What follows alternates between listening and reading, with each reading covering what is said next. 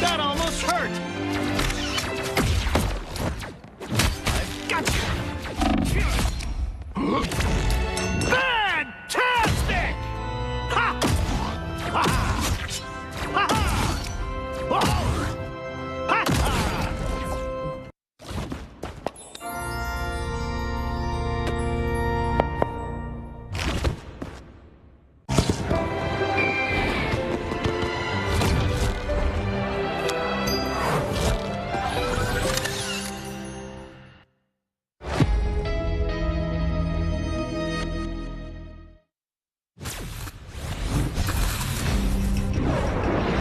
For something truly fantastic.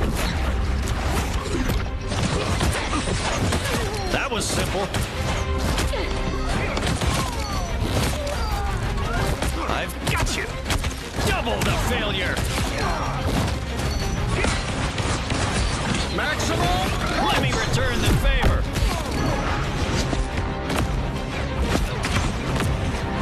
I'm as strong as Ben.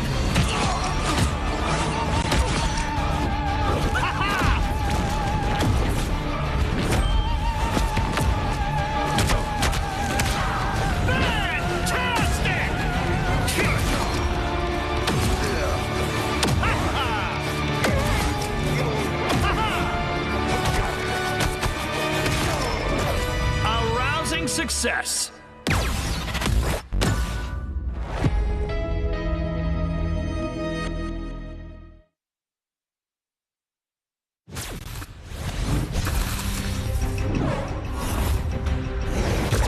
Who wants to see something fantastic?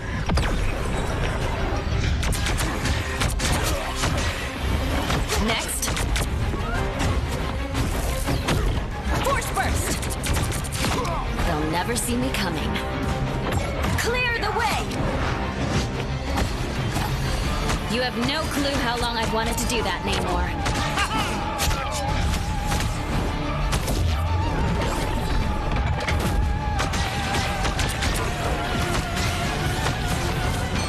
Disappear!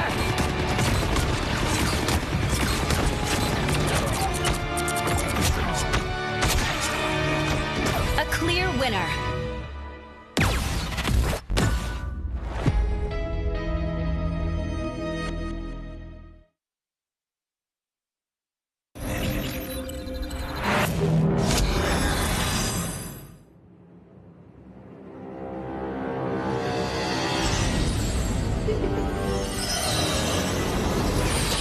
You have been sheltered by the light for far too long.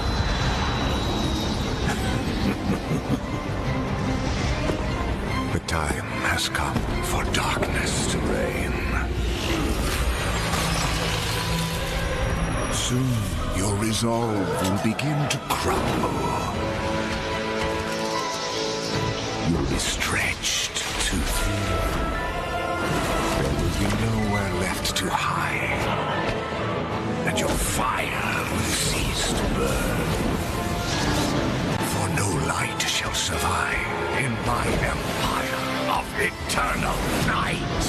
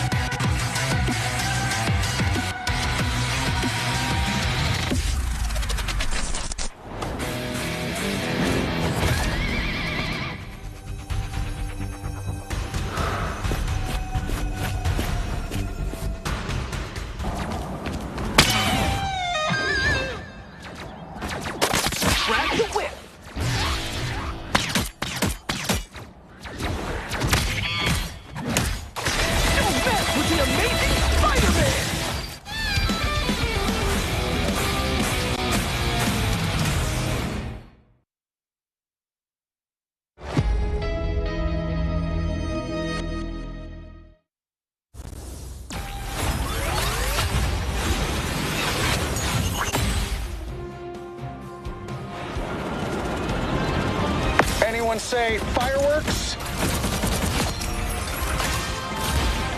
Powering up. Maximum pulse!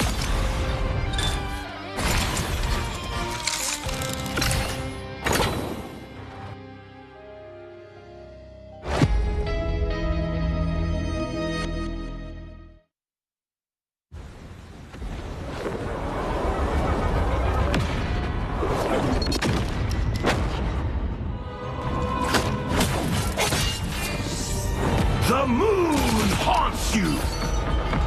Say goodnight.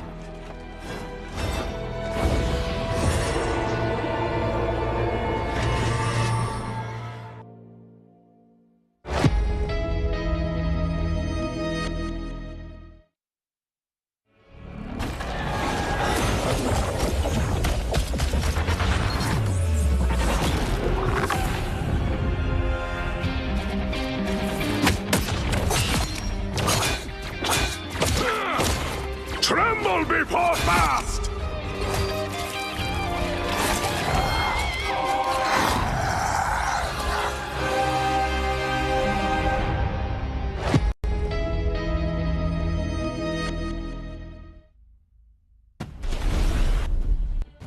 Good afternoon, bonjour, buenas tardes, buongiorno, guten tag. That's pretty much the only one I know. Welcome to the MLC Season 1 tournament. I am Lunium and I'm going to be joined today by Tano. How are you, Tano?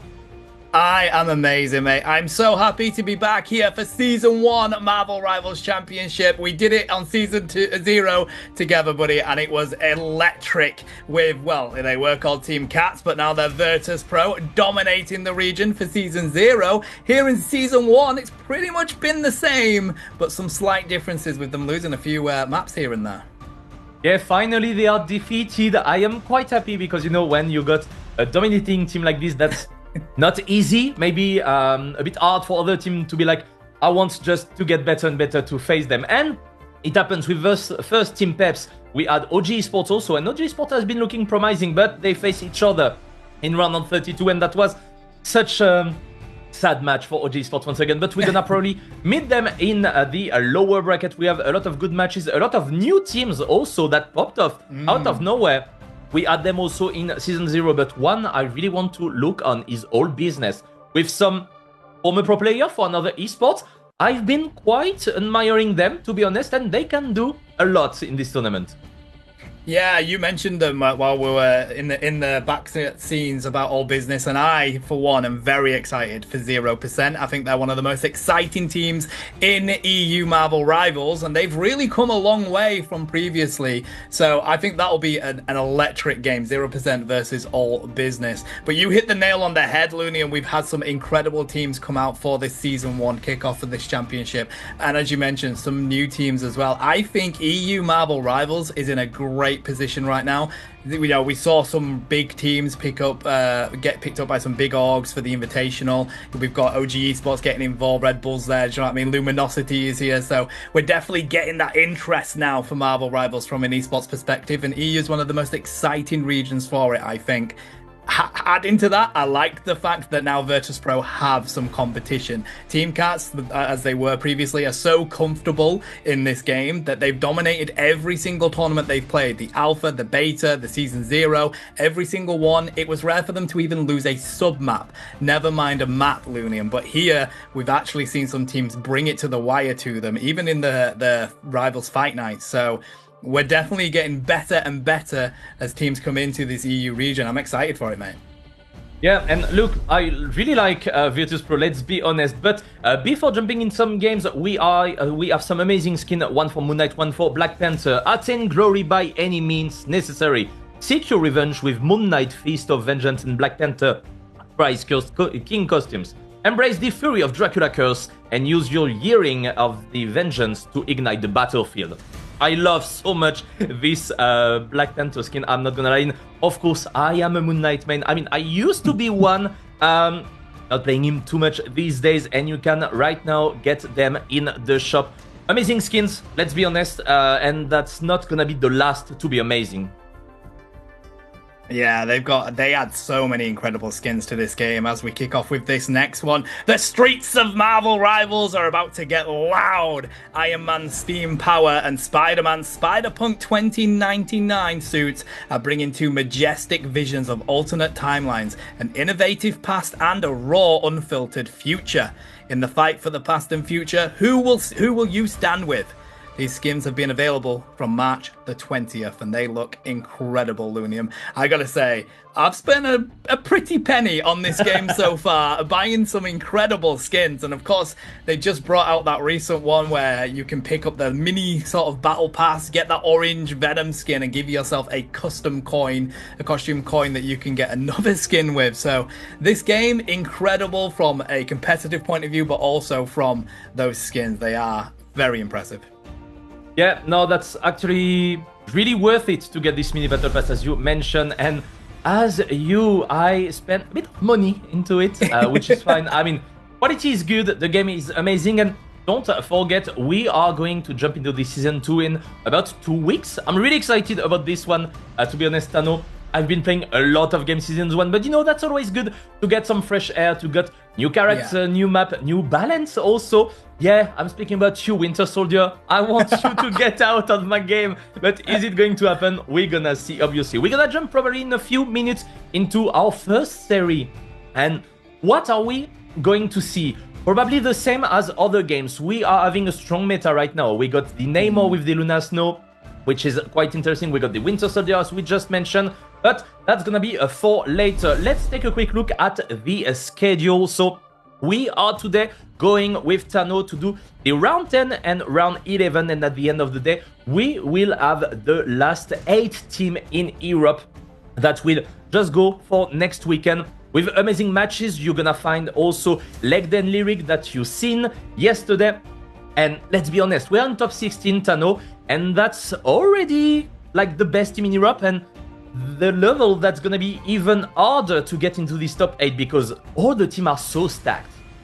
Yeah, when you come down to top 16, breaking that down to top 8, Lunium, you are really trying to weed out these teams, and they are all very good at this stage. A top 16 team is very good in your region, so having to wind that down to a top 8, there is going to be some upsets today. There's going to be some crazy games that we're going to be able to witness. It's this part that gets really, it's crunch time now for these teams, and it's definitely getting to that difficult stage. And of course, this is what they are all fighting for. It's a total award, $14,500. That is per region, by the way, chat. The champions take the 6K, runner up with 3K, and then we divide it down all the way to the top 9 to 16, where they get $200 per faction. An incredible prize pool for Marvel Rivals, especially considering that it's each region there, Lunium.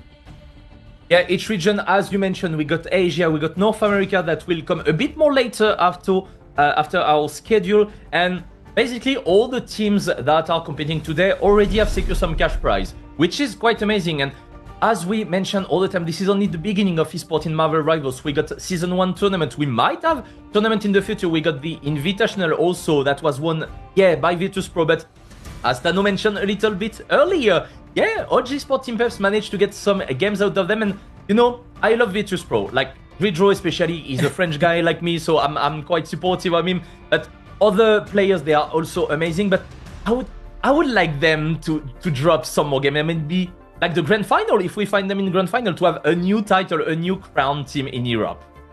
Yeah, what we want to see is those grand finals be pushed to the wire, Lunium, because for Season 0, it was Team Cats that just went all the way. It was completely uncontested in the grand final, but the losers final, it went all the way to the 7th match. It was a best of 7. It went all the way to the final match. It was actually a reverse that was pulled out by, if I remember correctly, it was John Kanda. They managed to pull out the reverse on, I think, 0%. It was incredible play, mate. So I want to see that at the final stage. Team, Virtus.pro, they're so good at this game that we want them to have competition. And of course, they want competition as well. They want to be coming up against players that really test them. There's no sort of benefit from just dominating a region so much that you're not even being tested. So they'll be quite happy to see that this EU region is really picking up their levels, buddy. But I believe we are going to be heading into this game. So what do you think we're going to be seeing ban-wise? Because I strongly suspect, as we've already mentioned, Winter Soldier is going to be getting some bans. Yeah, that's going to be interesting. So first map will be Supremacy versus Luminosity, the time the other game are being played. Winter Soldier is quite an obvious ban, let's be honest. What we like to see also can be the Luna Snow or the Namor, because he's a really good anti-tank, and of course the Ella. Ella has been such a strong pick. She was omnipresent in the Season 0, and yeah, she has been nerfed a little bit, but she's back into the meta. Interesting save there with the Invisible Woman, one of the best strategists into the game. I didn't think they would save it, to be honest, but that might be some pick that usually is getting banned, and one person into Supremacy seems to play the Invisible Woman quite a lot, and it's giving a lot of possibility, let's be honest. Yeah, well, I think it's one of those where the strategists that have the ultimates that Invisible Woman does, you want to try and see if you can keep them around, Loki being the other one. Namor gets the ban out of it from Luminosity. I think that's probably because we've seen a rise in the power of Namor just due to the fact that they're able to deal with these divers quite well, and that's what these teams like to do. They like to utilize those divers, Looney, and we're going to ban out the Star-Lord for Supremacy, another duelist that has seen a rise just due to the power of Galactic Legend, and not very easy to take down. But as we have these bans and protects in place, we are seeing our first selections of heroes here. That Invisible Woman is going to be coming out. Jeff the Landshark is quite an interesting decision here. Looks like they're going for 3 strategists on the side of Supremacy. Yeah, this is definitely a strategy that you can see with Jeff being played more like a damage character that will benefit from the team up from the Luna Snow directly. And yeah, once again, Sestroid has been known as one of the best Star-Lord players in Europe. That's why usually we get rid of him, so that's quite hard. And fun fact also in this tournament, basically Supremacy and Luminosity already faced each other. Supremacy won the first one, that was the best of 3, and Luminosity went into the lower bracket, and Supremacy lost, and now they are facing each other again. So this is the time for Luminosity to get their revenge, and will they do it? I hope so for them, but that's also a really good... We were speaking about promising team that we didn't see too much in the Season 0 tournament, and Massey is one of them, especially with DRP. DRP was part of Yokonda, which last in 2nd place versus back in the day Team Cats. So DRP is really a player to keep an eye on, and we're gonna start into the Spider Island, and Sestroid with the Wolverine looking for kidnapping and getting a kill quite fast. Yeah, they're definitely trying to see if they can get some sights quite early. We've seen a dive here onto what these strategists are trying to do. Trying to see if they can pick somebody up from the background. I'm getting a little bit of stutter in here, buddy. Let me just see if that evens out as we try and see this Storm put some damage into the backline. Venom is such a good pick also. This is a pick we didn't talk too much about, especially DRP playing it well. We got Enzo also into OG Sport, putting so much pressure. When you're playing it with Spider-Man, you can get the symbiote out, but Spider-Man is not being seen quite a lot into competitive DRP, into the payload directly, getting so much damage, but being able to get out right there. We are going to continue the Storm, doing a lot of damage, and we're gonna have the first KO on Naga. Nicely played from Supremacy here. Yeah, we do see Rajaro getting pretty weak here. There we go. Loki's going to pop out that ultimate. We've got the both worlds getting utilized just to make sure that their team does stay around while they try and push through this final corner here. Bad Genius, they're going to drop this Omega Hurricane, see if they can pick anybody up, waiting for the right moment for that to go. And there's a KO, buddy. They do take down the Luna Snow, but of course they get taken by Loki. They put up those clones, and now they've got the healing that they need. The invisible boundary goes up, trying to see if they can protect this right here. But look at the Jeff the Landshark continuing to drop the damage in the background. They utilize their ultimate, trying to see if they can escape here, and they have been able to pick up a couple of them, but there's another fate of both worlds that's going to keep Luminosity at least on this portal while they try and push on up around the corner. Quick KO there for Magneto, and they also take down Luna Snow. So no strategist in the field now for them to be able to utilize and defend against Sestroid, eliminating these vanguards. That was so nicely played. We got the ultimate from Jeff being blocked by the bubble from Magneto, and also a good wall from Trust Me. Are we gonna get back into the point? No, Stockbar has been delay kill too much, and that's gonna be the first checkpoint being taken by Luminosity. And once again, nicely played. We also got an interesting pick from Loki. Loki is so useful. You can copy whatever ultimate you want, and especially that's gonna be the Luna Snow. But you also got the Lamb. The Lamb to block any big burst ability is quite good. And we can see this Jeff right there in the flanking. As we mentioned, you got the team up ability from the Luna. DRP diving in. Kani does it, but you got destroyed with the Wolverine, and we are able to get back. But the Groot is charging another ultimate. The Strangling Prison can be really devastating, and trust me, with the kill right there, Dance of the Butterfly from Naga, we are getting one KO after another. That's starting to be difficult for Supremacy here. Double KO. Oh, wow, Luminosity really comfortable with the position that they're in. I mean, right now, Supremacy, they do have, you know, a story in the background just trying to cause chaos with this Jeff the Lang Shark. They do have that team up, of course, with Luna Snow, so they're going to be able to cause quite a bit of DPS, but I don't think they're doing just enough with it yet, buddy. They are struggling to break through the line of Luminosity. Every time we see these Vanguards dive on in, they're having to handle quite a lot in their face, but we do have all of the ultimates getting popped off here, and there is the Meteor M. That's going to destroy Jeff the Land Shark. You ain't taking any of our heroes anywhere. Meteor M coming back in return, but what a block there from Rivars. They're able to take that one away, and Luminosity grouping up around any Vanguard that gets into their area. We do see a dive there from Bad Genius, and that's going to be good enough to take not one, but two Lunium as they continue to try and find more. They're currently getting hit by their opposite Wolverine, and it looks like they are going to be able to get out of that with a sneaky 2KO.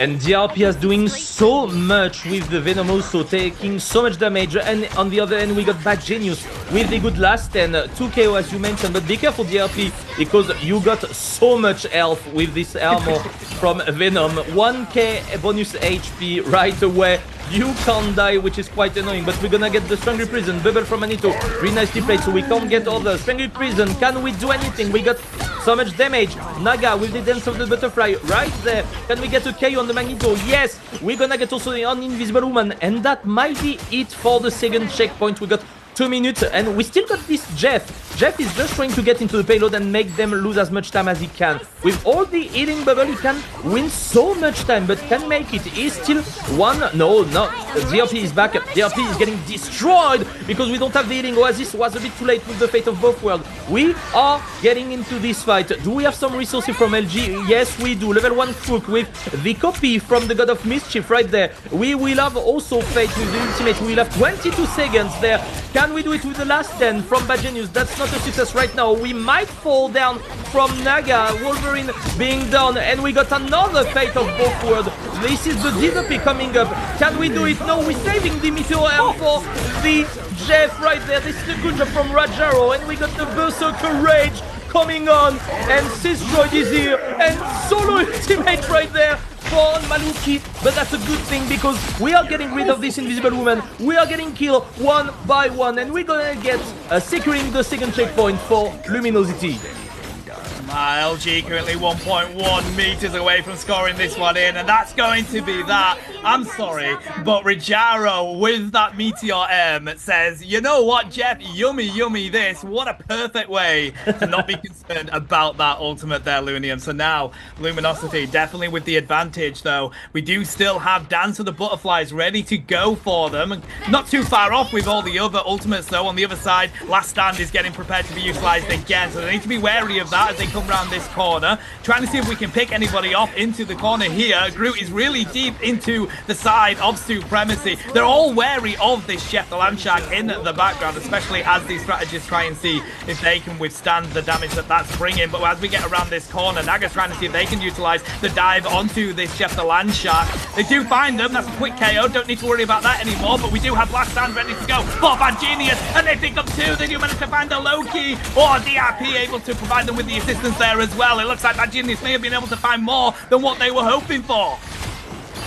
1 minute 20 on the clock. That was a nice defense from Supremacy there. And once again, Bad Genius is doing so much with the last 10 on Wolverine, picking up the supports twice in a row and letting them breathe a little bit more in this defense. We got Rajaro again. Rajaro that has been so consistent with the Meteor M, always focusing the support, and this is how you should play Magneto ultimate basically and removing one important target while a defensive ability is being done or more aggressive. We got Crook copying with the God of Mischief directly on the Lunas. Now we're gonna get a Fate of both worlds, and Storm are taking so much damage. Supremacy is forced to go down the DRP with the good ultimate. Can we do it? The bubble on Atrocity, and we have to commit. Yes, this is what you have to do because Naga could have a get back, but this time we got the other strangling prison Fate going on. We got 22 seconds of Luna Snow ultimate. Berserker Rage. Can we get someone? Unfortunately not, because Supremacy is resisting well right there. Trust me, taking so much damage. Can he make it? And that's a good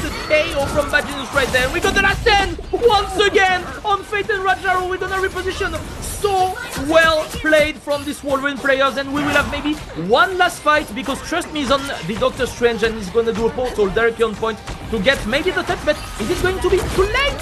No, that's not. And the fight is continuing once again. Trust Me, taking so much damage. Maluki will do the KO on Naga. We are 5v6 in defense and we got this spawn advantage. Can we do it? Stoke Bar, Meteor Arm.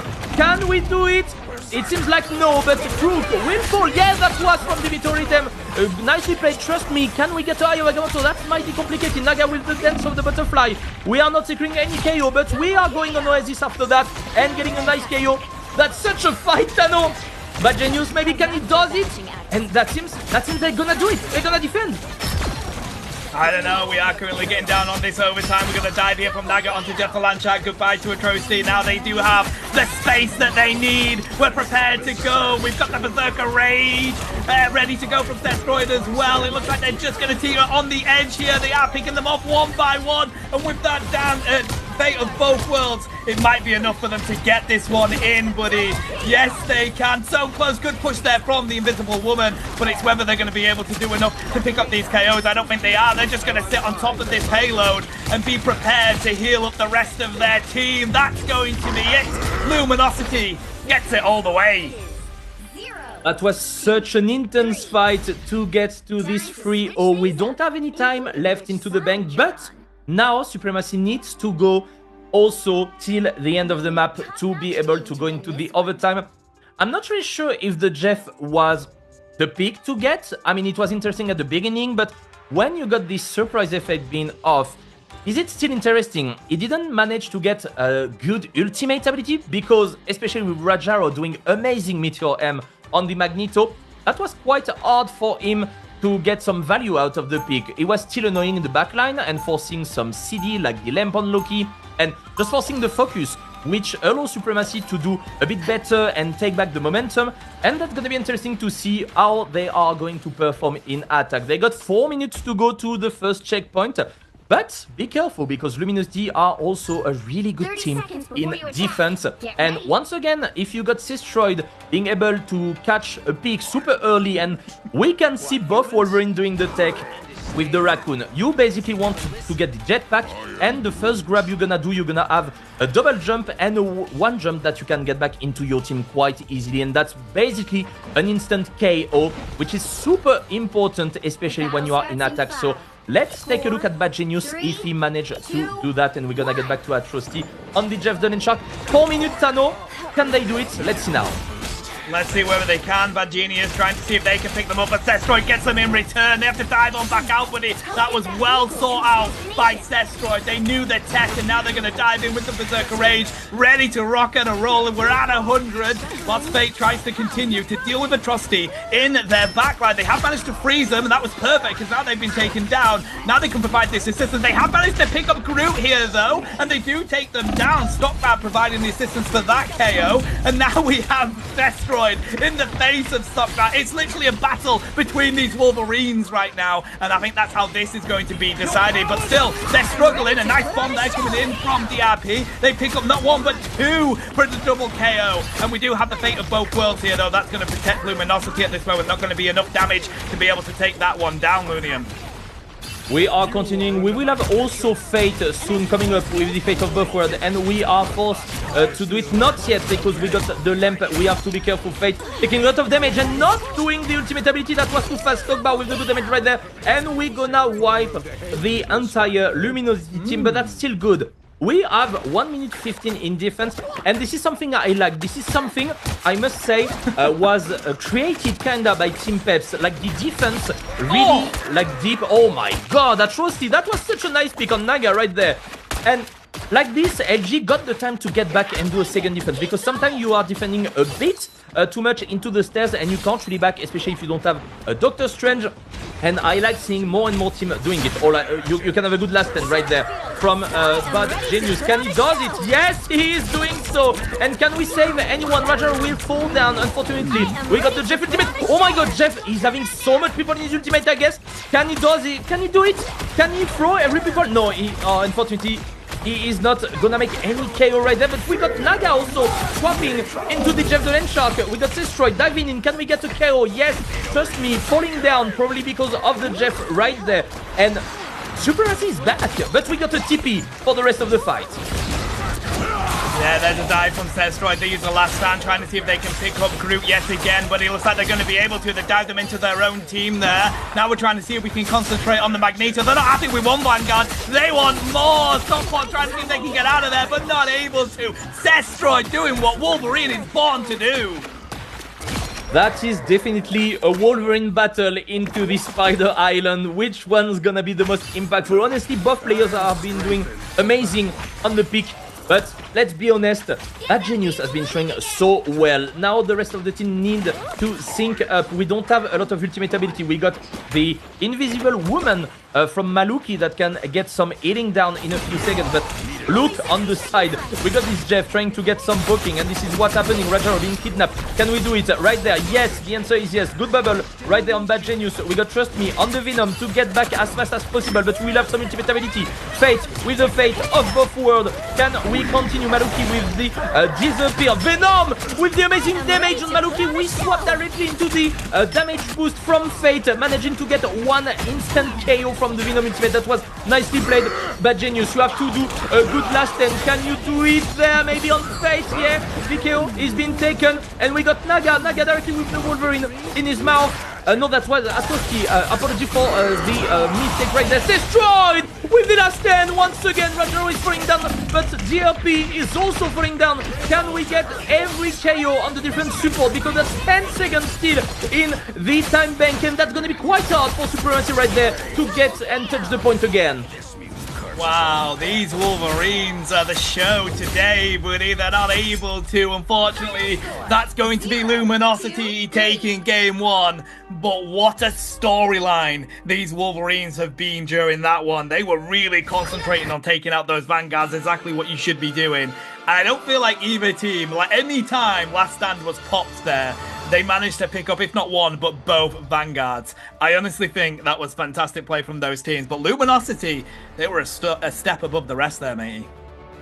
They were really nicely played in these best of three Luminosities, leading 1 versus Supremacy. Let's take a quick look at the statistic. Oh, look at that Jeff damage, bro!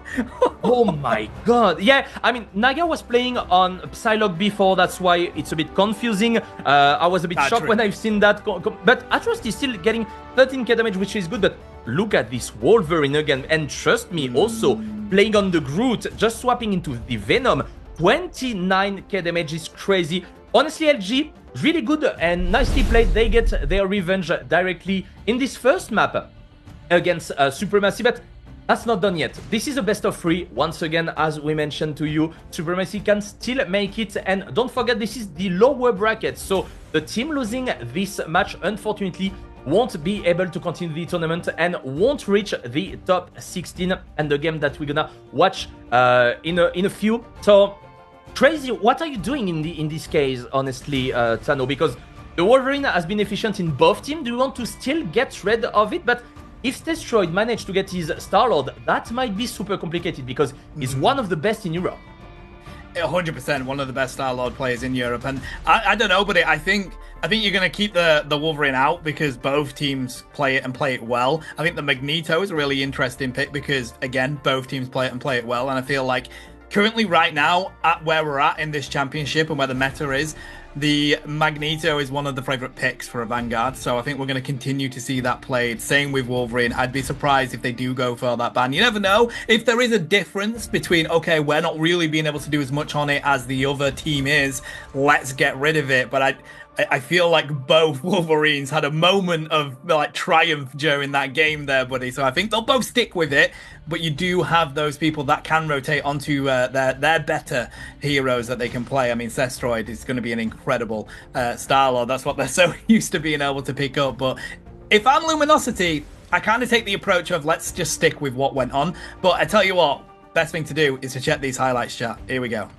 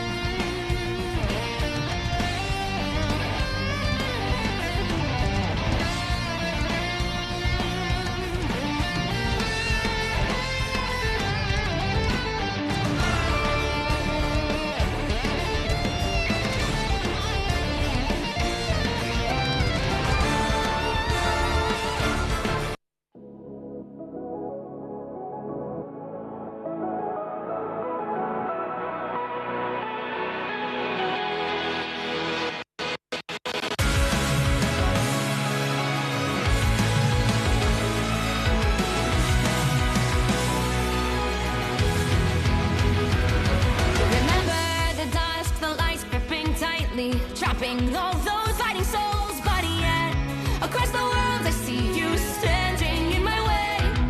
And remember the time, the place we used to fight, like the sun and moon, and I wonder if ever there was a time that we were friends. The night has fallen, shadows looming, and yes, that time has come for me to seek you out. We are set now for our last reunion. Break the chains, find your way, come fight me. Do you remember who you really are? Show me that you are still the only one for me. I'll be waiting for you.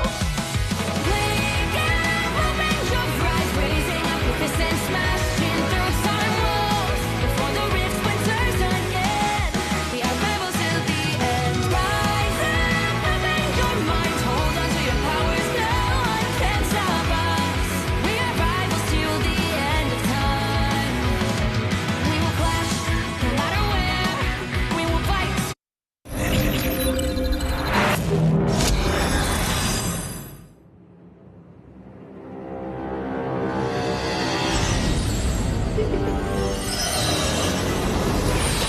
You have been sheltered by the light for far too long.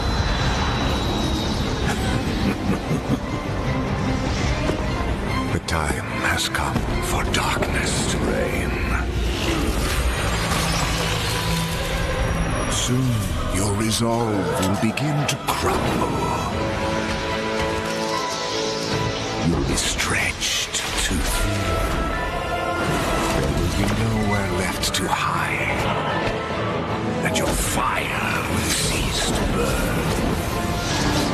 For no light shall survive in my empire of eternal night.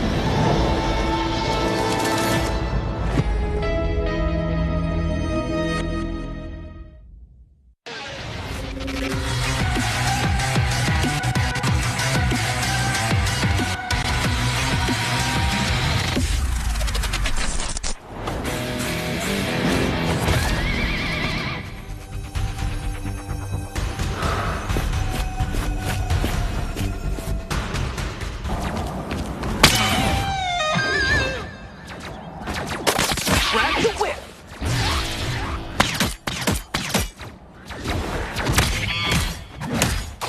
No bet with the amazing Spider-Man.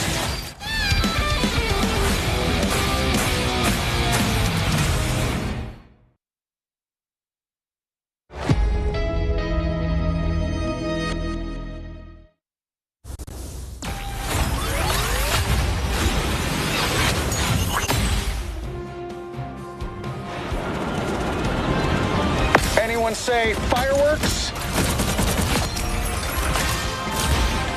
Powering up. Maximum pulse!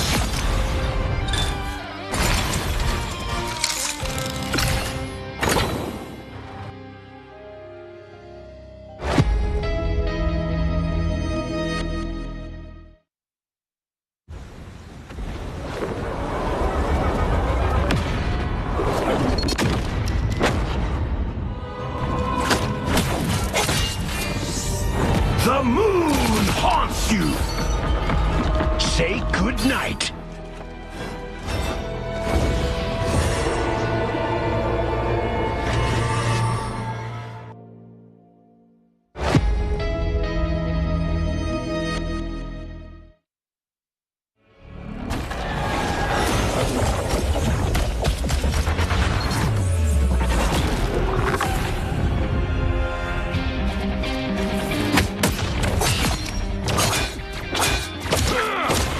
Tremble before fast!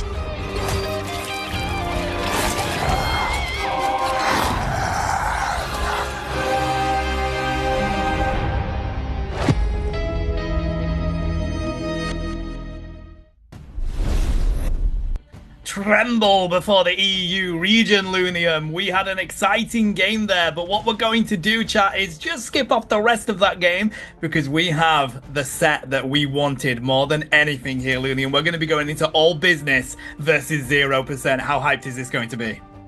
That's probably the best match and maybe the closest match that we will have in a winner bracket at this point, because yes, you have other teams that are crazy. Let's talk about Virtus Pro. We know how they are playing and they might probably go a bit further into this tournament, but All Business has been a surprising team.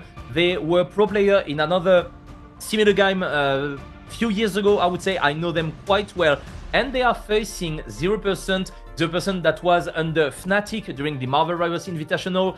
They have been playing so well, and for a few months now together, they did top 3, and honestly, really good players. You got Blacksu, who is one of the best brutes in the world, I would say, and we talk about him also during the break, but Line Pro, a Spanish content creators, and an amazing support player. So that's gonna be interesting to see. We're gonna be in all of Jalia convergence map, and I told you, you fear Blacksu's Groot and you are banning him. That's normal. Yeah, I mean, I think they're probably expecting that to come along, but no surprises there. Adam Warlock getting a ban out as well from 0%. They want to continue with that on the side of Namor. They've protected the Hela, though, when we previously saw that get banned. And I love the fact that they're just going to take Line Pro's Loki away from them. The right heroes could make Yeah, all the usually difference. Line Pro is getting his Loki being banned, but he's also really good Invisible Woman. Like a really good one. And one thing I want to highlight from All Business, Closer is almost playing every game Raccoon. We are the main Raccoon. Even if you got Luna open, if you got Invisible Luna open, Closer is really working well on the Raccoon, which is good because we know how much this pick can have some hate in ranked games if you don't have too defensive ability. So that's always good to put the church back into the middle of the village, because Raccoon is really a good character, especially in some teams. You like combining him with the Winter Soldier or a Punisher for the unlimited ammo, but you still got a good amount of healing. You got 40% damage boost with the ultimate, which can just allow you to one-shot a character, a defensive ability from a support if you got a good focus. And when you are in winner bracket at this point of the game, you are a good team, obviously, so you can call good focus, you can definitely destroy. And also on the lookout from All Business, Toot Toot, he has been really great, honestly. A good player that I know for a couple of years now, and he has been doing good the entire tournament. We got 2Z also on Deep Psylocke. Psylocke is not especially the first character that you will see right now in the meta. Even if it's still good, and we've seen Naga playing him, Sparker also, but that's not always the first choice. We are doing the TP from 0%, and we're taking the high ground directly for this first fight. Yeah, we're going to see Mutmar going around the corner on this Hela, just getting this sight line onto Toot Toot there. We're going to try and dive in with this damage. A good approach here from 0%, getting up onto this top ground. It's giving them some advantage, and we do pop down that team up there for Winter Soldier to utilize this infinite ammo. That's just going to be consistent damage dropping on down. We do see a dive in here from Venom in there, getting a bit edgy there, losing a lot of health. What a good pickup from Melio, though, no longer having that Hela damage back on them, but they do have that reset. That is why people utilize that Rocket Raccoon. Trying to see if we can pick up Toot Toot here. They utilize that shielding, but they go down anyway. Melio with a good KO yet again. It looks like some good pressure here from 0%, trying to see if they can dive onto the pop, but Welsh Mania putting up a good defense here. Blackstone's having to defend from both sides, and of course that shield, it only covers the front of you, buddy, but Welsh Mania goes down anyway. Looks like 0% have managed to win this point. 0%. That was such a good first fight, let's be honest. Melio has been doing amazing, but we got the TP, that's not done yet, and we are body blocking. Really nicely done from Blacksu and from Networks. You are just maintaining them out of the teleporter. We got the IMP just being destroyed, being used a bit wrongly, let's say it this way. Networks, you got the thing, you can move out. The solo ultimate hasn't been working from 2Z there, and 0% has been showing such a good first fight. We got almost 5 minutes to go to the end of the map, and we still didn't reach the first checkpoint to add up 1 minute 30 into the bank time. And we are diving in from Toot Toot. We don't have the ultimate yet, but we are getting a really nice KO on Melio right there, but we're taking a lot of damage. 1k HP suddenly with the armor, which is annoying. Closer, we got the Resurrection Beacon. Networks, clobbering time, not enough, but forcing one god ultimate. Meteor M, can we snipe Melio? The answer is yes. All business are back in business. Sylvie is down, and that's a full team triple from Welshmania, who is really nicely he's a really nice player on tanks and especially on Magneto, so that's gonna be really interesting to see for the rest of the fight. And as you can see, all business, they are not done yet. This is only the beginning of this best of 5.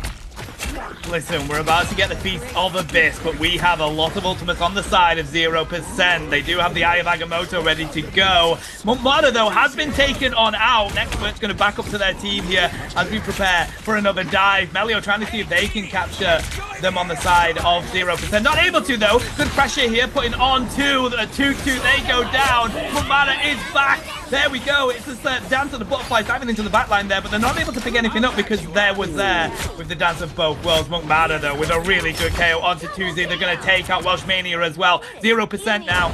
Really comfortable as they push around this corner. They're going to try and push up here, try and fight this just around the corner. They've got the heals that they need, and of course Melio's just going to continue to utilize those abilities to have consistent damage raining on Downbody. It looks like 0% are in a good position here, trying to see if they can regroup on the side of all business. They do need to be wary of this flank. Welshmania may have been getting a lot of damage put onto them here, and there is the Goddess of Death. That's going to be a huge amount of damage, but 2Z drops a huge amount of damage onto them. No Goddess of Death anymore. Melio gets picked up as well. Line Pro isn't able to get away. And look at this play from 2Z, trying to see if they can pick up Momote, and yes, they can. They want more, though, but the Networks goes down. Oh, baby, they picked up Strange as well. They have just pretty much single-handedly destroyed 0%. That was crazy. How did they manage the ultimate from Mukmuta on the Goddess of Death? That was crazy. Really nice focus there, and Mukmuta didn't manage to get a single KO. And that's unfortunate because we didn't have Zanrin ultimate, and now we got it. We will have the portal from Blacksu. They are coming from the high ground. Do we have any resources? We got the Agamotto from Blacksu. That could be really clutch for the next fight. And we will have Zanrin that will need to be really good on the timing because it might be quite difficult. We are doing a bit of damage. Networks on Magneto. That will be important to probably get this ultimate as soon as possible to just get rid of this Luna Snow and the fate of both worlds. And the again might come again. Can we do a bit of damage? And we are going again, maybe that's not going to be possible.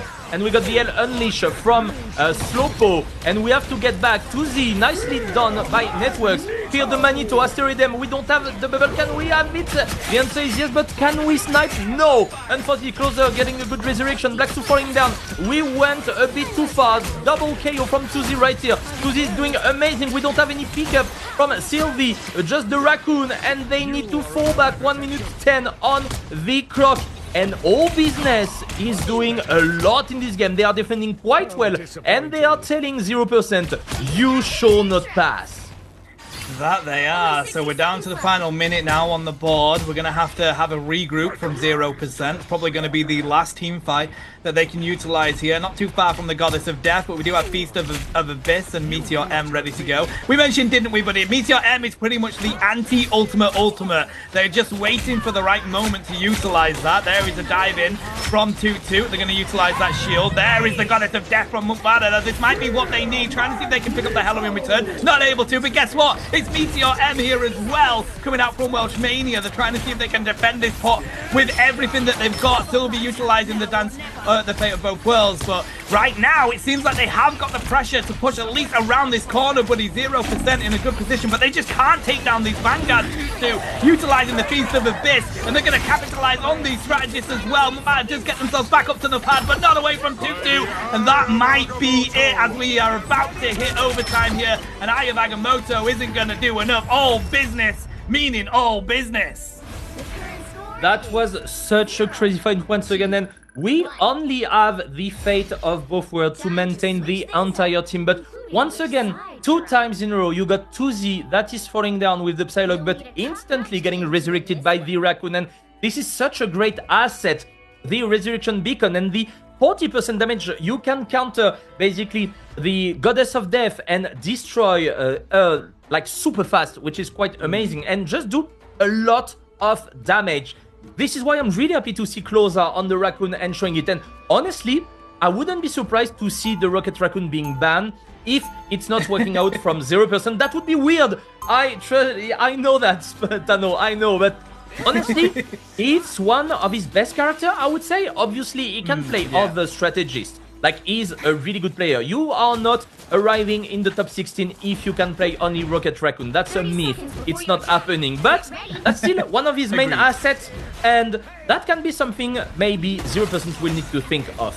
We will be on the defense. And still, they got a lot of resources on 0%. You can defend in 4 minutes. You can not let them pass and just win the first map right there. But that's going to be difficult. And all business, they are here to show they are one of the best team in Europe. They prepared, they screamed a lot from what I know, and they are doing good results. So I'm happy to see them in official tournament now, proving themselves that they are maybe one of the best team in Europe. Position on Weshmania. We are not using the teleporter now. We prefer waiting a little bit to maybe touch at the last moment or just for a second push, and that's gonna be interesting. We're getting some info from Toot Toot walking on the wall, and yeah, we are doing the portal now. That was a good strategy, and we might get into the back line and in the high ground to go for the first fight.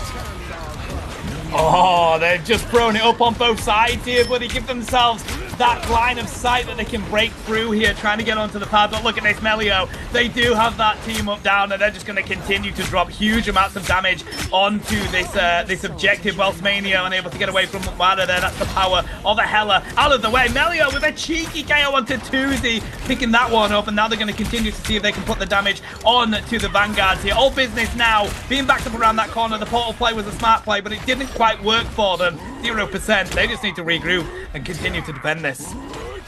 That was such a good defense from 0% on all business side. You need to get back. Slowpo is charging ultimate. We will get also the IMP from Closa with 40% damage boost. That can be quite nice. Laxu is on the Magneto, so this is not the character he's playing the most in competitive. We're seeing him more on Groot, on Doctor Strange, but still this is an important asset, especially with the Meteor M to remove Zanrin ultimate with the Fate of both worlds, which is quite important. Speaking of Zanrin, also known as Xenos for the one who seen him in previous scenes in the past, who is a really good strategist character. Toot Toot taking so much damage. The Amplifier going in. Mukmuta, can we do a bit of damage? Okay, then the Dance of the Butterfly.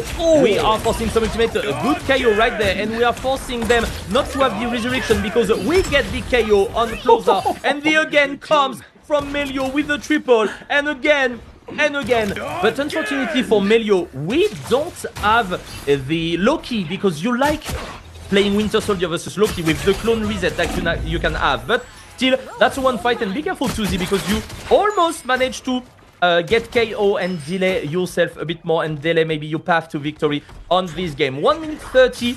That's a good defense that 0% is doing. We talk about all business, but 0% didn't say their last word yet.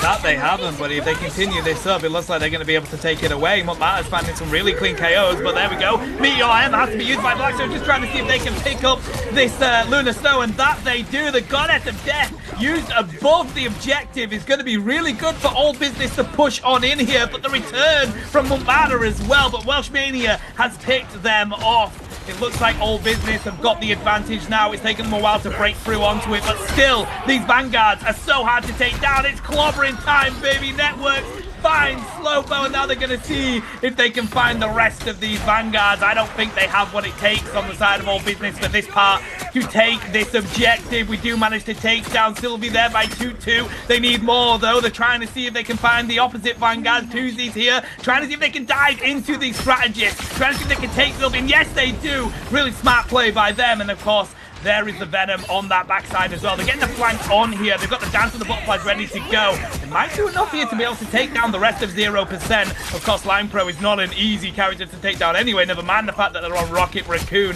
And there we go. There's the Dance of the Butterflies coming on out. Is it going to be enough? Of course, it's not going to be able to break through those shields, but it does say goodbye to Melio, and Blacktoe has been taken down as well. Yet again, Tuzi is the character that is able to keep their team in this game. Tuzi is incredible on the Psylocke. I didn't see him in the past. I understand what he can do with the character. He's basically why they won the point. He has been doing and putting so much pressure. One combo, first Sylvie and no Resurrection Beacon being available. Then you go on Line Pro, that's not possible. So you move back to Mukmuta on the line. You reduce just 2% into the enemy team, which is quite good. Toot on the high ground. We are taking some info. We want to do the dive. We don't have the ultimate yet. Closer will have it, but we can't combo with the Feast of the Abyss. Unfortunately, we have 2 minutes. We are positioning the Resurrection Beacon. Welshmania go up in the air. We got 2 minutes, which is gonna be hard because Networks is here with the traveling time that can be quite devastating.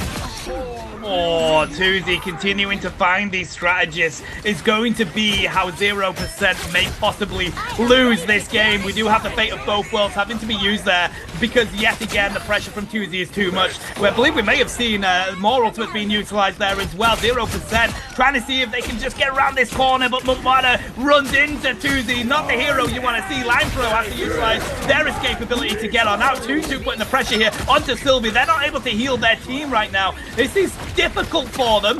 Trying to see if they can pick up Line Pro as well. Melio putting a lot of damage into them, buddy, but when you are connected to this Venom, it ain't easy to get away. Welshmania here trying to see if they can get away, but the Goddess of Death wasn't utilized enough from Slowpo. They are back down there, dropping that damage. Mukmada here.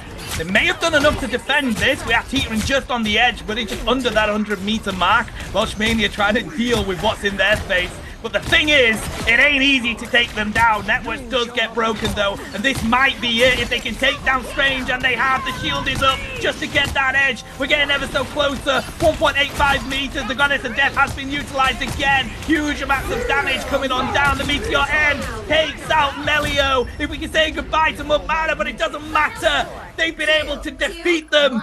0% taking the loss on this one. That was so nicely played by All Business. They have been doing good. And once again, they are focusing Networks. They are focusing Black Su. You don't have any Vanguard to get into the payload. So this is forcing the enemy team to just go with Line from the Raccoon. Then you also got Melio with the Winter Soldier. And they are super squishy. So Welshmania just Meteor M directly on their face, dunking them, and managed to get the first map on this best of 5. That's only the beginning. And I swear, guys, it might go into 5 games when we see how intense this first fight has been doing. Tuzi, obvious MVP, has been doing so much for his team. 19 final hits, top damage, also with a good quad KO being done. Honestly, that might be a ban from Tuzi. I didn't know he was so good. Obviously, you can't ban everything. I already know that. You also want to ban other stuff, but oh my god, he has been putting so much pressure on Mukmuta, also on Line Pro, and on Sylvie. What is the solution? Maybe get rid of the Psylocke. Yeah, you know what? I think I'm with you, buddy. I think I'm with you. Tuzi was the reason All Business managed to get themselves in a position to win that game. That if it wasn't for Tuzi, they weren't going to win that objective. 0% was going to cut them out. I'm with you 100% of the way. It was exciting, and I tell you what, don't tell Reddit that we had 2 Rockets putting in absolute work there in that game, because they won't be happy with it, buddy. They won't be happy with it. But I tell you what, chat, watch these highlights, because that was an electric game.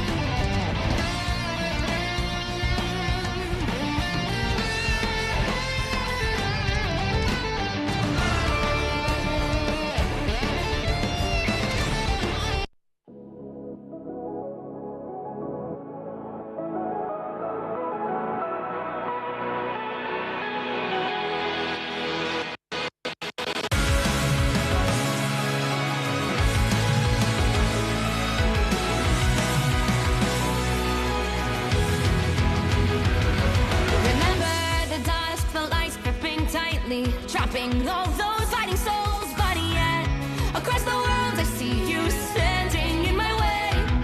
And remember the time, the place we used to fight like the sun and moon, and I wonder if ever there was a time that we were friends. The night has fallen, shadows looming, and yes, that time has come for me to seek you out. We are set now for our last reunion. Break the chains, find your way, come find me. Do you remember who you really are? Show me that you are still the only one for me. I'll be waiting for you. Wake up, open your eyes, raising up your fists and smashing through time walls. Before the rift splinters again, we are rebels till the end. Rise up, open your minds, hold on to your powers. No one can stop us. We are rivals till the end of time. We will clash, no matter where. We will fight, reaching across time and space.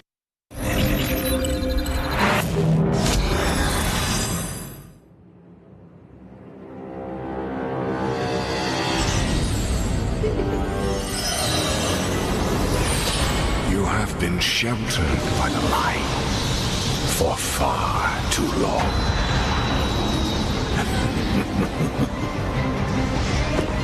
The time has come for darkness to reign. Soon your resolve will begin to crumble. You'll be stretched too thin. There will be nowhere left to hide, and your fire will cease to burn. For no light shall survive in my empire of eternal night.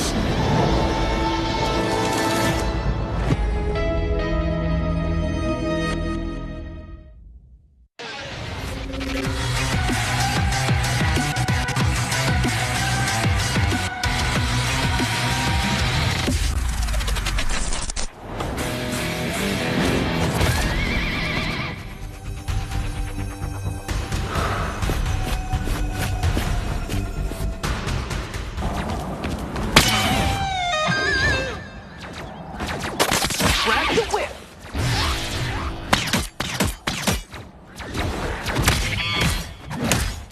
Don't mess with the amazing Spider-Man.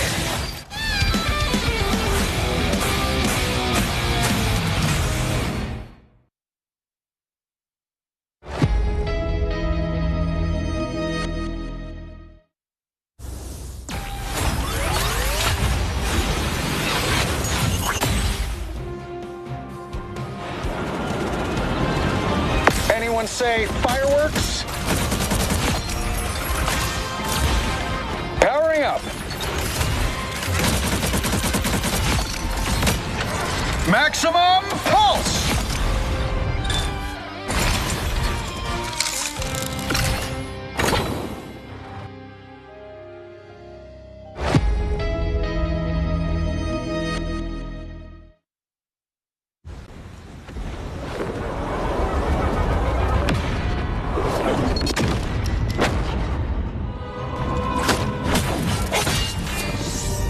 The moon haunts you. Say goodnight.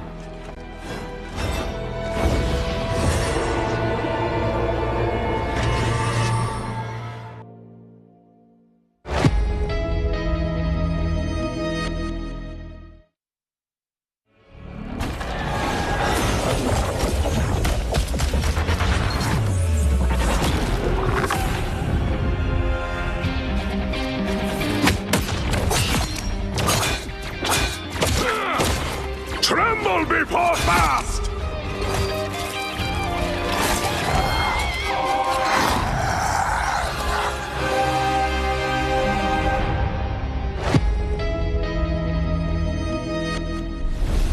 All business has been cooking, and this is not in favor of 0%. Welcome back to the MRC Season 1 tournament. I am Lunium and I'm joined by Tano. We will get back into the first best of 5 of this round 10. We are seeing the top 16 team here in Europe. And honestly, Tano, I was not expecting All Business to take the first game to 0%. 0% has been present since the beginning of the game, tagged under Fnatic also for the MRI, and All Business is kind of a new team, even if they are coming from a former big esports scene, I would say. Not as big, but still another esport title. They have been playing a lot together, and they are surprisingly good on Marvel Rivals. Yeah, listen, I think team synergy is probably half the battle when it comes to playing esports, and it seems like All Business have it, especially if they played previous titles, buddy. But no, you were absolutely, I wasn't expecting 0% to lose that one. Of course, they've been playing together for ages. They got third in Season 0. They got third place in the Invitational, where they played under Fnatic, as you mentioned. So they're definitely one of the top 3 teams for the EU region, and they always have been. So it just shows how exciting it is that these other teams are coming on in for this Season 1, and how well they're doing, actually, buddy, because, of course, OG Esports, for example, are in that losers bracket. We've got quite a few teams that we weren't expecting to be in that losers bracket already there, and if 0% lose these next few games, that's where they'll end up, but they definitely won't be doing that without a fight. As we go on into this, it looks like we're going to ban out the Adam Warlock from the get-go from 0%. We're gonna be on Midtown, and once again we are banning the Groot. We don't want to see Black Su playing on the Groot. He's too strong on it. We're gonna save the Venom. That could be, honestly, a ban. That could be interesting, but are we going to ban from 0%? No, we are still sticking to the Namor. We can get rid of the Psylocke even if Tutsi has been doing well, but Namor, especially combined with Luna Snow, is amazing, and I'm pretty sure Mukmuta and Melio can play the Namor, but they might have a good player, and that's the case yesterday. Slowpo did amazing 2 games versus Team Peps with the Namor, and we don't want to see that. That's exactly the same ban as before. You want to get rid of the Loki also from All Business, because, as we mentioned, Tutsi on the Psylocke is really hardly countered by the lamp of the Loki, and now you can basically do whatever you want, especially when you got networks on the Thing, who has a massive hitbox and no really shield, so you can stack your percentage ultimate by doing a lot of attacks on him if you are not flanking with the Psylocke. So honestly, that's gonna be an interesting match once again. I'm pretty sure Black Su won't be able to play Groot the entire best of 5, let's be honest, on this one, because he's really, one of the best in the world right now, with some other good players also, like Vinny in the US also. And I'm quite impressed, because we talked about it, but Closer has been making the Rocket Raccoon work quite well. And we are not even playing the Winter Soldier or the Punisher, which is quite amazing, because Melio, on the other hand, even if Line Pro is playing the Rocket Raccoon, he is having the unlimited ammo, but not especially doing the difference compared to All Business that is running another quite interesting composition. We are on Midtown, All Business is in defense, and we are trying to get the high ground for 0% first. I love the angles that Mukmada continues to find on this Hela. It's going to be hella difficult for them to take them down. Networks here trying to see if they can take down Toot. They're doing exactly what Venom is born to do. Dive in, drop that damage, get yourself out of there. They do have that team up on the side of the Thing. Good defense here, though, if they can just find Networks, unable to do so. Toot, yet again, being an absolute nuisance here, Lunium. They are managing to push this payload, though. They've got the team for it. Oh, trying to see if we can pick up Hela there. Slowpo unfortunately falling to Black, so just got themselves in a difficult position with a Magneto in your face. Not where you want to be as a Hela at all, Lunium. That was nicely played, because we used the jetpack from the Rocket Raccoon to just get the high ground and focus Slowpo and get him one combo and being knocked out. Same for Tutsi with good damage also. Line Pro is an amazing Invisible Woman. He is known also for the special boop that he's doing on stream usually, and that's quite impressive. Mukmuta with the good KO right there, Toot forcing to go down, and that's gonna be quite hard to get back, because when you're already there in attack, that is hard to get back from the momentum from All Business, and we might maybe consider just abandoning the point. We got Toot, so that's fine. Closer forcing the IMP. We got the disappear from Line Pro. We are focusing so hardly. The clobbering time not being used properly, but we got Blacks with the asteroid. And can we do it? The again completely mistaking there by the Melio, and we are going in the Goddess of Death being destroyed quite fast. Slowpo can't do anything and getting down by Black Su and the rest of the team. We are forcing the fight. We are trying as much as we can. Tuzi, can he get one? The answer is no. Good shield from the Magneto. Tuzi, but be careful. Sylvie is getting destroyed in the backline. You have not forgot the Psylocke because he's doing an amazing work there. Good stun, and Tuzi will fall down. And we will secure the first checkpoint from 0%. Nicely done. Yeah, it might be best for All Business just to back up here, regroup at this stage. QT getting themselves stuck on out. Melio grabbing them in, finding a quick KO. It looks like Magneto's going to fall as well. But I think it can't be understated enough, Lunium, that Psylocke is so important in our EU region, especially when you have players like Tuzi being able to do what they have on the side of All Business. Always in that backline, always finding the right angles and annihilating those strategists. It's definitely a difficult position for you to be in if you're 0%. And that's going to be quite hard for All Business right here. We are looking for a grab, not working from Melio there. We are charging up Ultimate Tutu, getting destroyed. And this is the thing, you can get it with Venom, but if you are getting CC'd because you got the freeze from Sylvie, you also got the grab from Melio and the Winter Soldier. So that can be hard, and this is exactly what happened. And we are losing the momentum from All Business, and we are going in for 0%. We will have the Arm and Dangerous being like ready for the fight. Can we combine right there? The answer is yes with the Clover in time. This is a really good combo there. We are going on to the, can we secure the KO? Yeah, and we're gonna get the Kraken Impact reset. Again, this is a sound that you won't forget. Good damage, but Tutu triple KO with the ultimate from the Rocket Raccoon. That was nicely played. 40% damage is enough to get so many KO at once. So really nicely played, Mukmunta. We are securing a good KO on Slowpoke, but it's not gonna be enough. Black Su and the rest of the team, they have to get back. We are forcing Dylan Pro ultimate. Mukmunta securing a good KO on Tuzi that was just coming back into the fight. Can we make it? Because we don't have this spawn advantage, and that's starting to be hard for 0%. That it is, and again, Mukmada just continuing to drop these KOs in the backline. Tuzi, unfortunately, hasn't been able to get them, but there's the Kraken Impact again and again. See if they can find networks. Yes, they can. Now they want more, buddy. Their Kraken Impact ready to go. Trying to see if they can find Melio, getting the healing that they need, though, from Sylvie. And that's going to be goodbye, maybe, to that impact. Just one more usage, and they're just going to move around this corner here. Good effort from All Business, utilizing that ultimate to get that good defense on. Now 0% have to regroup. We've got a minute 50 on the clock, buddy. So close to teeing this around the edge.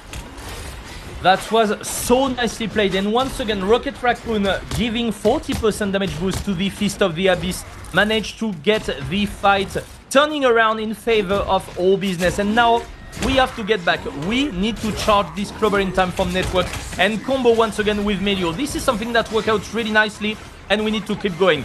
Can we secure the KO on the Psylocke? No, she went out. Oh my god, yes you can! Sylvie on the lookout, and we got the Fate of Buffword, but we got the Resurrection being done by Closer with the Resurrection Beacon. We got Mungmuta with the Goddess of Death. Can we take a KO? Unfortunately, not this time. They were prepared, and they need to continue forcing the fight because Slowpoke gets one good pick, and they are going back. We got only 1 minute. Can we secure KO on Slowpoke? He got so many bonus HP being done, and the rest of the heal. Fate of Buffword, sorry, Fate of Buffword and Dance of the Butterfly being done at the same time, but we got the good timing from Zanrin. Can we make it on Black Su? Black Su is not going to work out, unfortunately. We are missing because there was a nice bubble from the Magneto in the fight. Networks doing the Clover in time, but not managing to get any KO. We need to keep going because this time Melio got the Kraken Impact, and that can go in their favor.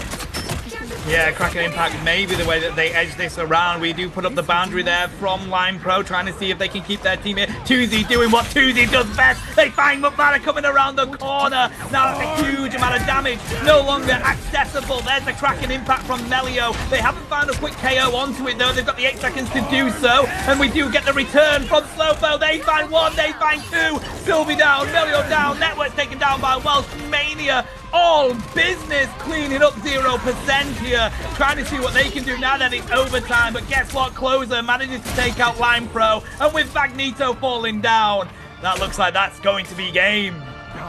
Much better. That is absolutely crazy because every time we see 0% managing to get the first point quite easily. We've seen them in all of Jalia before. Now in Midtown, they went to the first checkpoint quite easily, but after that, until the next checkpoint, they are struggling because we got a really good defense from All Business, really good positioning. Also, this is quite impossible to get into Zanrin and closer, especially with the character that we are playing on 0%. We don't have the Psylocke that can take a good pick in the flanking.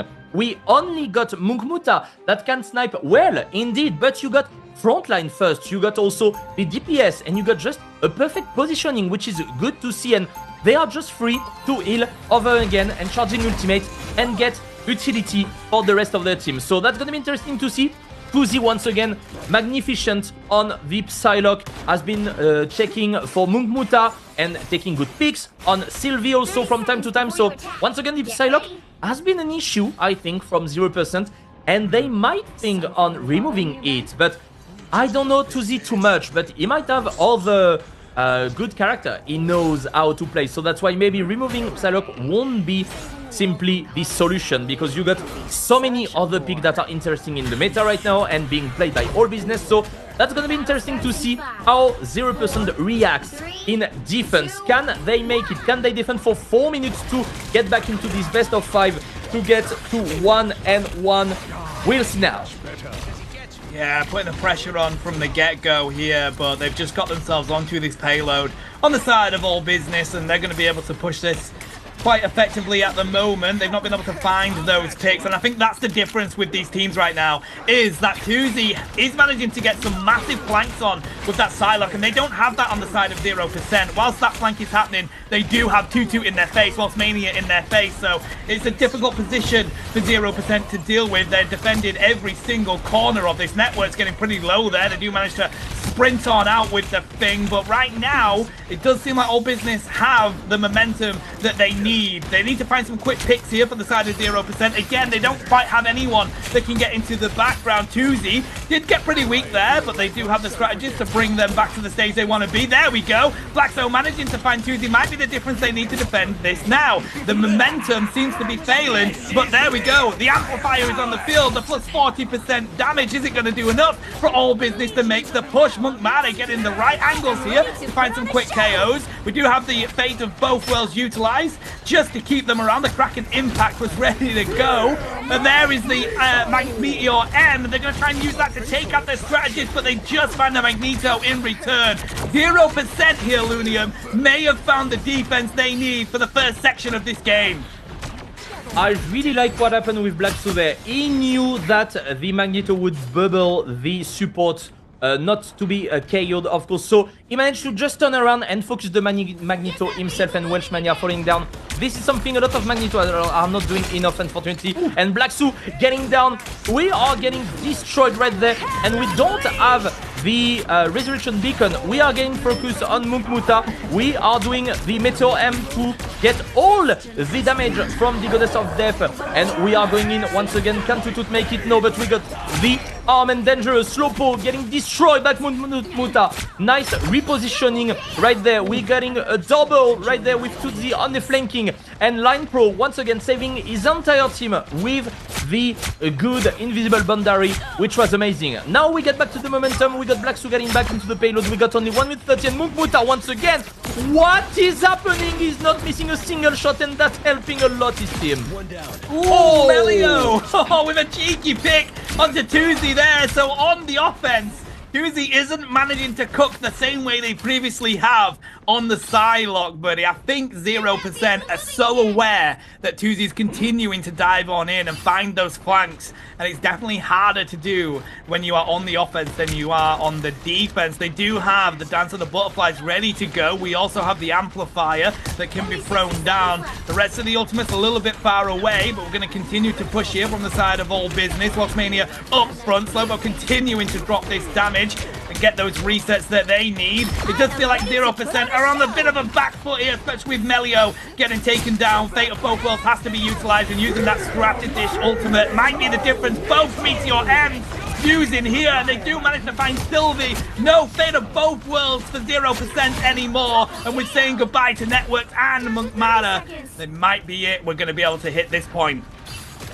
And we won't have time to get back with a portal from Doctor Strange, so we need to get back into the defense. Wait for everyone also to position correctly from 0%. That's gonna be only a bit less than 3 minutes to get into the 145 meter to get into 2-0 into this series, and maybe being one game away to win the series and get into the top 8. So that's gonna be interesting to see. Nice grab on Watchmania, but we are forcing the bubble and the shield. Can we take the KO? The answer is yes. Forcing Line Pro ultimate also from Tootsie, but we got the resolution beacon. Watchmania is back into the action, so we are once again 6v6.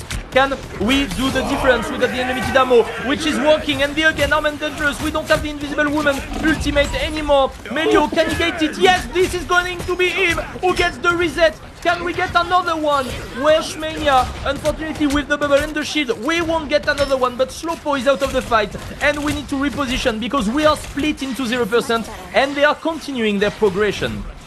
We have 2 minutes, just under 2 minutes to defend around this corner. This is going to be an interesting final battle between these two teams for this match. Line Pro has a dive on them, but they do find 2-2, and not having that Vanguard now might be the difference. They do have to go back and reset. Good play from All Business to make that decision. We're not too far from a couple of important ultimates for their side. The Meteor M and the Fate of Both Worlds ready to go. But the thing is, Networks is trying to see if they can get a push onto the flank here. They're going to have to back up, buddy, because they are surrounded by All Business. They do have a good rush around, put down that defense. Tuesday here, trying to see if they can find Monkmada. That might be the difference between winning this. They do find them, but in return, they get blasted by Black Zoom. And there's a Meteor M from Welshmania. The Fate of Both Worlds has to be utilized. So does the Thief of the Abyss. And look at them. They've got 40%. This is why you run the Rocket Raccoon. And with Monkmada being the only one left, All Business are going to be able to push this so close to the edge of this point. What was this? We are doing the portal for Black Zoo. Do we have time? I'm not even sure. Yes, we do. We are teleporting on the point directly. Networks taking already a lot of damage, but we will have Melio on the side with the style of this time. We got the fate of the dance of the butterfly. Melio with the good KO on Slowpo. Can we make it? We got only 27 seconds. We are taking a good KO. Fight off the Psylocke. Tuesday is the winning one. Sylvie getting a lot of damage. Can we make it? No, we can't. The double. We got the Ellen Shuffle from Mukmuta. We need to put as much damage as we can. Line Pro falling down. Unfortunately, the Goddess of Death is falling down again. Networks is the only hope. You are the only hope, and unfortunately, the hope won't be sufficient to get back into this game. All Business doing their business and leading this series 2-0. What a play once again from Tutut with the Quadra KO in one single ultimate with the damage from closer. Wow. Okay. I mean, buddy, my voice was starting to go at the end there as soon as we saw that Quadra come out from 2-2. That is why the amplifier isn't quite as bad as people make out. A 40% damage increase is pretty important when you have those ultimates that can do what Feast of Abyss can do. We have a quick look at these stats at the moment, but honestly, despite that amazing Quadra at the end, Lunium, I think the difference is Tuesday on this Psylocke was continuing, at least on the offense, to find to find the angles, get the flanks, and 0% didn't quite have the answer for it, because not only were they dealing with that flank from someone like that, but they were dealing with the dive from 2-2 constantly. Welshmania in their face 24/7. They weren't able to get the strategists out of it on the side of All Business. It was a really well-rounded comp that they had on the side of All Business, buddy, and I think the EU teams will be keeping a close eye on that one. But chat, let's just have a look at these highlights, because that was electric.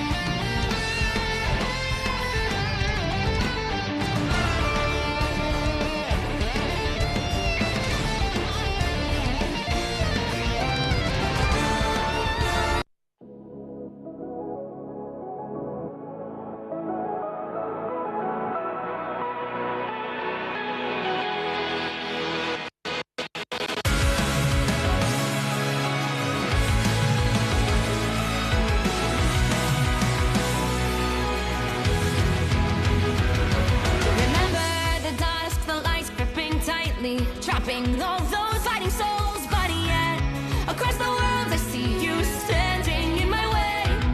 And remember the time, the place we used to fight, like the sun and moon. And I wonder if ever there was a time that we were friends. The night has fallen, shadows looming, and yes, that time has come for me to seek you out. We are set now for our last reunion. Break the chains, find your way, come find me. Do you remember who you really are? Show me that you are still the only one for me. I'll be waiting for you. Wake up, open your eyes, raising up your fists and smashing through time walls. Before the rift splinters ahead, we are rebels till the end. Rise up, open your mind, hold on to your powers. No one can stop us. We are rivals till the end of time. We will clash, no matter where. We will fight.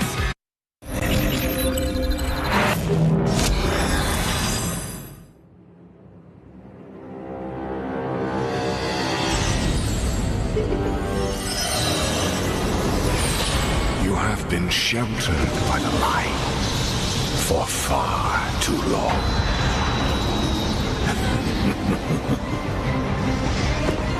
The time has come for darkness to reign. Soon your resolve will begin to crumble. You'll be stretched too thin. There will be nowhere left to hide, and your fire will cease to burn. For no light shall survive in my empire of eternal night.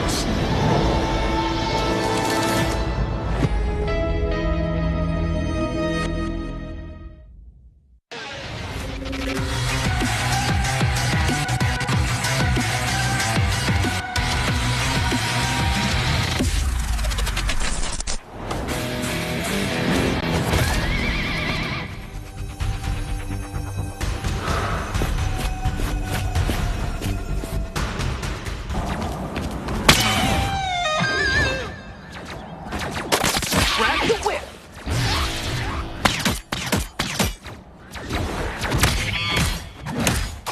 Don't mess with the amazing Spider-Man.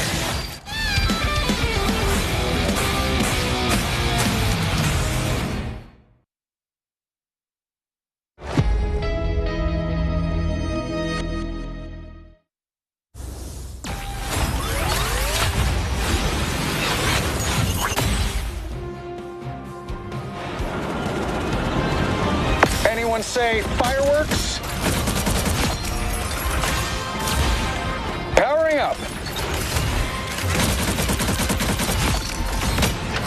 Maximum pulse!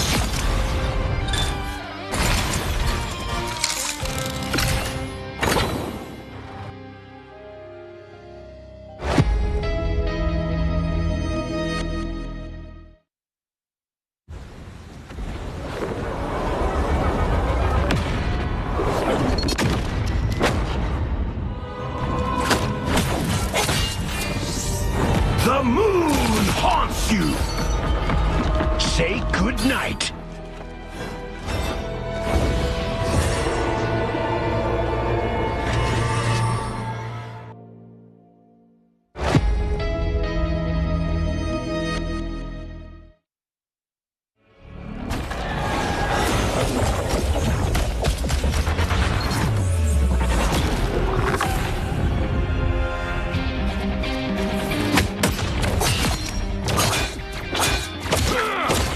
Tremble before fast!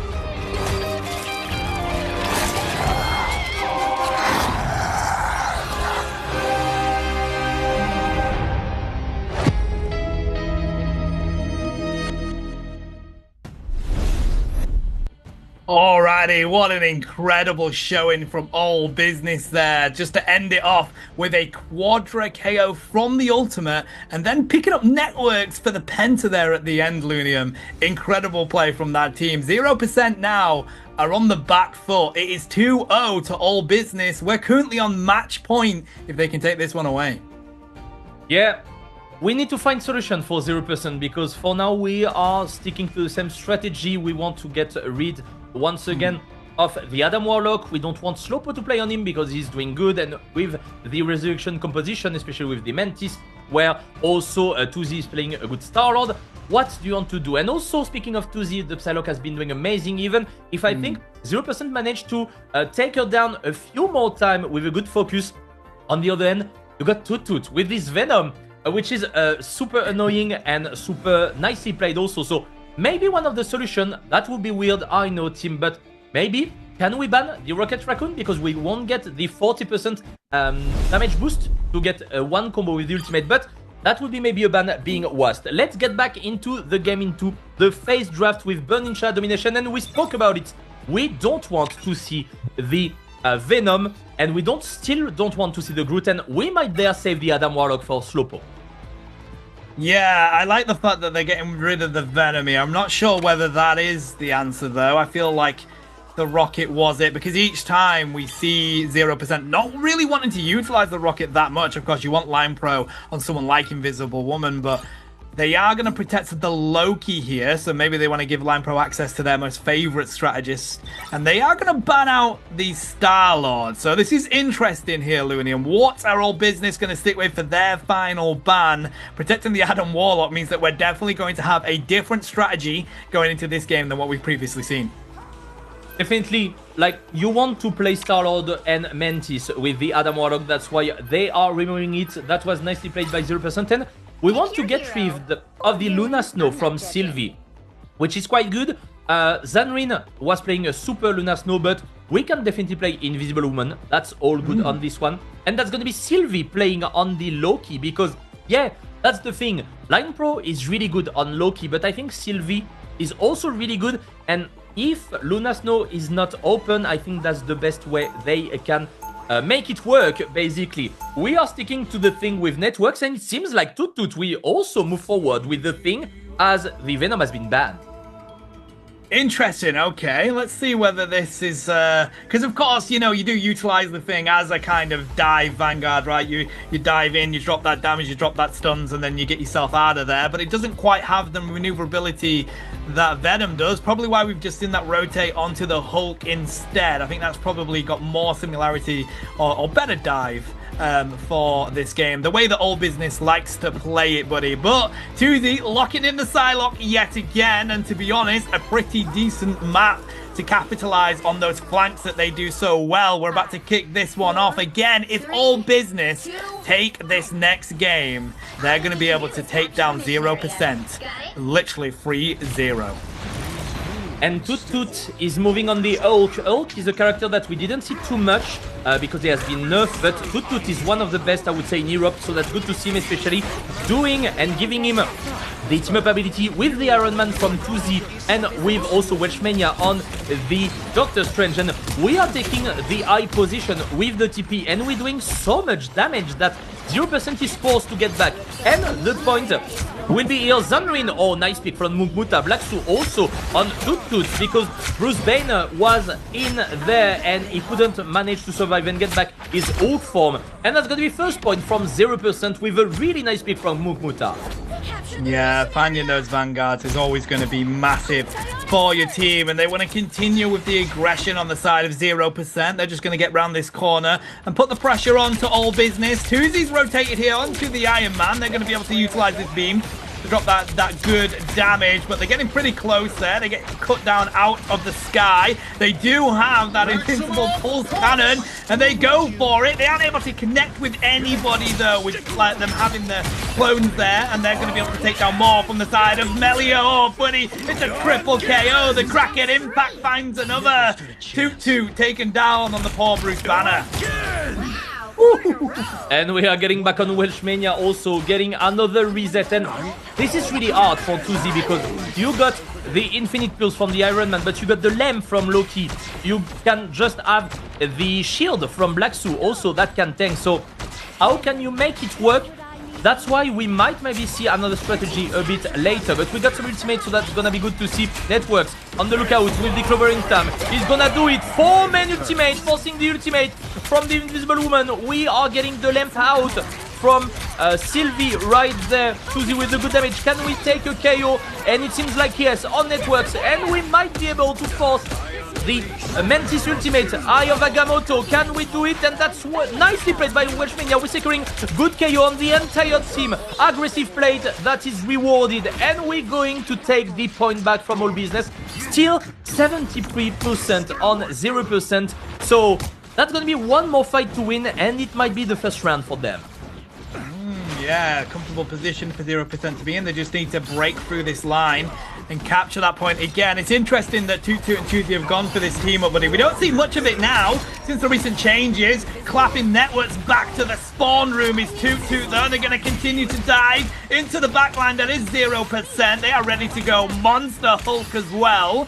But now we dive back on out. They're just keeping this corner here because 0%, if they can't break through it, are going to be kept well away from this point. We are in this choke point, really nicely done by All Business. Do we have the Eye of Agamotto? We have it. Not yet, no, but we have other ultimates, especially Tutsi. We will need to be on the lookout for this Iron Man, especially with the combining with other good ultimates. Welshmania falling down from Melio. We got the Rise, my friend, the ultimate ability from Adam Warlock. We got a good KO done on Mukmuta. We didn't manage to get anything else. Maximum pulse can be done right there in the ultimate. Can it work?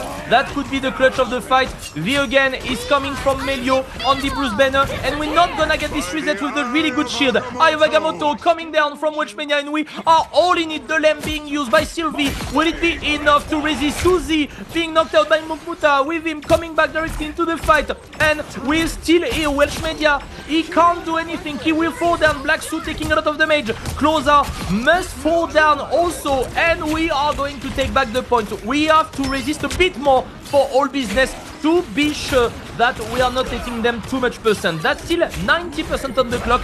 We are going to get knocked out on the point because we don't want to lose more time.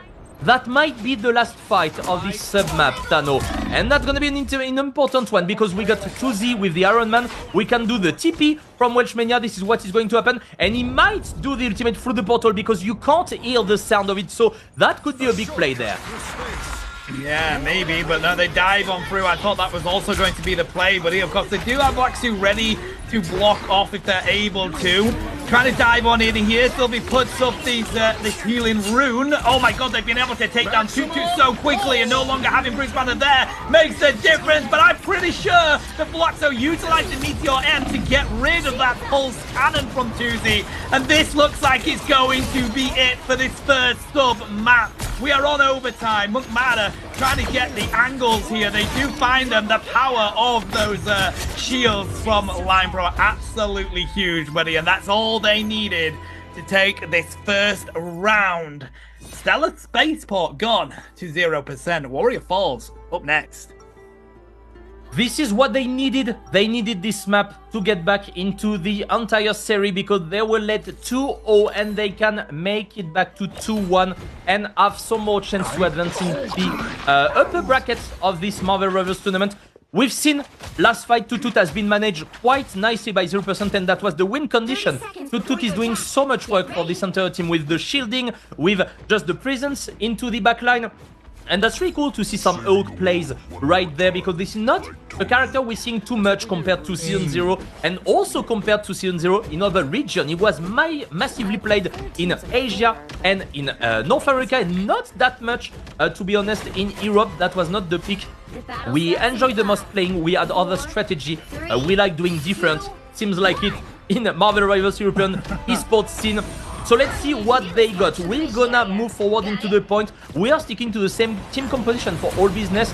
It was close, to be honest, but one thing that I want to highlight is also the save of Loki is helping so much 0%. Wow, clobbering time, buddy. Networks finds 2, Mukmada finds 1, Melio with 2, Buxo with more. All Business sent back to the spawn room instantly from 0%, not able to do a single thing. in that first engagement. A perfect clobbering time. Now they're going to be able to lock in this first point on the side of 0%. Just need to continue to fend it off. It looks like pretty much a repeat of the first round so far, but let's see what they can do on the side of All Business. Whilst Mania charging up this Eye of Agamotto, trying to shield on off. We do see that Mantis utilizing their ultimate. They're going to dive into the pad here. We do have the Goddess of Death getting utilized. They are able to drop a huge amount of damage, but they haven't quite found the KOs with it. It's going to be enough to defend the pad at least right now, and we're going to go Monster Hulk on the side of Tutu, but they were there for just a moment. Now taken down to Bruce Banner. The push is on. The invincible boundary is utilized from both sides here. Melio diving on in, seeing if they can pick up a KO. Need to be wary, of course, of that Iron Man. They do take down Bruce Banner. Tuzi getting the assistance, but they are down from Monk Mara. Wow, 0% are so difficult to take down in this game, Lunium. We did the resurrection from Slopo. We can get back into the game directly. We got this pulls from Iron Man that can be quite clutch, but we are focusing Toot and making him become Bruce Banner. We need to focus him and get a good KO. This is the solution. They find it. You need to focus this out because you are removing one big asset from All Business and you can just get the rest of the point because we are not finding any other solution. This triple support composition is not working from All Business, and there once again Global in time and Kraken Impact. We are having the reset, and this is the famous combo they just did at the beginning of the point. It seems like on 0% we found the solution. We need this Loki to get some interesting value added to the team with some damage, some good ultimate, because Sylvie is playing Loki amazingly well, and it seems like from All Business we are not finding any solution with this composition, but that's gonna be maybe the last fight. Your power are mine from Sylvie, the God of Mischief, copying most likely line for ultimate. We can't do anything. Black also with the Meteor M, that can be quite interesting to focus a support. Shields up, Weshmania will fall down. Mukmuta, Black with the Meteor M. We are going to focus Tutu. This is what you have to do. He was already half HP, close out, falling down once again, and that's gonna be the first map from 0%. Nicely done by the former Fnatic roster, also going into top 3 in the Season 0 tournament. They are showing they are here to fight back and to take back what belongs to them, which is the crown of hero. Alrighty, I mean, Line Pro with the MVP there, buddy. Finally, 0% find the answer to All Business. A quick domination round there. They're going to take it. Now we're at 2-1 for the set, and I feel like taking out Venom really was important for 0%. They're pushing Tutu onto those other Vanguards, and of course Tuzi having to utilize the Iron Man, especially with that Hulk matchup, and then going on to the Hela here. I feel like it was just domination from 0% in that one. They found the right comp for them, and they found the right bans they needed to make All Business think again and come up with a different strategy. The thing is, though, Lunium, we are still at match point. All the 0% have to go for the reverse sweep here. They have to win this next game, or again, they are back down in that losers bracket. Yeah, we're gonna see what happens into the next map. I really hope we can get into the 5 maps because 0%, as you mentioned, it seems like they found what was working, get rid of the Venom and get save the Loki. But we're going to see into the next match right after this highlight.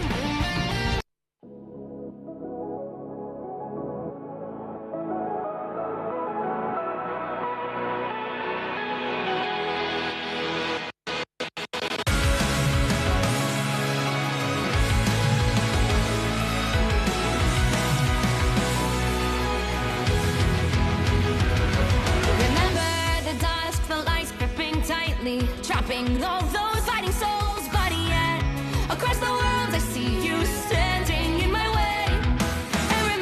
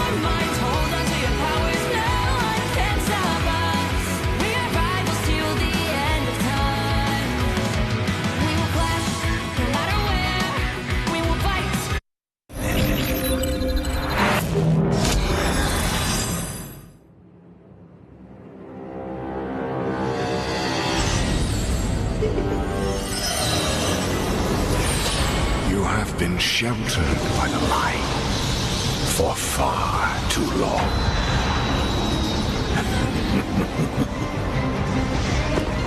The time has come for darkness to reign. Soon, your resolve will begin to crumble. You'll be stretched too thin. There will be nowhere left to hide. And your fire will cease to burn.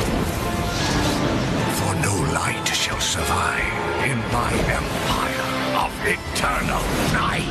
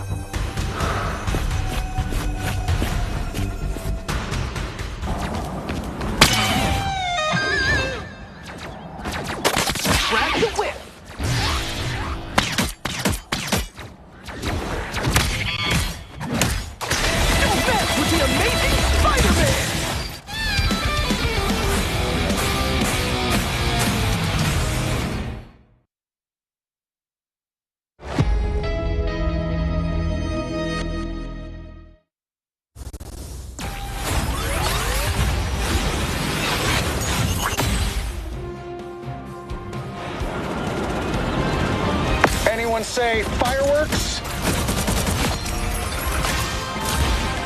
Powering up. Maximum pulse!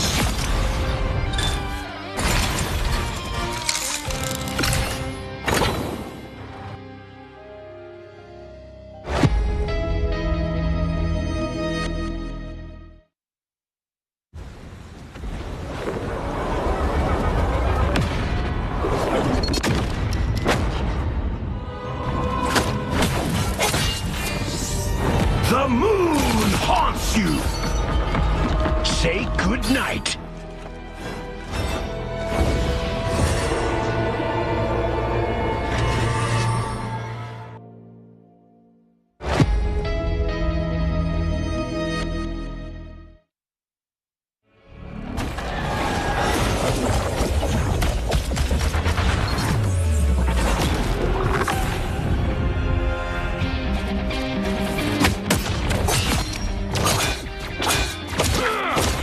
Tremble before fast!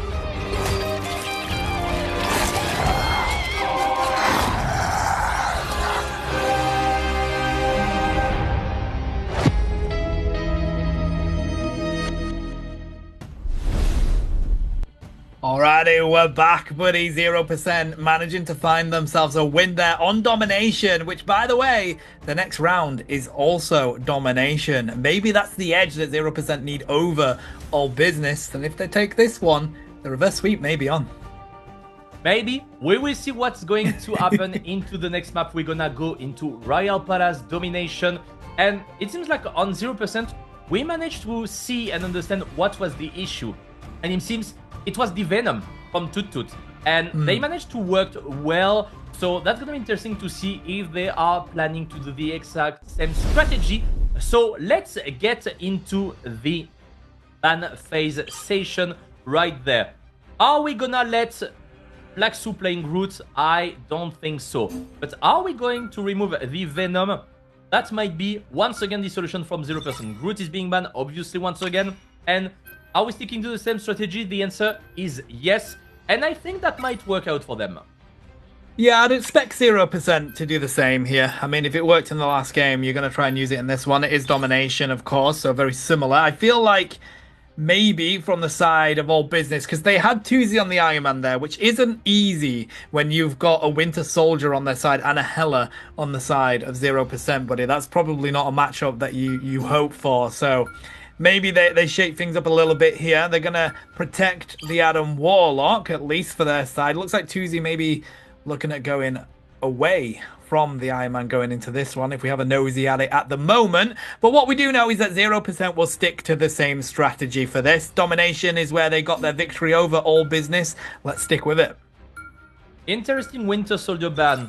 We might remove once again the Star-Lord because we don't want to see the triple resurrection team up with Mantis, with Adam Warlock, and with Star-Lord, because that is working quite well. And yeah, 2Z is playing like a really good Star-Lord also. Like at this level, once again, we're having a lot of good players, but we don't want to give them weapons. But this time, we will have the Namor. Namor that has been banned almost all the time.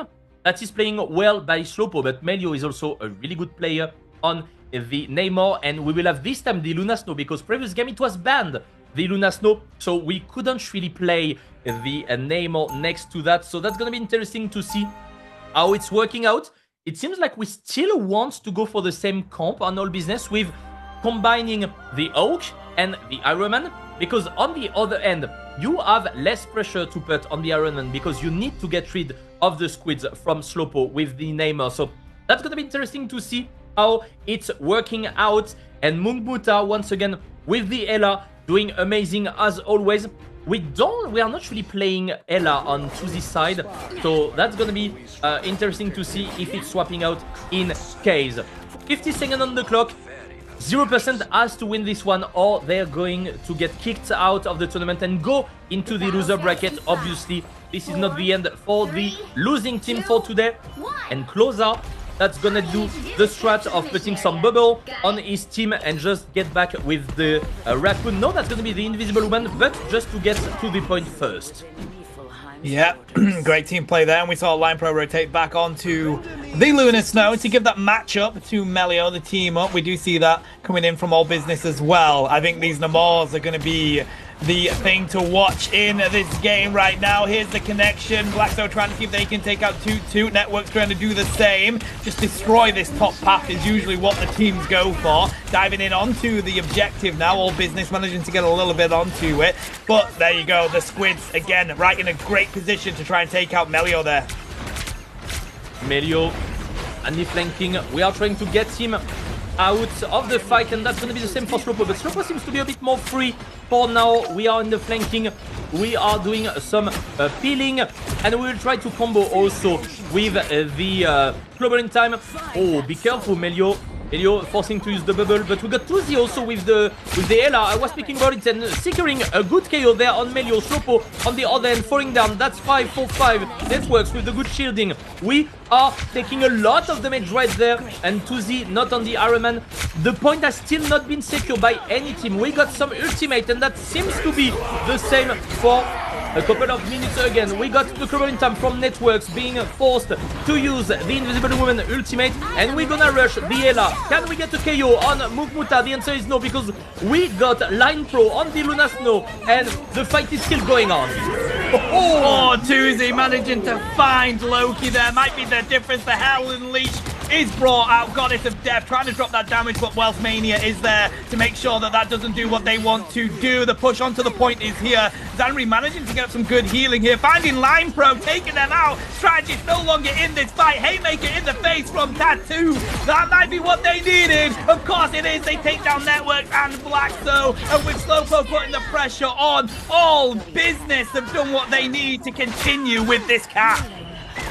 I don't think I've seen such a long fight on this map, let's be honest.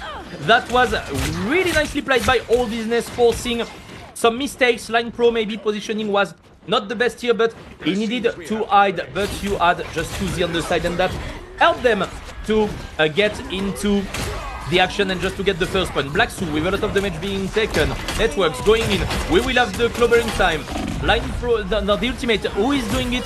That's gonna be Sylvie copying, because we don't have a Loki player on All Business, and we know how much impressive and really useful this ultimate can be, because we can just combine two fate of both worlds. We got the good all the way from Melio, the double KO on both support. Black Summon Muta securing all the KO, and we will get back this point, but this ultimate was so much important. The honor of Proteus getting a double KO, and that's gonna be really important because right now you can go to the choke point and that can be easier to defend for 0%. So we have to think nicely on all business side and not go straight. Maybe go back into the treasure room at the bottom. That's not the easiest, but we need to get some pick. And this is what we're doing on networks. That was maybe a bit greedy, forcing the lamp on the Loki, but we are 6v5 now and we can go back into the point.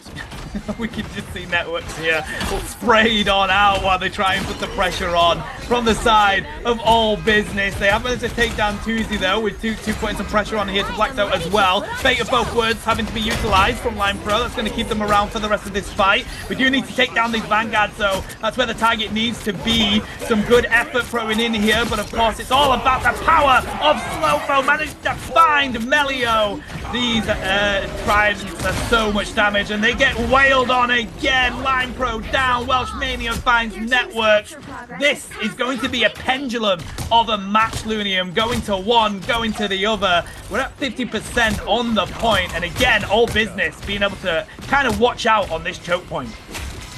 We used a lot of resources on all business. We still got closer, of course, on the defensive side. But we will have Sylvie copying probably Line Pro. And the ultimate from Luna Snow is a bit more efficient in the time if the fight goes again and again.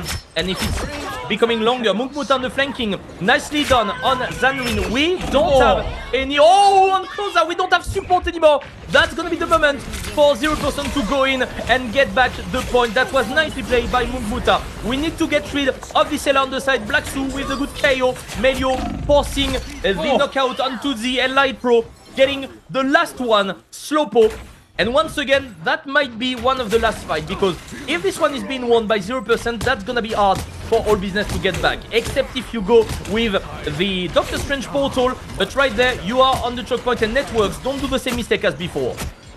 Yeah, I mean, Networks wants to be up and in the face of all business all the time, but either getting a bit wary with it, trying to see if they can punch out these strategists, but again, they just get a face full of haymaker from Tutu. Now they're pushing on to the point. We're at 83% now, for 0%, about to take themselves the lead. The Goddess of Death gets utilized, and so does the Invisible Boundary. Slowpro continuing to drop these horns and being able to take out the damage of Hella. Mello trying to see if they can do the same in the corner. The Squids are doing a huge amount of damage for their team. It looks like 0% are backed off the point here. It is overtime. They need to be wary of this. Yet again, Horn Approach just rains on down. They aren't able to find anybody with that, but they are able to find McMahon and Blackstone. And the Horn approaches in return, says goodbye to Melio. Tuzi finding a couple. We're going to flip it on back over to All Business, Lunium.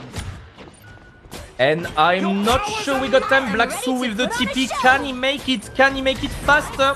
That's gonna be hard. I'm not sure they can have the touch. And he can. And Watchmania getting the good KO online for their networks on Zanwin. We don't have Lunasno anymore. Sylvie can fall down into Tuzi. That's gonna be our Tuzi with the good secure on networks. Blackpool falling down. And that might be it for All Business. We are making it work. Munkmuta falling down after a good KO on the thing, but that's not gonna be enough. Or is it going to be enough?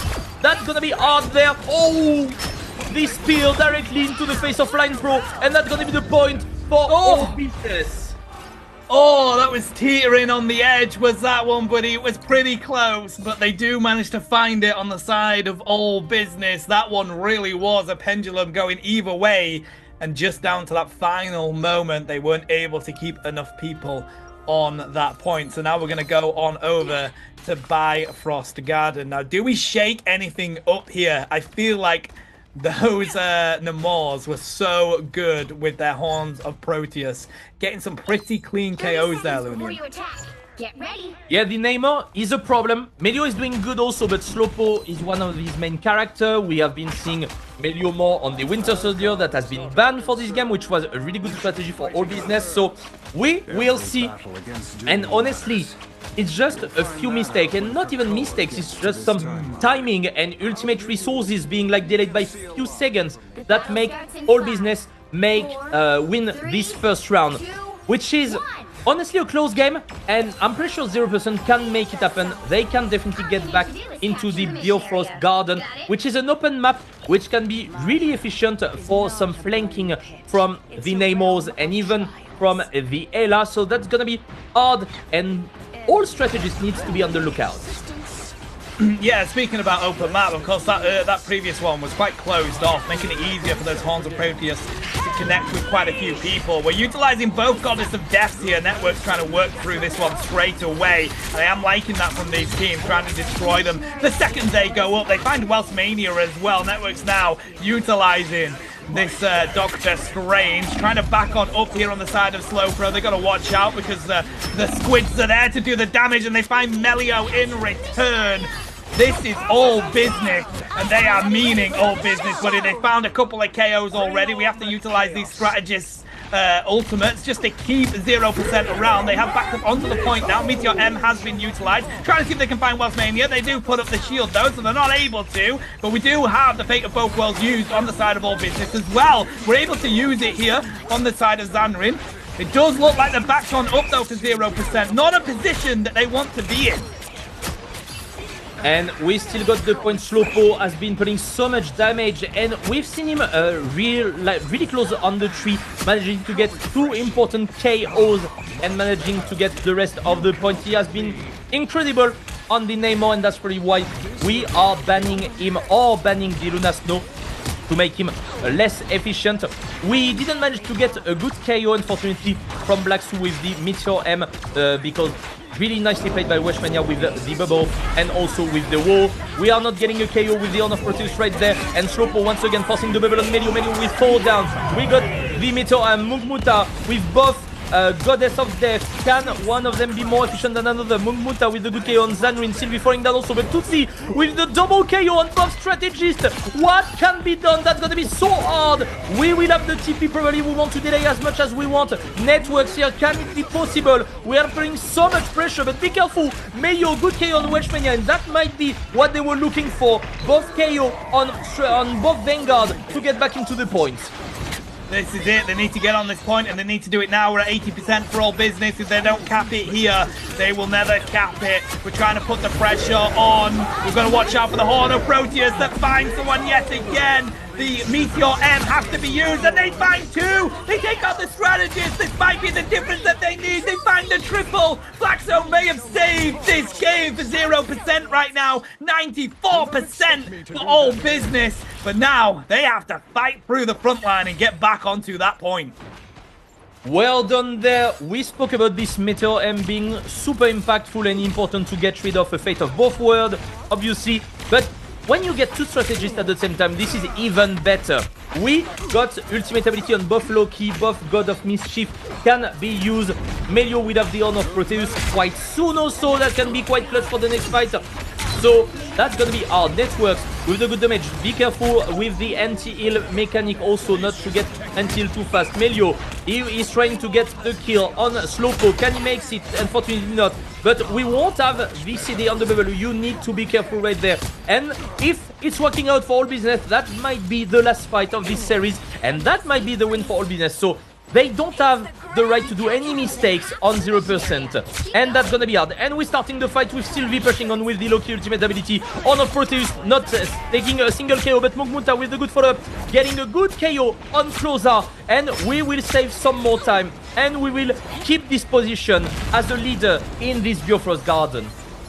Yeah, interesting. They utilize the God of Mischief there to get themselves up front and just keep this pressure on, just to try and make sure that they get the most percentage they can on this. But now the push is here from all business. We do have the return of the God of Mischief. We're going to see some more Fate of Both Worlds being utilized because of it. We do have 2 ready to go. The God of Death has to be used by 0%, but they're not able to connect with any KOs just yet. Tuzi trying to go round, trying to see if they can get the flank here. The pressure is on. It's 90%. They do find McMada. Can they find more, though? They've got to watch out for Line Pro is there. The God of Death has to be used. They're going to find Line Pro. They're going to find Melio. Oh, they just missed them. But here we go. The pressure is on, putting the damage into these Vanguards. This might be it, but it is currently overtime. All business take the point. They're going to be able to take this game and take the entire set. That's too late. They can't go back. They don't have time to teleport, and all business will win this series versus 0%. 0%, they were basically the team that was probably supposed to win this series after what they've done with Fnatic and in Season 0, but all business is a new strong team that is coming in Europe, and they are showing it, and they are going into the top 8 of this Marvel Rivals Championship tournament. Amazing game from them. Honestly, I was not waiting for them to be so efficient in all of their game. Like, honestly, I knew them. I know they are good players. They have been playing a lot together for a couple of years now, but they are cooking. They worked so well, and this is a well-deserved win. But that's not too late for 0%, obviously, because they are gonna go into the loser bracket. And quick look at the statistic with a 7 KO from Slopo. That was amazing. He deserves this MVP, Tano. What a hell of a series. That really was, buddy. I mean, nobody expected 0% to fall 3-0 to any team at this stage. Never mind All Business coming in and doing so well.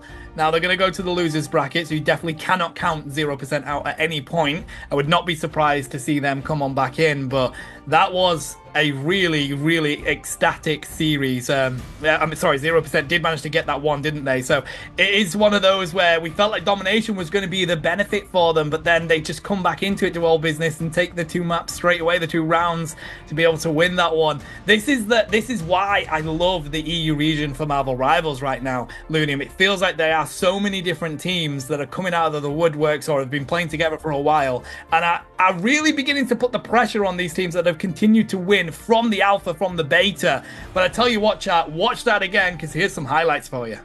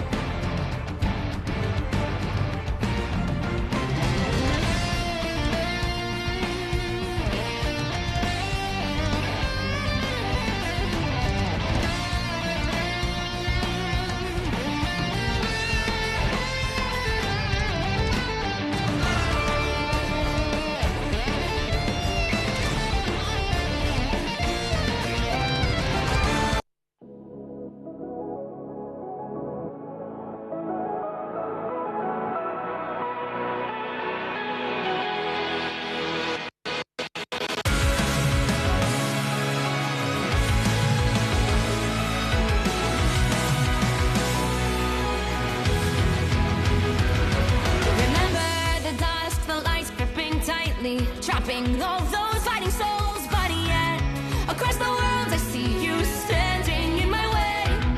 And remember the time, the place we used to fight, like the sun and moon. And I wonder if ever there was a time that we were friends. The night has fallen and shadows looming, and yes, that time has come for me to seek you out. We are set now for our last reunion. Break the chains, find your way, come find me. Do you remember who you really are? Show me that you are still the only one for me. I'll be waiting for you. Wake up, open your eyes, raising up your fists and smashing through time walls. Before the rift splinters again, we are rebels till the end. Rise up, open your mind, hold on to your powers. No one can stop us. We are rivals till the end of time. We will clash, no matter where. We will fight.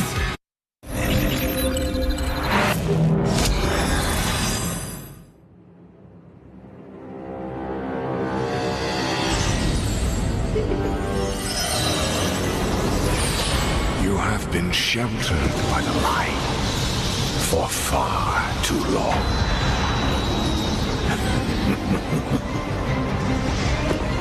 The time has come for darkness to reign. Soon your resolve will begin to crumble. You'll be stretched too thin. There will be nowhere left to hide, and your fire will cease to burn. For no light shall survive in my empire of eternal night.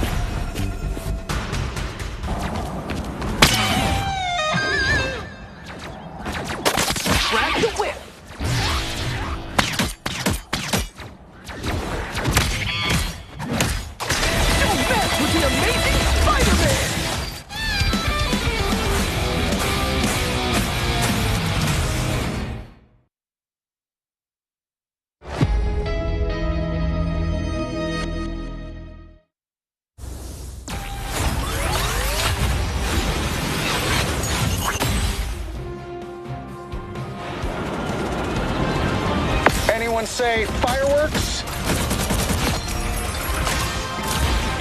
Powering up. Maximum pulse.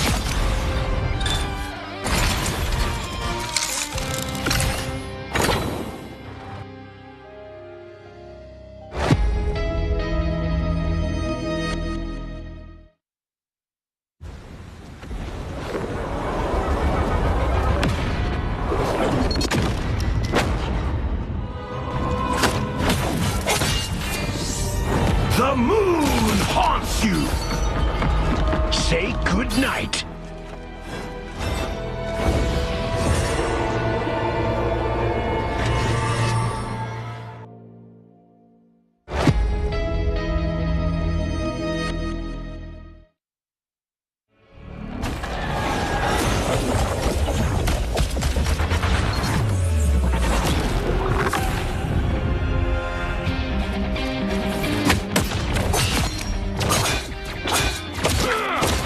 Tremble before fast!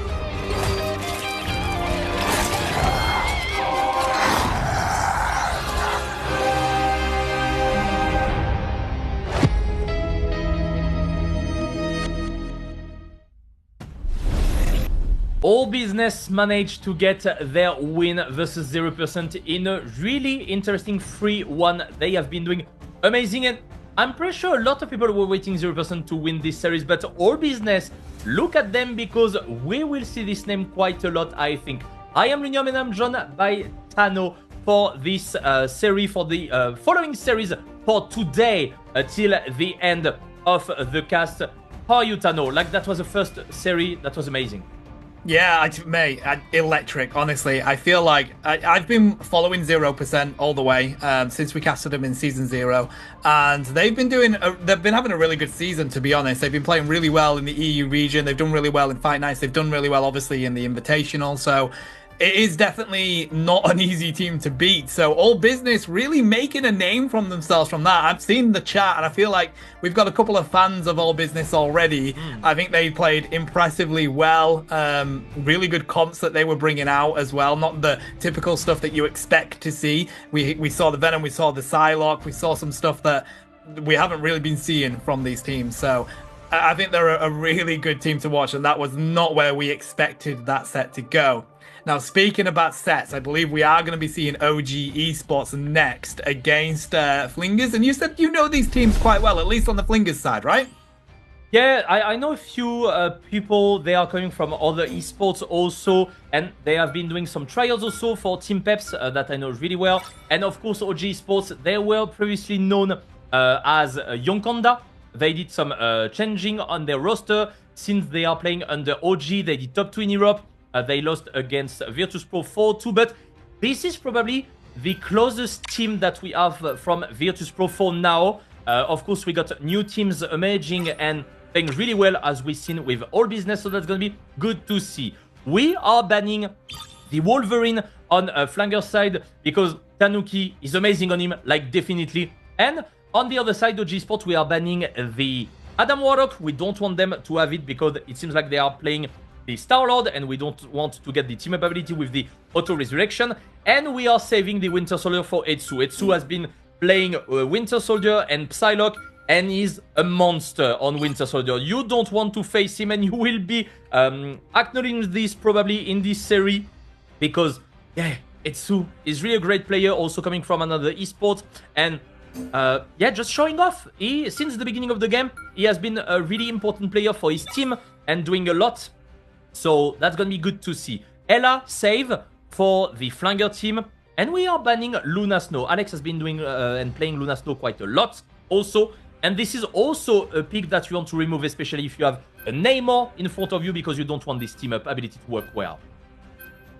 Yeah, 100%. It's so interesting that, you know, the Winter Soldier, I don't actually see banned that often, despite how good, ridiculously good it is. I mean, all of us have been calling for nerfs for Winter Soldier in Season 2, but yeah, they do protect it here on the side of OG Esports, just because, of course, Etsu an absolute monster on Winter Soldier and also Psylocke. So I wouldn't be surprised if we see a bit of that action coming out. Maybe if they feel like Flingers has an Adam Warlock that is being too much for them, they'll shake that around. That's the power of having people that are quite flexible, isn't it, Looney? When you've got people on your team that are so flexible and can utilize so many different heroes or villains, we're not judging, in such a good way, you don't have to be too concerned about banning out those picks. So this is going to be an electric match. This is in the losers bracket, I do believe. So whoever loses this set will be out of the tournament.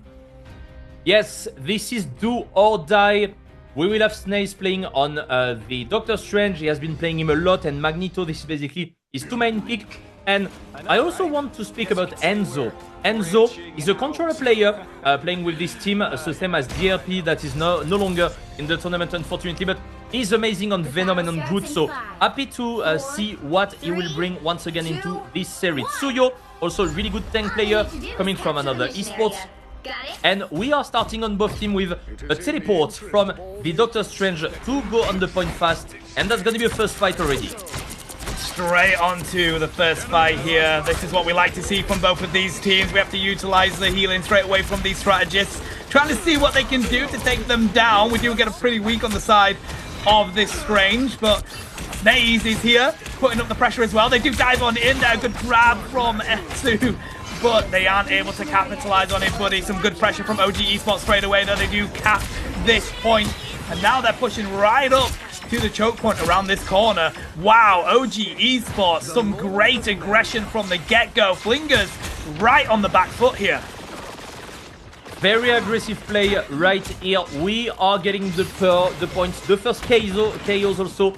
We want to get this ultimate as fast as we can, because we know Marvel Rivals, you need to fight with your ultimates, and you can do individual picks, obviously, but it's being played a lot around all the ultimate abilities. And speaking of, we are starting to have a few. Speaking of Etsu with the Kraken impact, that can be quite important combined with Enzo, but Enzo is still not having it. Good grab right there, and we are securing a good KO from Etsu. We still didn't do the Kraken impact because we want to combo with the Groot. That is going to have it, and we might see it. I am Groot. Kraken impact by Etsu. Can we secure a KO? Can we get some resets? It seems like no. Etsu is getting a lot of damage from 507. We are hiding behind the tree, and it's not working.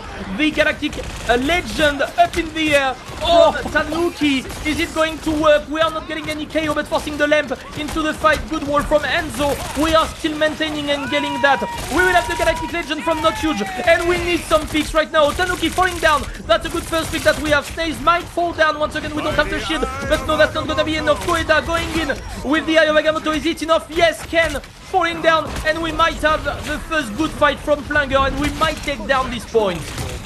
Yeah, that they have, buddy. They're backed up here at OG Esports. Larry putting up that healing, but the runes have been destroyed pretty quickly. They do dive on in with the God of Mischief, put up that invisible boundary, but the fight is still on, of course. It's still on the side of OG Esports. 90% on the board now, trying to see what they can take down. They do find the connection on Tanuki and Alex, and that means they flip that one over to themselves. 93% for OG Esports, though. One good team fight, and this first round could be over.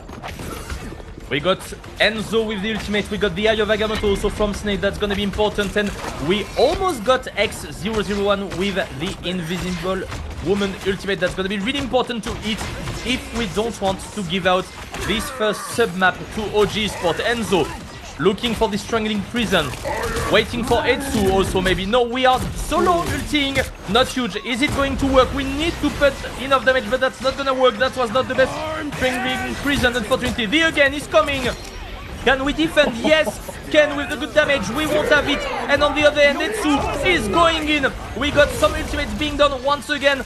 Can we secure any KO? Tsuyo missing unfortunately the Meteor M on the Loki. We got Tanuki once again, Galactic Legends. We don't have any support ability, and that's gonna be quite hard to fight and win this fight. Tanuki with the good KO. We are going in with the good spinning, and we are not touching the point, and that's gonna be the first map for OG Esports. The Biofrost Garden is being secured by OG Esports. What about Odin Archived? We will see in a couple of seconds.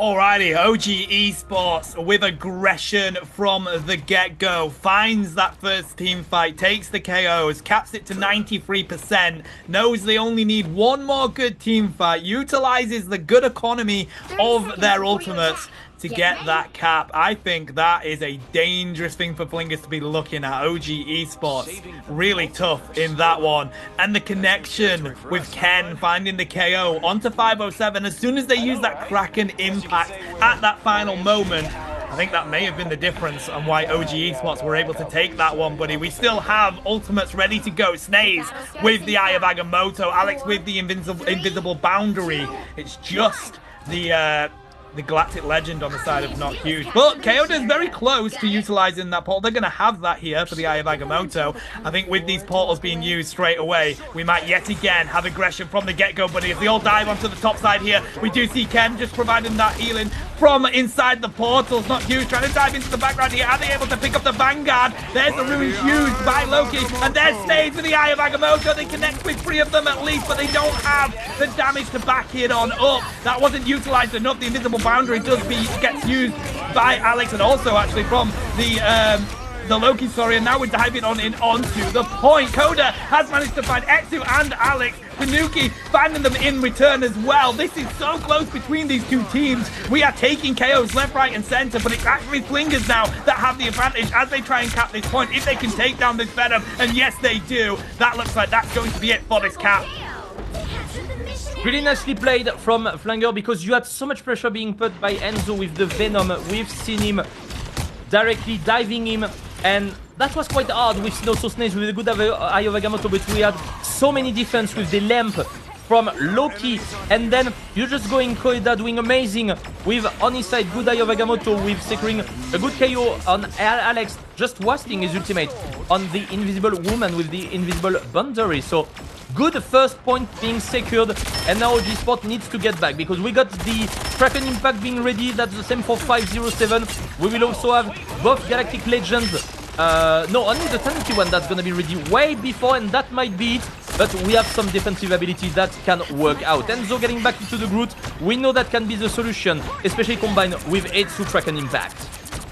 Yeah, we've got Ult Economy coming on side for OG Esports as well as Flingers here. I think we're probably going to be using all of them. There's the Galactic Legend utilized straight away. The Meteor Ed in return, though. They don't connect with anybody just yet. Etsu trying to see if they can find the Magneto, and they do take down Coda, in fact, on the Strange. Now they want more, though. 507 prepared to utilize the Kraken Impact. Etsu doing the same, but they take Etsu out before they do, and now they find the double. They're going to be able to chain these together to find more, but no, Loki's ruins were there, healing their team, and a quick KO in return from Alex on EO7. Now though, OG Esports with some good pressure onto Flingers, trying to see if they can find the X01 here. They do, so not having that strategist in this fight is going to be the difference. They just need to take down Magneto. If they can, they're going to be able to cap this one, buddy, although the other Vanguard is here now. Coda trying to see what they can do, but they've got everybody around them. They get stormed off the point. Finally, OG Esports gets the cap. 87% on the board for Flingers though.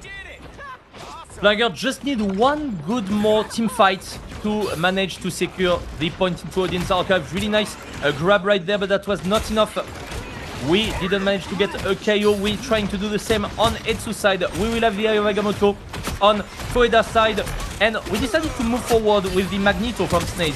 He's doing well. You can just destroy one ultimate ability from a support in the enemy team if you manage to get a good Meteor M, so that can be quite clutch. Eye of Agamotto going down. We are forcing the invisible boundary, but being directly focused and being knocked out. We don't have any other ultimate. So with a good ultimate, can we get a good KO? We are falling down, but that might be enough because we got Tanuki and Etsu securing other KO next to that. Or Tanuki with the dash just to get the health back and forcing the Magneto to fall down. That was nicely played. And Enzo has been really clutch with the Strangling Prison right here.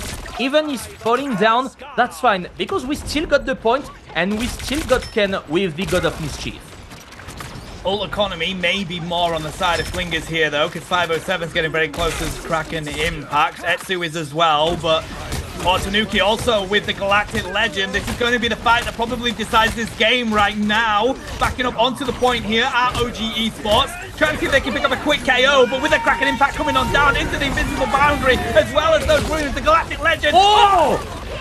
Triple KO with a Meteor. That's the difference here, Lunium. They managed to take out the majority of Flingers. It's just Magneto left. We're about to see pretty much an ace from OG Esports. 89% on that point.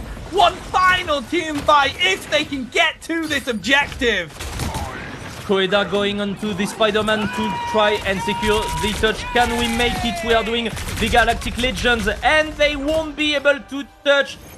OG Sport taking the first game of this series. What a play again. Meteor M, really nice sniping from Snaze with the triple KO.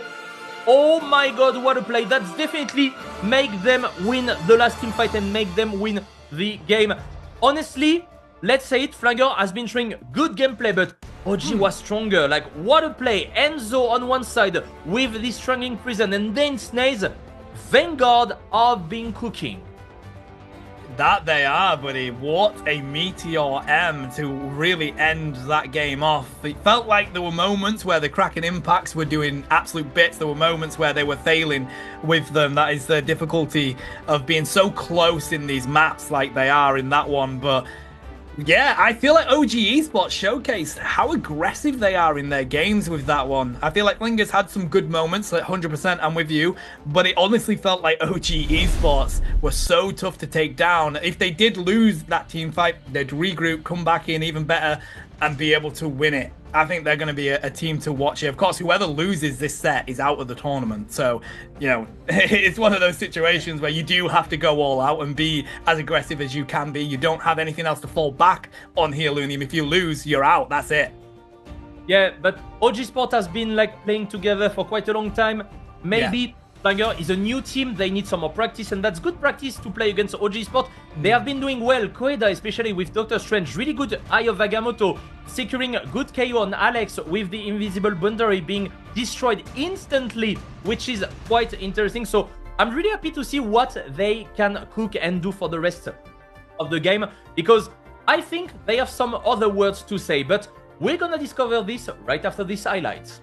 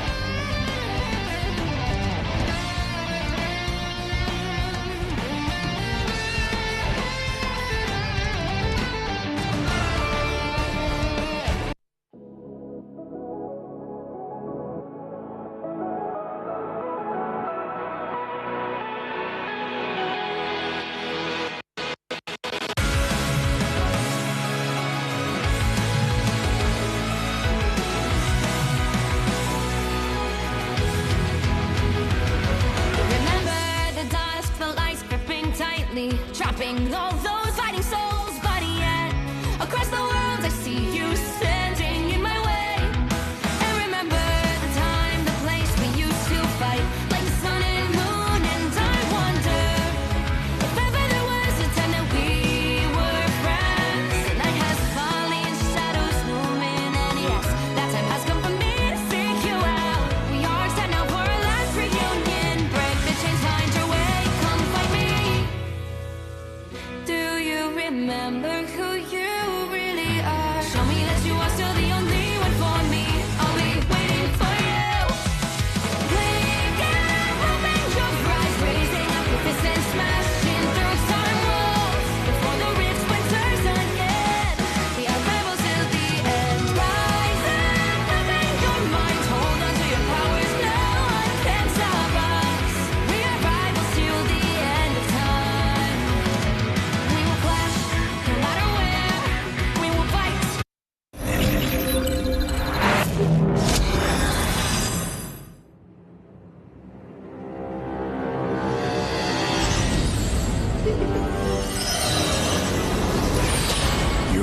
been sheltered by the light for far too long.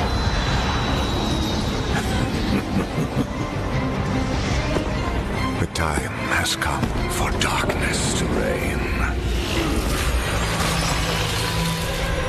Soon your resolve will begin to crumble. You'll be stretched too thin. There will be nowhere left to hide, and your fire will cease to burn. For no light shall survive in my empire of eternal night.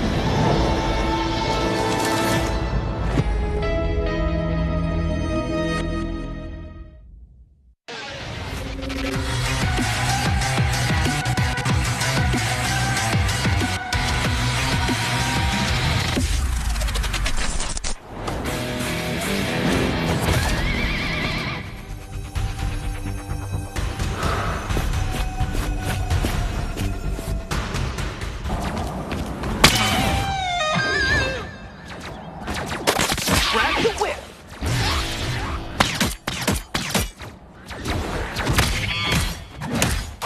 Don't mess with the amazing Spider-Man!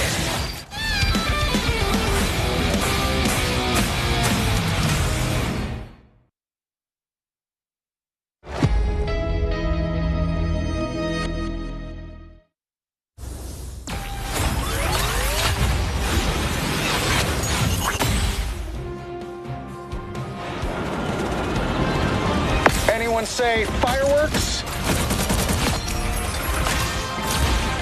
Powering up. Maximum pulse!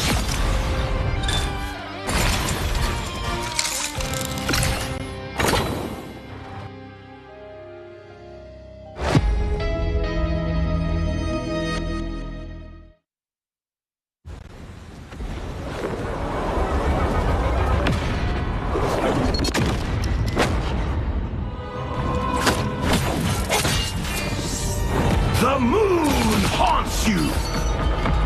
Say good night.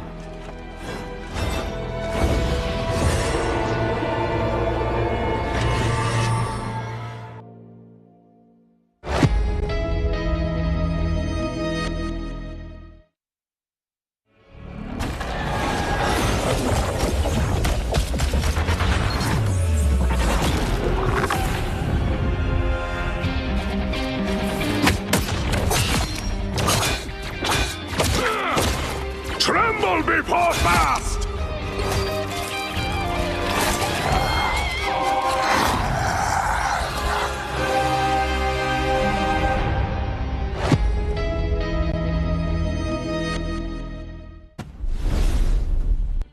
Alrighty, OG Esports putting on the pressure here, buddy. And of course, as we've mentioned, OG Esports were previously Yoinkanda in Season 0. They managed to get second place, getting that amazing reverse sweep against 0%. They went into the Invitational and again, got second place. So this team, they're not comfortable being in this losers bracket, and it shows with the way that they play here, Lunia.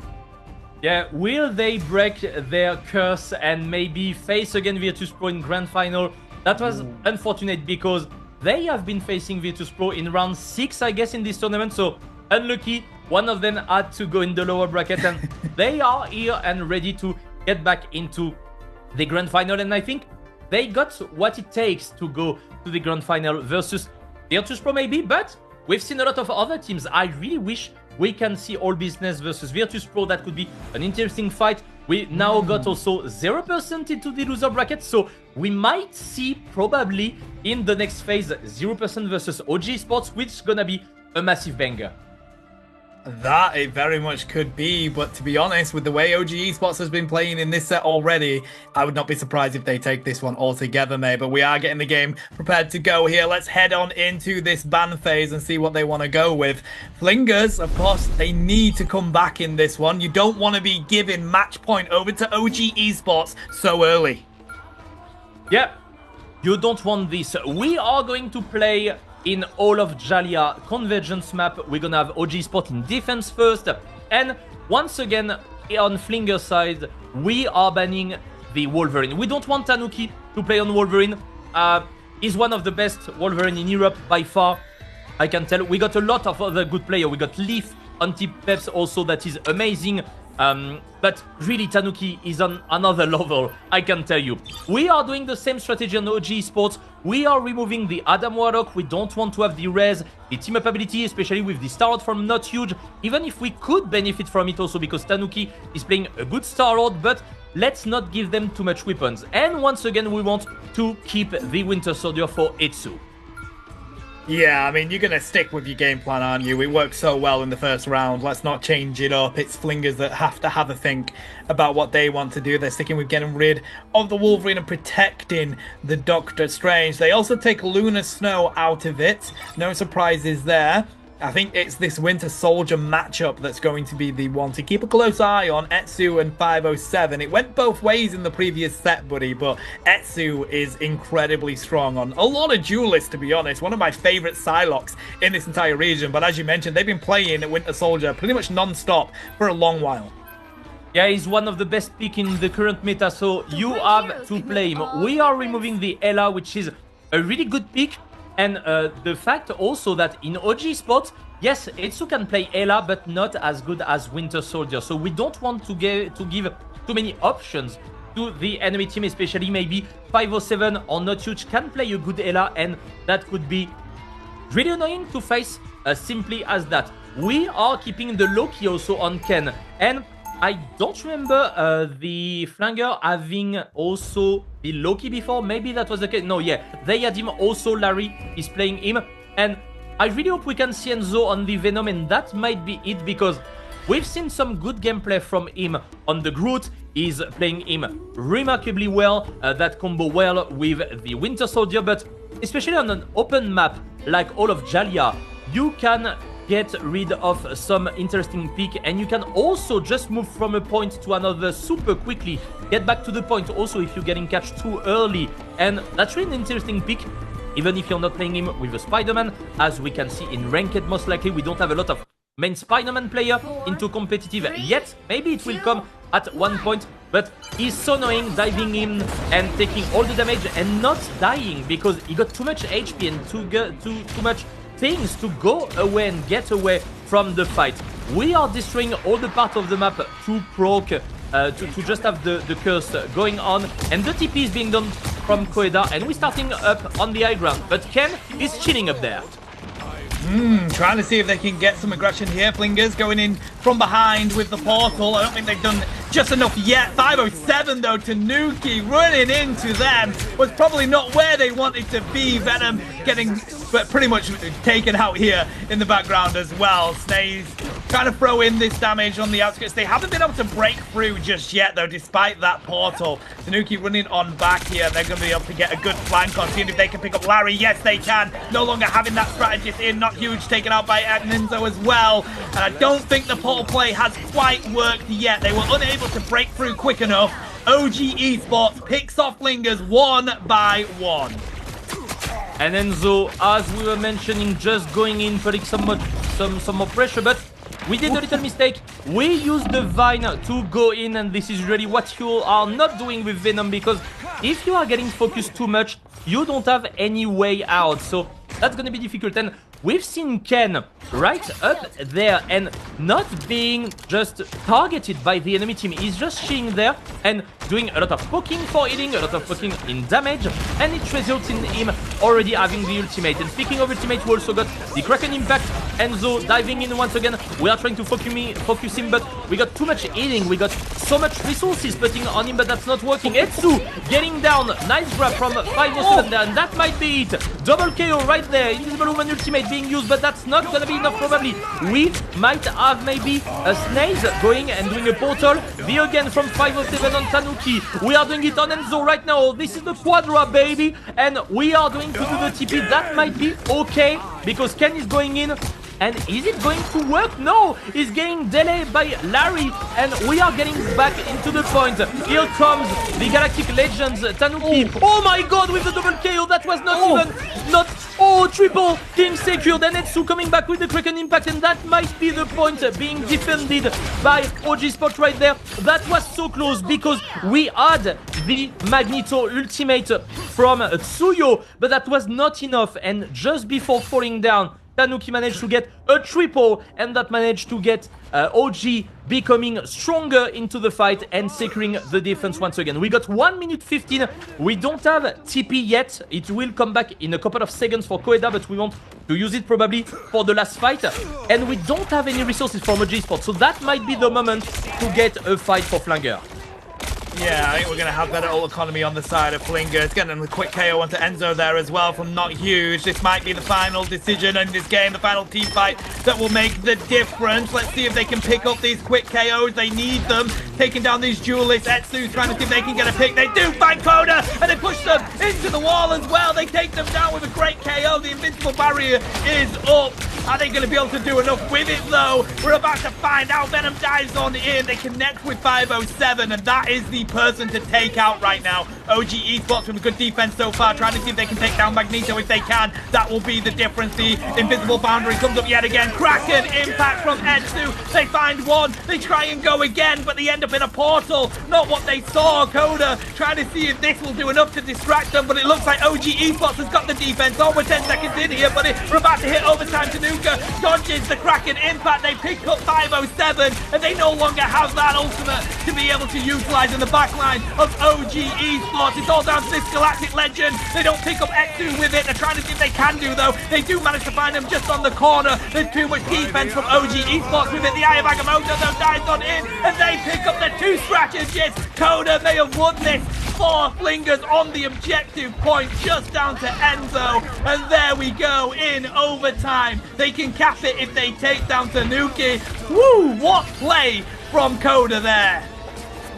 That was so important for Koeda to manage to get the KO on the double support. Good Eye of Agamotto. We are removing them because it could have been quite complicated. Etsu trying to touch again with the Spider-Man, but not managing to get the touch. And the payload is moving on, and it's just going off the map to take back the Winter Soldier, not wasting too much time with this character, which is not using and playing him a lot, but this was really for a matter of touching and trying to get some more overtime. We are having only 2 minutes on the clock for Flanger. This part is really up to depth, so they will need to find some pick quite fast. And speaking of pick, that was Etsu taking a good grab on Not Huge, and that was, on the other end, really huge from him. Double A right there, and we are going once again forcing the lamp, but we don't want to use too much CD because that's gonna be hard. Diving in on Enzo, we're going on this invisible one, and the Fist of the Abyss, can we get him? Yes, and we are going to kill them one by one, just staggering them and forcing them to wait a little bit in spawn, and waiting and losing some precious seconds. Yeah, I think Flingers are going to have to utilize quite a few ultimates if they want to break through onto this one, buddy. We're about to hit... We're on 1 minute and 15 right now. I think this is probably going to be the last 1 or 2 team fights that are going to come on out. They have triggered the map distance, though, and now they're going to see if they can get these quick KOs. We're going to dive in here from Venom. Oh, my God. And Etsu continues with the KOs. They find a double with the Kraken impact. The invincible boundary is utilized. They get themselves out, but they're going to dive on back in. See if they can get these quick KOs. I think this might be enough for the defense. The invincible boundary is here from Alex if they need it. They're so backed up right now, though. 45 seconds left. I don't think they're going to be able to do enough to dive into this. The Galactic Legend in the background from Tanuki as well might be the difference. They find Invincible Woman. If they can take out the rest of these strategists, it doesn't matter because 507 is down anyway. And OG Esports have back Flingers up to the spawn room. If they can't break through them here, they're not going to be able to win this round. We got one more fight to be played from Flanger. They are preparing a portal. They want to fight. It worked well before. Are we going to take the high ground? That might be it. And yes, indeed, we are going to do so. Enzo going through the portal and just taking as much damage as he can, forcing the focus on himself. But we have to go on this payload. You got only 5 seconds and Koeda falling down. You can't do anything, but you are going to be forced there. The Invisible Woman ultimate right there. Enzo with the ultimate. Fist of the Abyss. That's going to come sometime soon, but that's not going to be enough because Enzo with the Fist of the Abyss managing to get the KO on 507. Not him getting some reset with the Kraken impact. And that's going to be it for OG Sports. Really nice defense. They need to capture the first point and go at 58.27 meters to take this map and being one game away from going to the next step into this tournament. Yeah, I mean, they pretty much got 5 minutes just to get that point, and then they're pretty comfortable from there. I mean, 56 meters is not far, Lunium. It's not that hard to push that when you have the team that they've been playing with so far. It's definitely Flingers on the back foot here. As you mentioned, they are a new team. They are playing extremely well against a team that have been together from the get-go. Of course, being Young before OG Esports. We're going to stick with the same here for both teams. And I gotta say, these hooks that we've been witnessing from Etsu and 507 have been incredible. We are seeing them multiple times getting those double, triple KOs really comfortably. I think that is the matchup to be careful for. Etsu's gonna swap onto Rocket Raccoon here just to provide those packs for their team and that big bounce, and then probably gonna rotate back on to that Winter Soldier. Yeah, this is what you need, and I would have loved to see Tanuki on the Spider-Man, but let's be honest, this is not a pick you want to play, especially against 507, who has been doing amazing with the grabs, as you mentioned, because Spider-Man, you don't have a lot of escape. Even if you got the symbiote from Venom with the, once again, invulnerability, that's not enough, especially against good player like this. So, we are just going to walk into the point. We are not playing Doctor Strange, so we are not forcing a TP at the beginning of the fight. We are forcing a 1v1 from Tanuki and Not Huge, but one-on-one is being moved back from a 2v1 with Enzo and Tanuki and Not Huge. Apology, almost falling down there. Enzo diving in, forcing the lamp, and we don't have the lamp for the Loki anymore, which can be difficult. Tanuki falling down, and Enzo... No, Enzo, he's too tanky. That's so hard to get rid of this Venom, but we are already on the point, and we are already pressuring Tsuyo. He can't do anything. Good grab. Etsu, the bubble. Can it be enough? We are body blocking him, and we are forcing them to just go in the point because we got Koida with the Venom. Can we get a KO on Alex? The answer is yes. We are getting the double, and Koida with the triple right here. That's maybe the pick they needed to have. The Venom into their team instead of the Doctor Strange. Putting so much pressure. Not Huge into Ken. We are getting this KO, and that's a really first good fight for Flanger. We got 33% for OG Sports, so we did a little bit of work already, but now we will have the ultimate ability, and that's going to be another fight. Yeah, you're absolutely right. They've got the ultimates to come in with now. Very close to getting 4 or 5 on the field, actually. So that's going to be difficult for Flingers to defend. They did a great job with it just there, though. Now we're going to dive on into that top ground. We do utilize pieces of the base, and this is going to be enough from them. Alex here providing that healing. If they're able to take down those strategists in the top side, the invisible boundary has to be utilized. So that's going to be huge for them. Larry utilizing the God of Mischief for it. Trying to dive on in here is Enzo. They're going to be cautious, though. They have been able to isolate EO7. Can they take the KO? Tanuki's here. They're going to use the Galactic Legend. And just in time for the boundary to go down. The ruins are up, but they're able to find the quick KOs. And with the Meteor M, EO7 is deleted. That's 66% on the objective. We got to pick off Koida there with Etsu. And now we can cap the rest of it. We just need to clean up Flingers, the ones that are still left defending this point. There we go, OG Esports. That's what we expect to see from a team this aggressive. 4 minutes and 10 seconds on the clock. That's better than Flanger previously because they went into the entire overtime. So we got more possibility from OG Sports and more time to think, to do a good strategy. You can do 1 or 2 bad fights. You can charge up the ultimate because, as you mentioned previously, 58 meters is not that far, and we are putting already a lot of pressure from Snake in the front line, taking a lot of damage, charging up the ultimate ability, and we are already almost less than 10 meters away, and Not Huge here getting caught. That was not the best way there to act, my buddy Tanuki. We are forcing the focus on Koida, but Koida can make it. Yeah, he can make it out. We are having the ultimate from the Loki. Koida falling down. We have only 1 tank into the point. The disappear is there. We are from Tsuyo, the Magneto and the Meteor M. That's going to be really important. The disappear on the other end from Alex. Can we snipe him? That's going to be really important. And yes, that's gonna work. Tanuki on the other end, securing another KO on Not Huge. Larry on Etsu. Etsu with the again not working properly, but Enzo is another one to deal with, and he's doing a lot of damage. He's taking so much damage and he's not dying because this is Venom. He has too much HP. Still 5 meters away.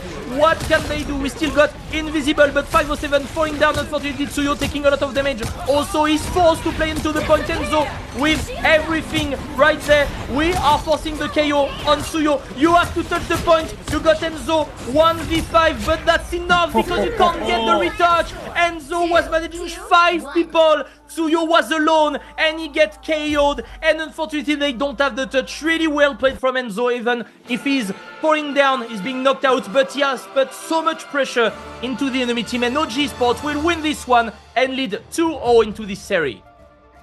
Wow, okay, impressive from OG Esports there, buddy. No surprises. I feel like, we know them. They're the number 2 seed in the EU region. They have been for a long while.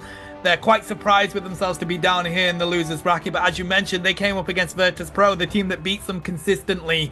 So no surprises that one of them was going to end up down here. And it was too much for Flingers to handle there. We're on match point right now for OG Esports. Have a look at these stats, buddy. Etsu, nearly 20k damage on that Winter Soldier. I got to say, the picks were really important with the hooks that they were using, as well as 507. But it just feels like OG Esports has a little bit of an edge when it comes to these games. Yeah, and we've seen once again, I want to highlight that we have Ken and Alex doing amazing against as a strategist, also with good ultimate ability. A lot of damage being bring also by Alex on the Loki. That was the same on Larry W, but Enzo, he has been doing so much. He's diving in, taking all the aggro on him and not even dying. And that's an issue we've seen a lot versus some Venom players that we don't really know how to get rid of him. But on the other end, we had Etsu with good grabs. Maybe 507 was a bit less efficient on the grab on this part of the map. So hopefully they can get back into the game because they are led 2-0. They don't have any right to do any mistakes, or they're gonna get out of the tournament, unfortunately. But once again, you are facing OG Sports, the top 2 team in Europe. That's really hard, but that's a lot of good experience, so that's gonna be interesting to see. We will soon get into this game, but first, let's check the highlight of this game.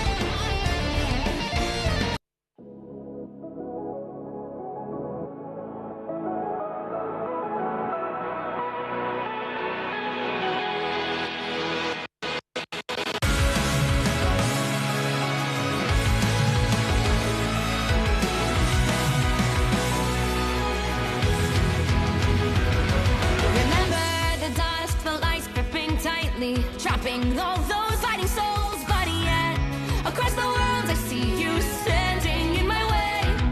And remember the time, the place we used to fight, like the sun and moon. And I wonder if ever there was a time that we were friends. Night has fallen, shadows looming, and yes, that time has come for me to seek you out. We are set now for our last reunion. Break the chains, find your way, come find me. Do you remember who you really are? Show me that you are still the only one for me. I'll be waiting for you. Blink and open your eyes, raising up with this and smashing through time walls. Before the rifts winter's ahead, the arrival till the end. Rise and open your mind, hold on to your powers. No one can stop us. We are rivals till the end of time. We will clash, no matter where. We will fight.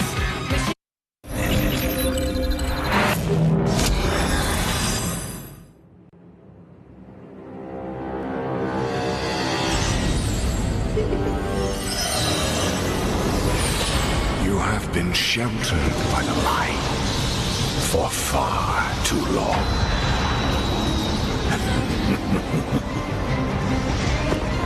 The time has come for darkness to reign. Soon, your resolve will begin to crumble.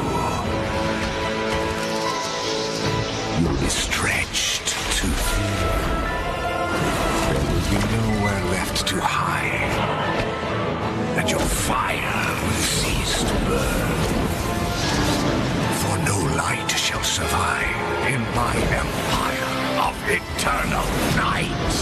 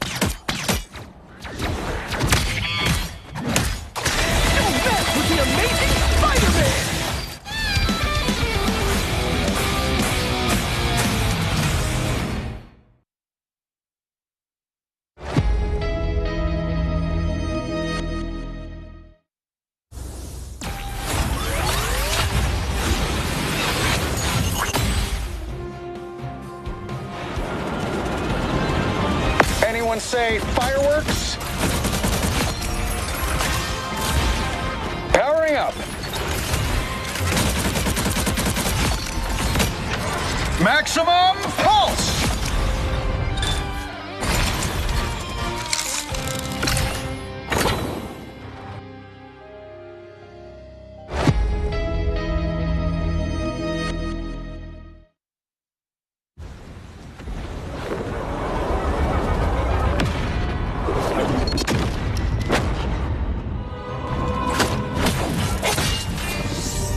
The moon haunts you! Say goodnight.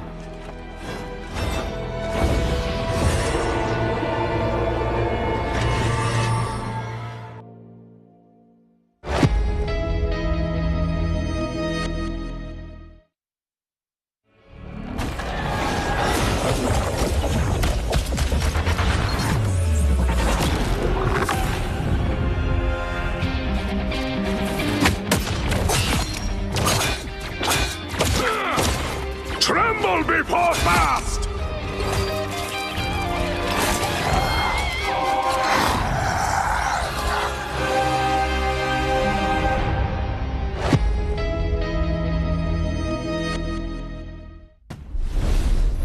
OG Esport has been showing again and again good gameplay. They are leading 2-0 versus Flanger, which are a good team to be honest, but once again you are facing the top 2 team in Europe, so this is quite hard.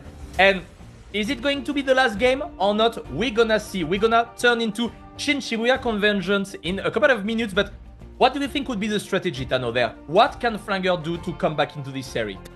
I don't know, buddy. I don't know that you can do enough against Etsu or Snaze. I feel like, or even Enzo, to be honest. I just think, unfortunately, they're paired up with one of the best teams in EU. It's tough, buddy. It's tough. They're playing impressively well, I will say. I was saying to you behind the scenes, I'm impressed with Flingers, especially as a new team, as you mentioned, coming into this. I'm impressed with how they're doing, but it is such a tough matchup that they've got here. It is a mountain for them to climb, buddy. But as we go into this ban phase, we're going to continue with the plan of taking out the Wolverine for Flingers. I suspect OG Esports is going to do their plan, sticking with the bans and probably trying to protect that Winter Soldier. That's completely doable, but one thing I would love to see, Tanuki has been playing Jeff during the round 7 or 8, I can't remember, on this specific map with the Luna Snow. So we might see a Luna Snow save, maybe, to be sure, because do you want really to get rid of that? That could be a possibility, because Tanuki has been super strong on Jeff, but we prefer still sticking to the Winter Soldier for Etsu. Are we gonna save another thing? Because we can play Luna Snow for Flanger also, but I would really love to see Jeff, Tanuki on Jeff, because the thing I seen, that was quite impressive. And I want all of you to witness this because he is a really good player with a lot of characters he can play. And Jeff is part of this character he can play. Yeah, and we already mentioned it, didn't we, before we kicked off the broadcast here, that the way that we're enjoying Jeff being played. I mean, you know, you look at all these tier lists out there on all these content creators, Jeff is typically down there in like the D tier or the C tier, right? People feel like Jeff doesn't have that much competition when it comes to playing in competitive, but people have been using it as kind of a flanker with that DPS that they can do when you pair it up with Lunar Snow. And I kind of like that gameplay from Jeff, buddy. Of course, it does mean that you're either not having that duelist or that strategist pairing it up with it, but we'll have to see whether Tanuki sticks with that plan. No, they're actually going to go onto the Human Torch, which is another pick where I'm a bit like, are you sure? Are you sure you want to do that? I don't feel like Human Torch is that good. I mean, that is the popular opinion that I see as well, Looney. And what are you thinking? Yeah, pretty much the same as you. And unfortunately, as Lunar Snow has been banned, you can't really play Jeff into that. But speaking of the Human Torch, I think this is kind of what happened with Wolverine. In Season 0, a lot of people were thinking before tournament, oh my god, Wolverine is such a bad character. But we didn't really know how to play him. And I'm pretty sure Human Torch is the same. That's the thing. You need to play him like mid-range, close range to get some strength out of him. And combined with a Storm that can be interesting, but using 2 ultimate ability to get rid of probably only 1 support ability. So I am not sure. Maybe we will see in the future what can be done, but I'm not convinced yet. And yeah, he's getting back on the Star-Lord, obviously. So we will see what waits for us in the Season 2 balance patch. Season 2 is kicking off in around 2 weeks. So that's going to be good to see the meta changes that we might see in the next tournament also. But first, OG Sport into the defense. We got the same comp. We got Enzo with the Groot. He has been using him quite well, and especially on this part of the map, Groot is so powerful because Etsu can do a grab, you wall the target off, and that's a free kill. Yeah, OG Esports sticking with their plan here, buddy. I like the way that they get set up with these strategists and just provide so much great range healing. 507 just waiting for the right moment to get an ambush here as Psylocke. They go in this, they're trying to see if they can rotate round onto these strategists. They have actually been spotted though. Etsu getting some vision on them as well. Not huge trying to provide this damage from on top. They are trying to take out these strategists on the top, but they're so difficult to get to. They're protected so well. A nice hit onto Not Huge there. They have to go and use this health pack. They have managed to get quite a few people onto the point though. Tanuki may be caught out here as well. Snaze with a good defense here. Just trying to see if they can put up the damage alongside Groot. Coda trying to see if they can dive on in, but they haven't been able to find any quick picks here. Good stun there from Alex as well. They have to utilize that shield.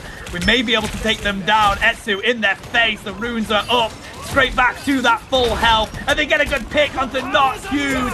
That might be the difference. They have to use the invisible boundary over on the side of Larry with the God of Mischief. Let's see if we can pick up any quick KOs though, because guess what? Galactic Legend is ready to pop on off. And 507 has been taken out and losing their duelist 1 by 1 here. But Etsu though runs into X001. Galactic Legend has to be popped from Tanuki. They have to utilize the Meteor M to try and see if they can take them out, but it doesn't connect with anybody. They may have the defense they needed here. They're all backed up into this area. I have never witnessed them all being stuck inside that room. Coda can't get away, and Enzo is just going to continue to block them off, throwing the bomb, see if they can pick up quick KOs. X01 gets taken down. Galactic Legend in return. They aren't able to connect with any KOs either. Larry goes down to the power of Tanuki, and I think Not Huge is going to fall as well. Tanuki proving they are the better Star-Lord right now. What a fight from OG Sports, and also what a fight from different supports. We have been witnessing 4 invisible boundaries in a row with the Lokis. That was a long fight, but managed to get a win by OG Esports right there. And Etsu getting picked quite early, that was good, but what it scares me is Etsu still got the Kraken impact, and that can be really frustrating and complicated to face off for Flanger right there. Or it seems like we are trying to get and wait for Enzo, that he's going to have his strength present as soon as possible. They are Not Huge getting caught, unfortunately, but we might have the combo that we are waiting for, and the combo to just push them back into their spawn once again. 507 trying to get the connection. They do find it on Etsu. That might be the difference they need for the huge amount of duelist damage no longer coming their way. Invisible boundary has to be used again. Flingers having the advantage here, trying to see if they can take them down, but Strangling Prison comes on through, and it looks like they're going to connect with Stage in the face as well. That's a double KO. Not huge. 507 down. Duelist no longer here to provide the damage that Flingers so desperately need. Coda finds Enzo. It's all about whether Stage can protect themselves here and do what needs to be done. Meteor M flies on out. They haven't been able to cap even 33% just yet. Invisible Boundary and Meteor M in return. OG Esports with another massive defense, Lunium. We've got 15 seconds left for Flingers. And once again, Enzo, he is so aggressive doing this Strangling Prison. There were the invisible boundaries, but that's fine because we're putting 2 walls behind you and we are doing so much damage with the rest of the team. We have Snaze putting up some more damage also. We got the TP forcing to go in directly. Do we have any ultimate? We do not, except 507. That's gonna be super important to reset the Kraken impact, but not huge. Throwing down, that was quite a move there. We didn't have the bubble for the Magneto because we don't have a Magneto anymore, unfortunately. And they again not winning the fight because he's getting taken down. Good grab from Etsu on Koeda, and that might be it. We won't be able to do anything from Flanger. We are being knocked out one by one, and that's gonna be 0% on the first point. OG Sport needs to get just the first point, 30% on the point, that is gonna be 3-0 into this series. Buddy, Etsu is illegal. The plays that we're witnessing from Etsu here. I mean, they are playing Winter Soldier, one of the best heroes in this meta right now, but every connection they find, they are definitely the player to beat.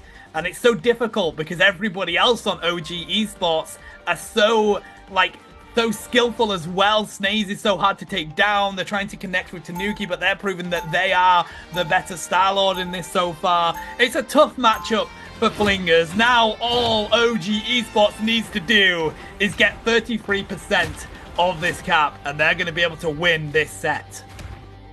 That's highly doable, and that can be it indeed. OG Esports has been showing a lot of good gameplay once again. They are top 2 in Europe, and they have been working hard for it, and now they are trying to work harder to get their crown and to claim the title of the best team in Europe. But that's not the case yet, because they will probably need to face another team, and maybe once again Virtus.pro, who got the crown for now.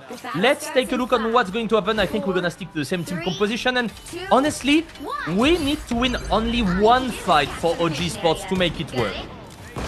That they do, diving straight in here. I feel like this EU region is so electric with the teams that we're witnessing. Etsu getting pretty weak there, gets picked off actually. That was a really smart play from Obi-Man. They're able to take them, trying to see if they can find Alex as well on the Invisible Woman, but 507 just being wary of Tanuki coming in on this Star-Lord, trying to see if they can find a connection onto Snaze as well. They're just waiting to regroup now at OG Esports. If they get around onto that point, they're going to have the advantage. They do need some ultimates, though. And there we go. We dive on in on Enzo. They are prepared to get themselves straight back out as well, but the disruption is enough to turn the rest of the team around, trying to see if they can take them down. They are aware of exactly where Not Huge is, so they're not even able to dive in on the background. And Alex takes them down. No flanks for you. We're backed up into this spawn room again. 4 fingers. OG Esports, buddy. They continue to push here onto this objective, and there we go. 2 easy for them. They're going to take this set. Well played, Flingers. Yeah, that was too hard. We managed to get a good pick on Not Huge. That has been not really into this game, I would say. A lot of catch, especially with a good hit with all the grabs, obviously, but it didn't do the difference as it could have been done in some previous game.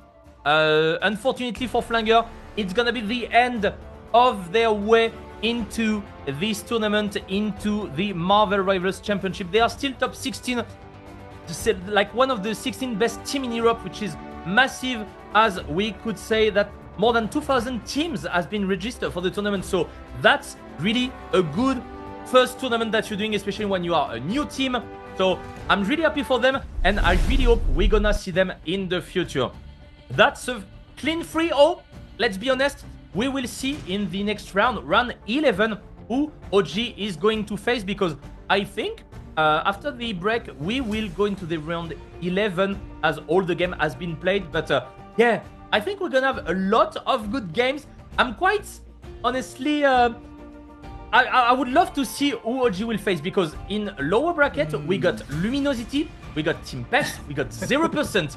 Imagine this is 4 teams that were invited into the Marvel Rivals Invitational Tournament, and they are all in lower bracket, which means some of them can just say goodbye. So that's gonna be hard. Let's be honest. We will see in a couple of minutes. I'm pretty sure we're gonna have some highlight, but yeah, Tano, we're having some good gameplay today. Yeah, that we are, buddy. And yeah, I mean, those 4 massive EU teams being in the loser bracket just kind of shows, though, how well this EU region is popping off with teams. That they've come together for this tournament and this championship, and they're doing well. Like teams that we've not seen do so much before, All Business being one of them, for example, that just beat 0%. There's teams in this tournament right now, Lunium, that haven't competed in a Marvel Rivals tournament before, but they've been obviously playing together, and they are a tough team. This is why we love this region so much. I think EU is the best region for Marvel Rivals. Don't quote me on that one though, chat. We're going to have these highlights for you, and then we'll head to a break. Enjoy this.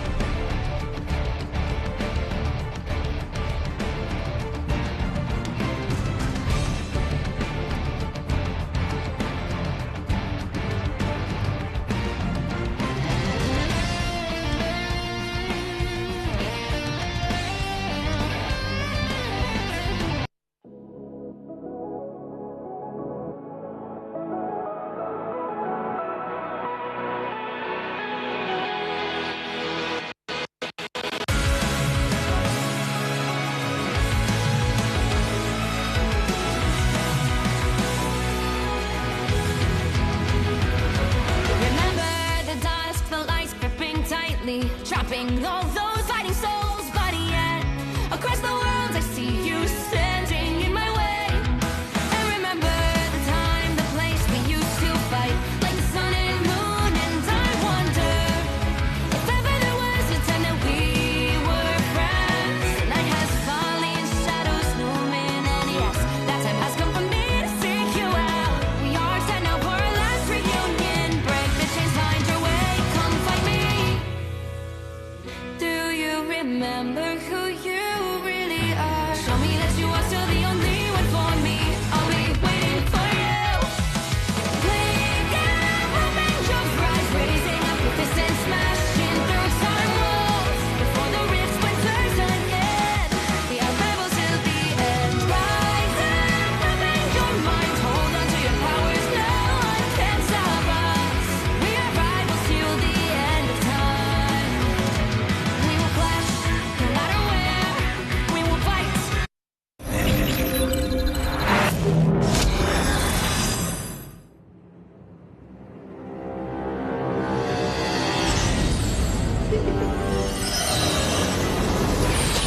You have been sheltered by the light for far too long.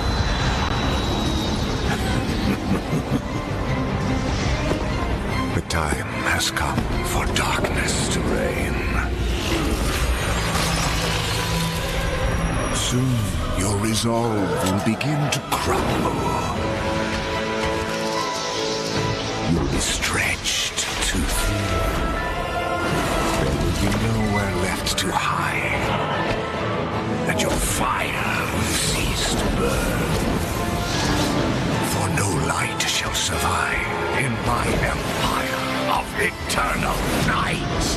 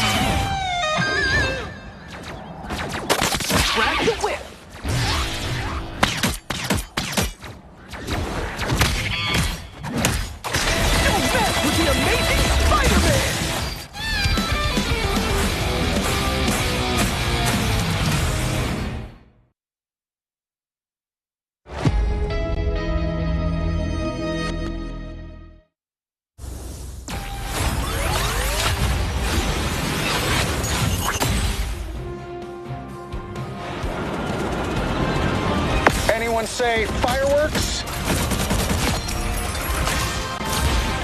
Powering up. Maximum pulse.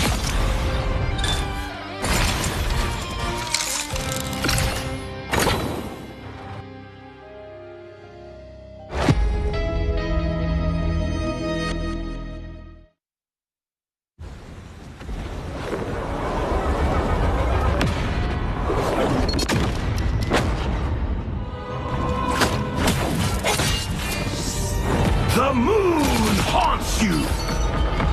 Say goodnight.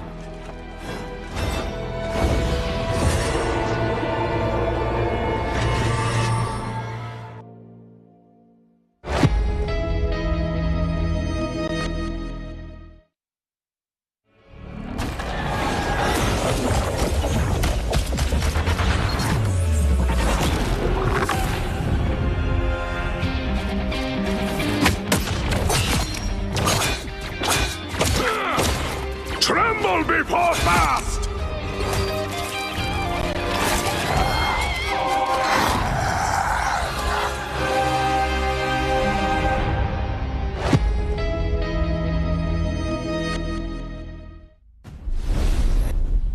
Alrighty, here we go. Back, and we're going to be bringing you around 11, I believe, now, Lunium. This is going to be an exciting one that we've been calling for. I believe it's going to be Team Peps versus the Uncles. Yeah, it's going to be round 10 for this one. The time round 11 is okay. starting to be played, and we're gonna move after that to round 11. So don't worry, we will have a lot of games once again. But yeah, Team Peps versus the Uncle. So I don't know that much the Uncle. Team Peps, I've been knowing them quite a lot. I know the players quite well. They're coming from different scenes. They are a full French roster that has been really impressive. They have been part from the Marvel Rivals Invitational. Also, they are working for a few months, and I'm really happy to see them perform and being top 16 there. We are going to play once again on Shin Shibuya Convergence, a map we already seen just before with OG versus Flanger, but that's another team, obviously. We are going to ban Ella on Team Peps because we don't have any Ella players. And on the other end, we are removing the Groot because Timo is one of the best Groot also in Europe. He's doing amazing plays with him, and teams know that, and they don't want him to be able to play the Groot. Yeah, we continue to protect the Winter Soldier here. I mean, each team is just going to be so comfortable on that hero, buddy. They are definitely very strong in the game right now. Plenty of calls for them to be nerfed. Loki also getting protected by Team Peps. They want to ensure that they have access to one of their strongest strategist plays, and they do take out the Venom. We've seen Venom being really strong in the previous set there by Enzo, so looks like they want to, you know, protect it for ban it, sorry, so that they don't have to deal with it on the side of the Uncles. Yeah, Venom is quite annoying to deal with, especially if you got a main Venom into your team. I know on Team Peps, we can see Timo playing him or even Shu, but this is not their most comfortable character, and I'm pretty sure they scout the enemy team, the Unclay, and they know they are playing Venom, so that's better to get rid of it. We are securing also the Loki. Natlox is doing increasingly well also on the Loki. Loki is one of the best support in the meta, with basically the best ultimate into the game because you can copy whoever you want. So that's always good to see.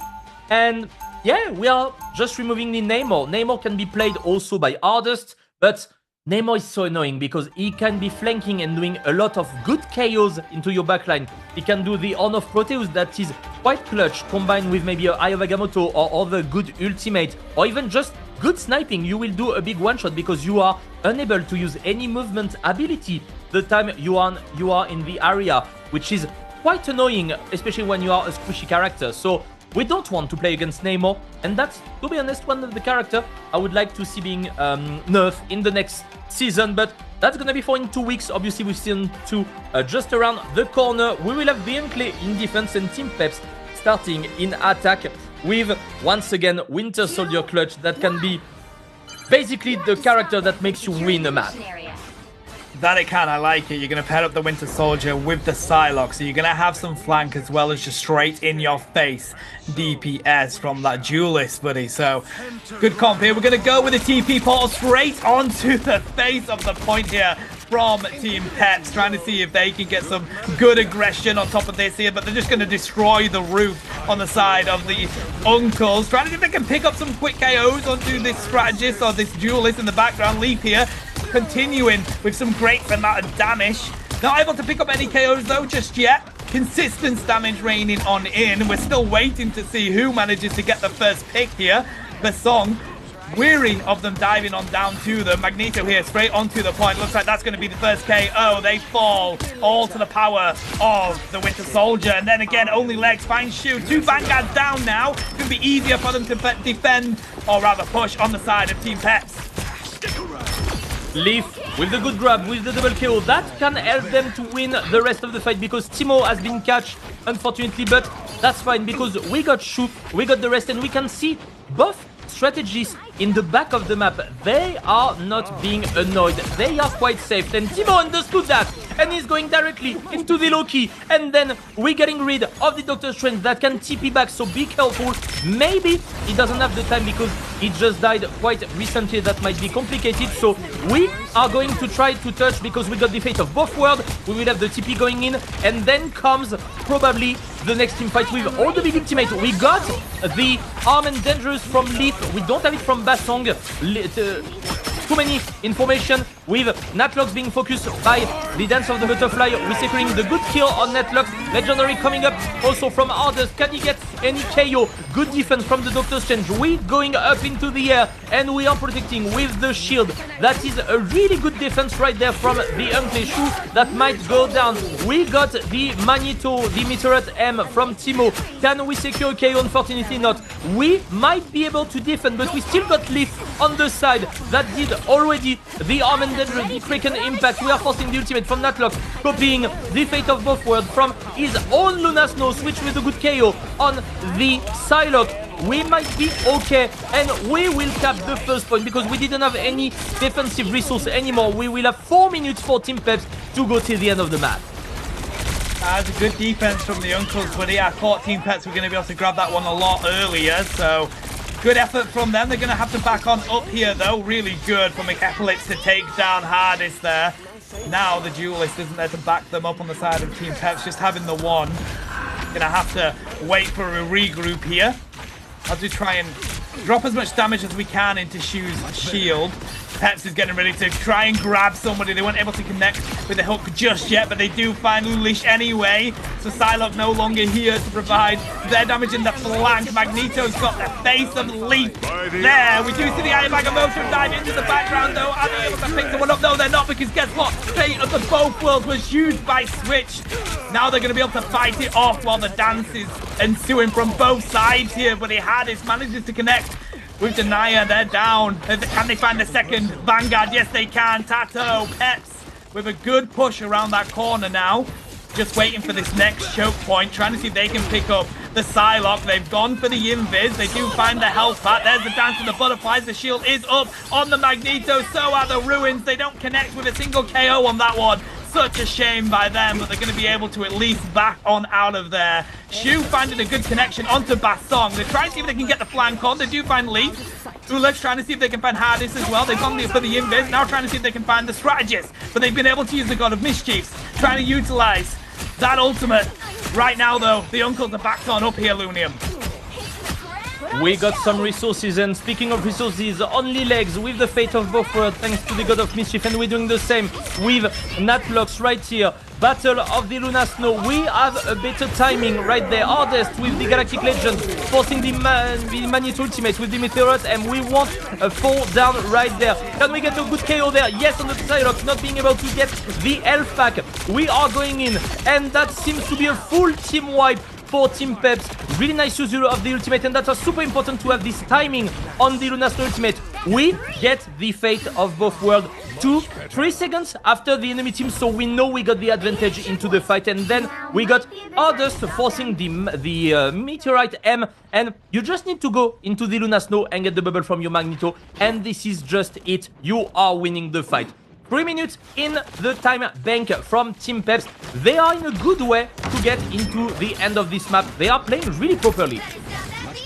Uncles, though, they've definitely got the better ult economy here. They've got free. They're about to get Ulesh with the Dance of the Butterflies as well.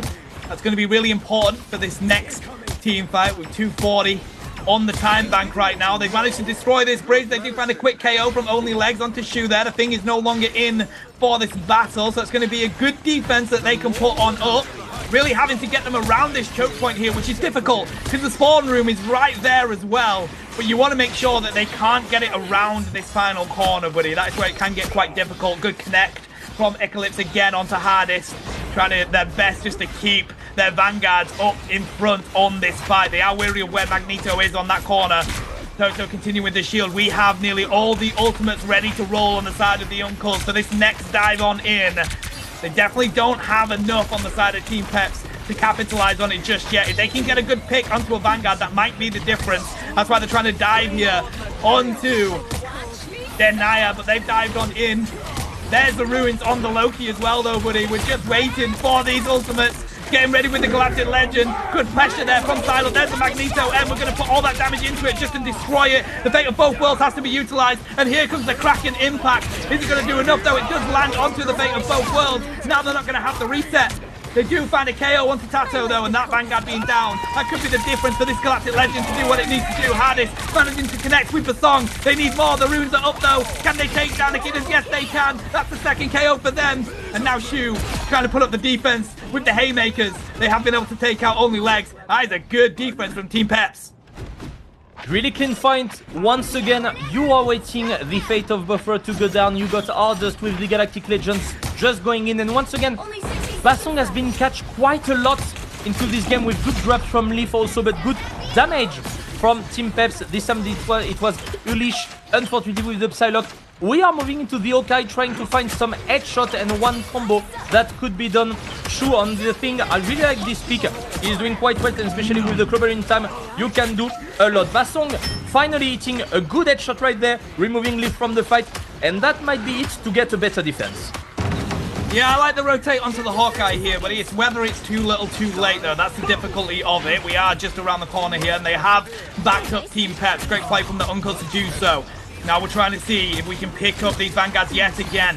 I feel like they may have done enough here, though. 15 seconds left. There's a dive in from the thing. Good pressure to come on back onto this point. They need to utilize them, but Uncles have so many ultimates ready to go. So do Team Peps. This is going to be a test of words per minute here, buddy, as we get prepared to dive on in. There's clobbering time from that thing. The fate of both worlds has to be utilized as well. It's all popping off right now, and they weren't able to get onto the point. They do keep them off it. 2 points, though. That's pretty good effort from them. We forgot the point on Team Peps, if I'm not mistaken. We didn't have any Eye of Agamotto or any CC, Art CC being put on the team. I think we mismanaged the time there, but still, we were close to reach the end of the point. Now we need to put up a really good defense, because you can hold the first point for 4 minutes. That's definitely doable. I think Team Peps got the resources to hold the point from the Uncle, but Uncle need to look out for this Psylocke, because he has been annoying, going into Natlocks on the Loki, even on Switch, and taking good chaos right here. So that's gonna be interesting to see. Are we going to change anything into the composition? I don't think so. I think it's working quite well. With Simon and Magneto, you want to have this Meteorite RM to just get rid of one support ultimate ability, and Shu that can combo quite well. Basically, the thing is kinda like the Groot with the Strangling Prison. It's a bit different, but you can still manage to get a good combo with the Winter Soldier, Kraken Impact. So that's often how you are using both ultimate ability at the same time. So let's see if Peps manage to get a good defense here. We are placing all the clones from Loki into the high ground to manage to get good poking damage, some good healing resources also put into the defense to get the ultimate ability as fast as possible to make sure we win the first fight. What are we doing also is destroying the building to be sure we don't get too much cover from the team, the Uncle. And with the thing, that's quite easy. You just punch a few walls and that's it. You don't have any house anymore. Team on the top, already taking a bit of damage, and be careful because seems the Uncle are quite aggressive on this push.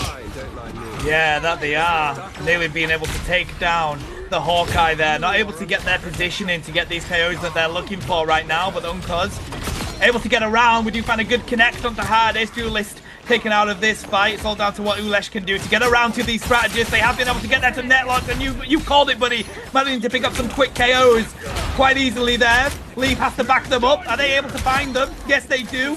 No longer having that to back them up in the back line, but they are on the point. The Uncles have managed to cap this quite quickly. They can do it here. They do try to utilize it. Pep's Timo has been taken down. And that's it, buddy. They have 5 minute 30 on the clock. They managed to cap it quicker than Team Peps. That's not a position that they want to be in.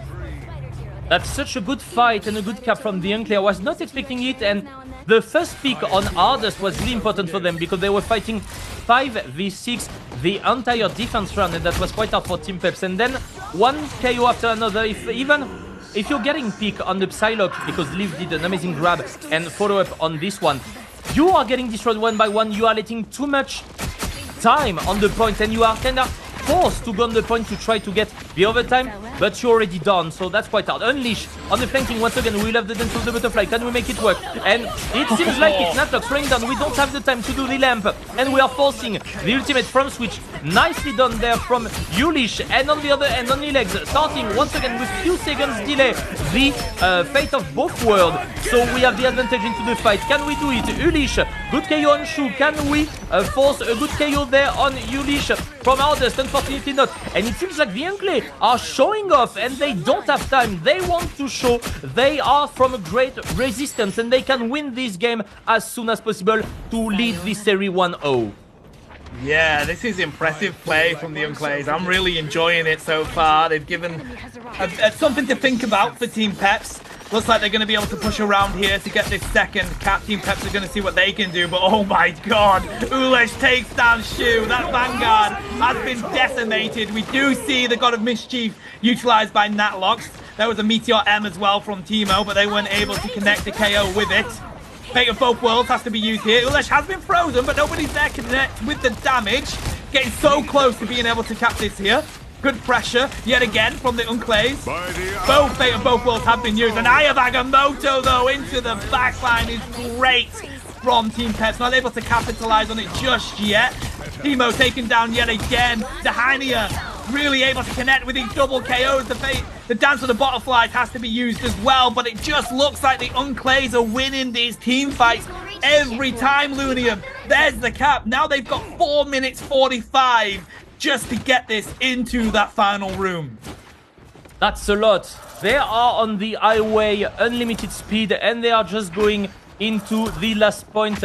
And honestly, I think they had a good idea to swap of Basong into the Oka. It seems he's bringing some interesting additional damage, and also you are getting some instant peak with some good headshots, which are quite important. We've seen him on Natlox when he was still doing the ultimate. We are seeing him again on Hardest right there. So Basong has been doing quite well, and that might be something hard to counter. And we got the Asteroid M right there with a good Ayawagamoto from Tato. Is it going to be enough? But Basong once again, headshot after headshot, one by one, is making it work. Shu won't be able to defend the payload, and that might be it. We don't have any resources. Natlox with the bubble, not enough. We got the Meteor M. If we are doing a 5-man KO, that could be it, but it's not the case. We are a few meters away. Hardest with the Galactic Legends. Can we do it? We are forcing the lamp, and we are trying to get a fast kill from Basong, but that's not working out yet. We still have Leaf with the ultimate ability with the Kraken Impact. Basong with the good KO on Timo. We got also Ulish in the backline on switch. We don't have any resistance anymore. That might be it for the Unclear. We are 0.47 meters away, and that's it. We are not on the point anymore. We left the point, and that's gonna be the first game for the Unclear versus Team Peps. What a surprise! That was impressive, buddy. I don't have much experience of the Unclays. I do with Team Peps, but that was impressive. I enjoyed what I saw there. They were so good in those team fights, utilizing their ult economy to perfection, really. Team Peps were struggling from the get-go, to be honest, as soon as they capped that first point with 5:30 on the board for them to push it around. This is going to be a really good set, I think.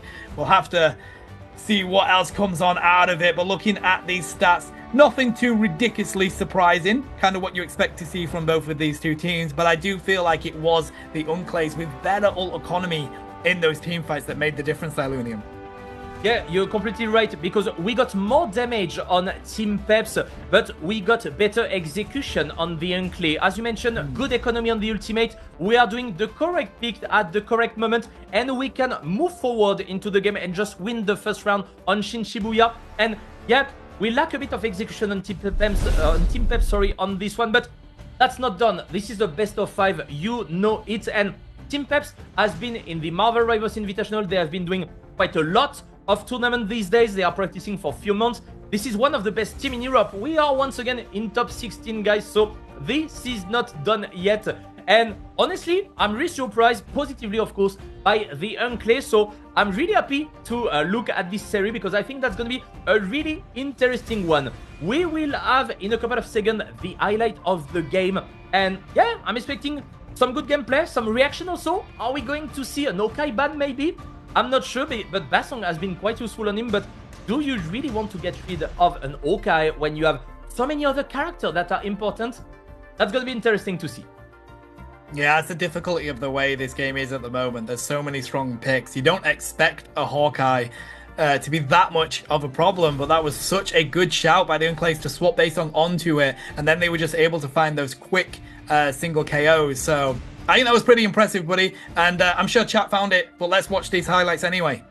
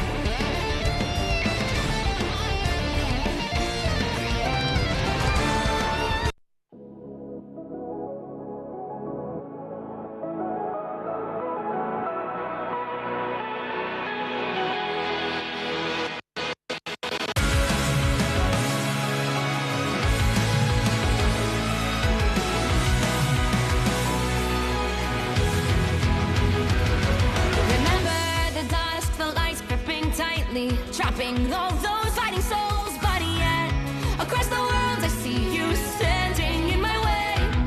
And remember the time, the place we used to fight like the sun and moon. And I wonder if ever there was a time that we were friends. The night has fallen, shadows looming, and yes, that time has come for me to seek you out. We are set now for our last reunion. Break the chains, find your way, come fight me. Do you remember who you really are? Show me that you are still the only one for me. I'll be waiting for you. Wake up, open your eyes, raising up your fists and smashing through time walls. Before the rift splinters again, the arrival till the end. Rise up, open your mind, hold on to your powers. No one can stop us. We are rivals till the end of time. We will clash, no matter where. We will fight.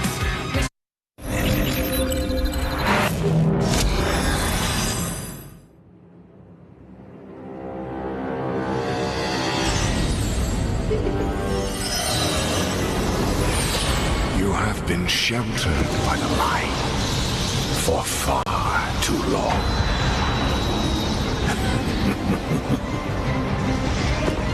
The time has come for darkness to reign.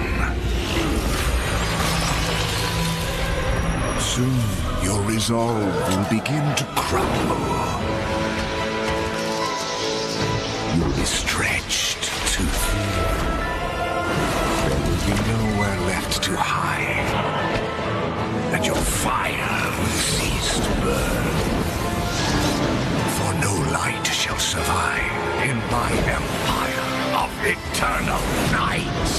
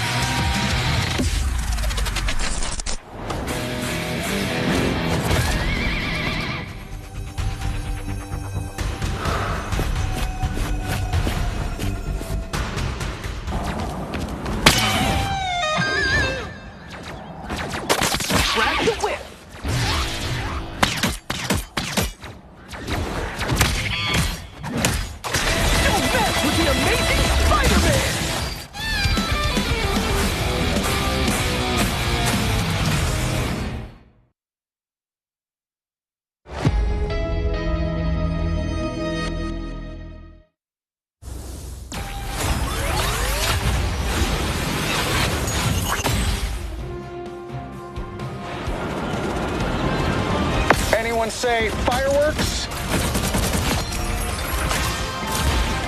Powering up. Maximum pulse.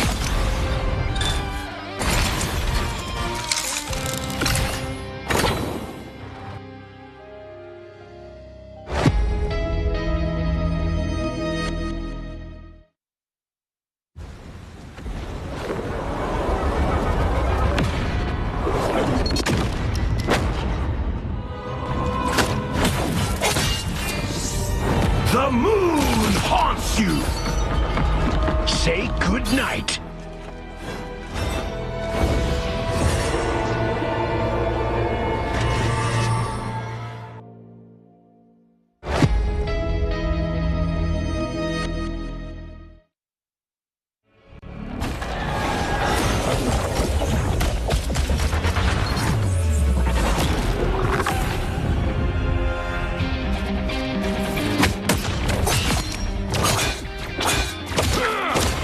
Tremble before fast!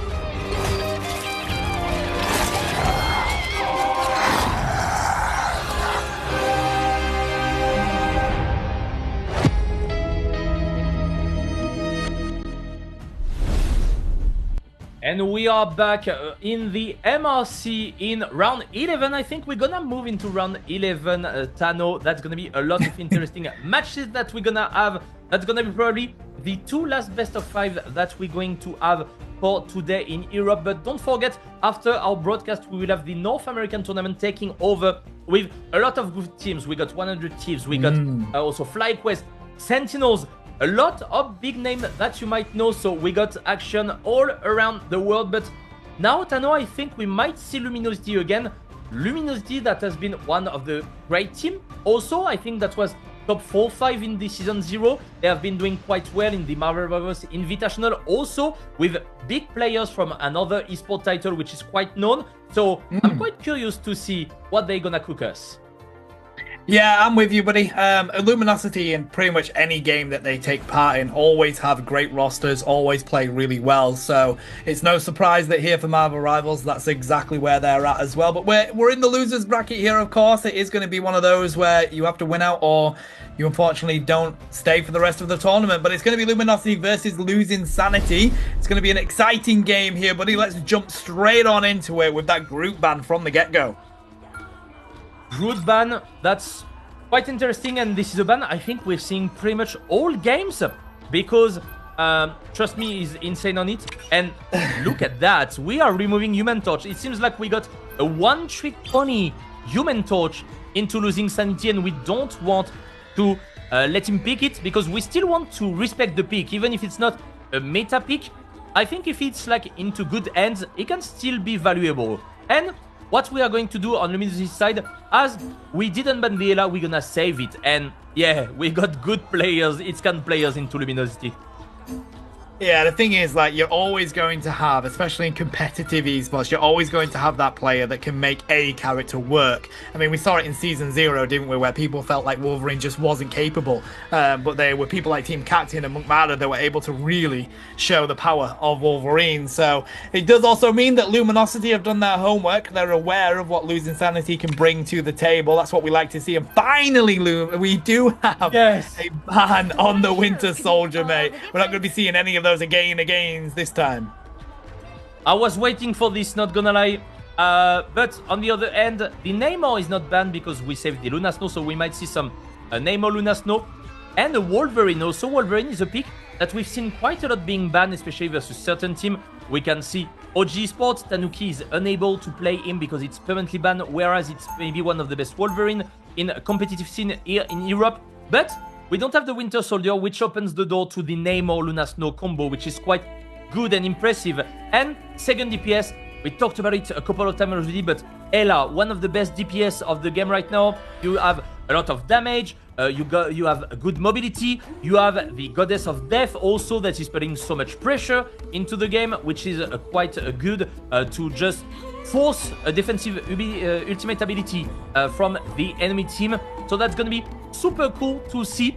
I'm not really sure of the level of Losing Sanity. If they are in the top 16, they might be a good team. I remember, of course, Metsuri. Metsuri that has been a really good Thor player into the beta tournament and also probably in Season 0 if I remember correctly. I'm not familiar with the other names, so that's going to be that's going to be good to see. Luminosity is on the defense first, and trust me, with the Venom taking some info and checking what are they going to play and communicating with the team. And we're gonna start the first damage and poking on both teams. Just waiting for the right moment here. We don't yet have any portals that can be used to dive in, so they're gonna have to rotate round. Trying to see if we can get some quick picks here for Clara on the Hela. Good rotate round from the top ground here though. Getting themselves prepared to dive on to this point. They are exactly aware of where people like to sit up on that top stage. And look at this. I'm Yob just trying to continue to rein in these tridents and get some quick damage. But they have been spotted by Sestroid, one of the greatest duelists to keep a close eye on. Sanro here does connect, takes down Naga with a great haymaker, diving back onto the point, trying to see if they can find Rook, but of course it is just a copy at the moment. If they can take down this Magneto. They do have the shield. Looks like they're about to though, and yes they do. Rajaro has also been taken down, so good pressure here. Trust me, he's trying to see if they can get some quick KOs onto the strategists. But there was Hela. It does look like they've got a good cap on so far for the side of Losing Sanity. Diving in onto the point. They need to keep on it though. Very close to being able to cap it. Trying to get out of there is the thing, but pressure from Trust Me. And they do also have the Feast of Abyss. Ready to rock and roll here, Lunium. The thing is, they got too much healing and too much resistance from Trust Me. He managed to get so much damage being tanked, but there you got Crook. That is with the different clowns healing and doing a lot of damage. And that's quite sad because we managed to get both KO on interesting targets. We got first the Namor on Naga, we then got Rajaro that is forcing to move on the Doctor Strange to get into a TP, is not on the Magneto anymore. And now what can we do? We have 2 minutes, you got the Ellen Leash, you need to take some pick, but you're forcing the lamp, which is interesting. You got the Ellen Leash, but the focus has been so impressive. Just 3 shots from the Goddess of Death, and we are going in. Can we do what we want? Damage boost, this is what we're trying to do, and we're forcing the other Fate of Buffward. That was a nice try from Trust Me right there. Magneto, fear him. Is it going to work? No, that's going straight into the big shield right here. Can we do it? Taking the health back from Fate, and we're getting back. We are in a weird position there from Losing Sanity, and from Sestroid we got the Goddess of Death securing a good KO on Metsuri, and that's gonna be a restart once again. We got only 1 minute 20. Senro, can we do it? We are forcing the Invisible Woman to jump out, and we need to... Oh yeah, you need to go out of the map to get back into the game, because you are just too far away from your team, and that would have been too dangerous to just stay there. Yeah, I mean, a difficult situation for Losing Sanity to be in now. They were doing so well, but they got pushed around to the backside of the objective, and that was where Luminosity wanted them, and they were able to pick them off one by one. We are here, though, prepared to dive on in. They just need to get this final section out of the way, but Trust Me is being such a nuisance, being able to dive in onto these strategists. Let's see if they can take them out. Yes, they can. They take out one. Naga connects with a double KO as well. Or triple, shall I say. And it looks like that might be it. Luminosity, 30 seconds left on the timer here. Losing Sanity have probably one more fight in them. In fact, they used the portal. They might not even be able to get here in time. No more portal, and don't try to anti-flank a Namor, because Naga was here just on off Proteus, and this is done. As simple as that. But Trust Me has been doing impressive plays with the Namor, with the Venom. Apology. Oh my god, Rajaro is trying it. He's going to do. He wants to do it. Aya Vagamoto on the supporting backline. That was so nicely played, but we managed to get it. But that's not gonna be enough, because we got a good freeze. But Naga and Crook on the other end, we are securing a good KO on Mitsuri. Sunro will fall down, and we won't be able to touch the point again. Wow. That's gonna be it. Luminosity defending quite well, but on the other end we still get 86.33% of the capture point. We need to capture the point for Luminosity Gaming, but that's highly doable from a team from this caliber, definitely in 4 minutes.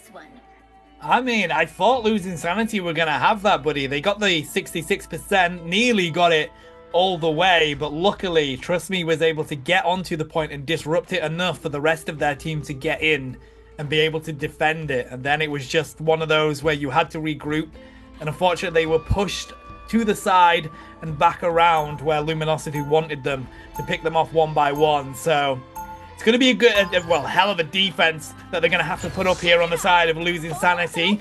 Let's see what Luminosity can do. We're going to throw over these mines, see if we can get a quick pick up, and then we're probably going to rotate onto the character we want to be on.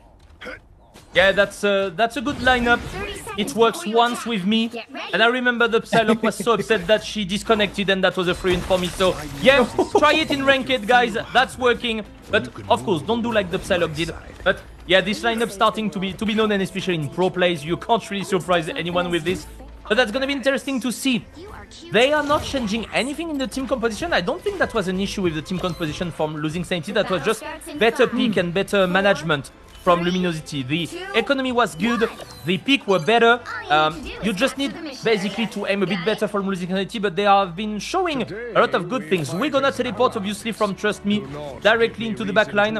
We are playing Strange for the entire team.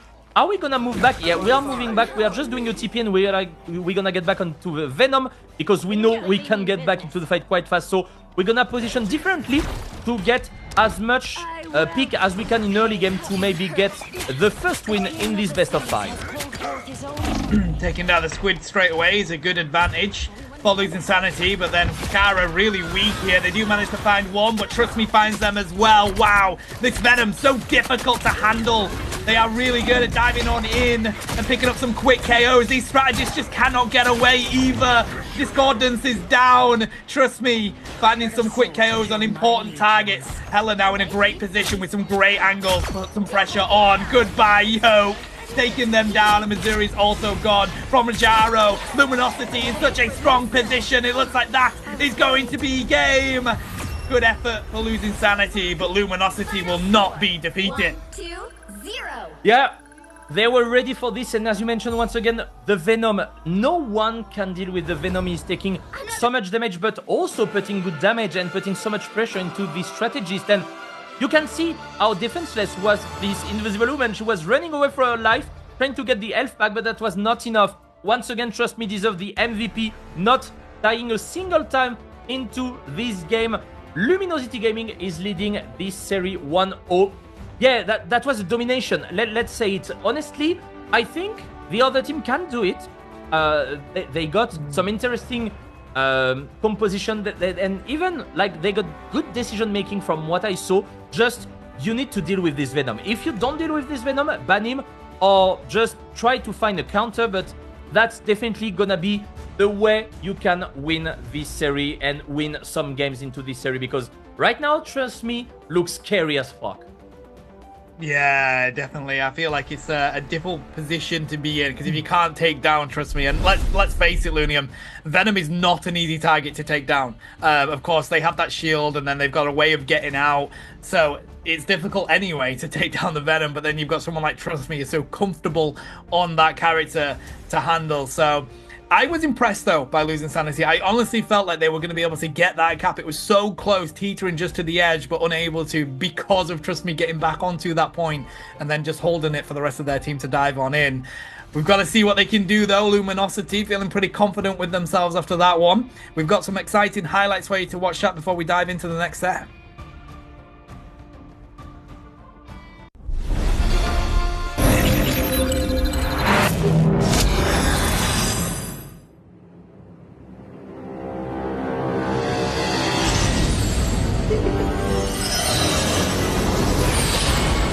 Been sheltered by the light for far too long.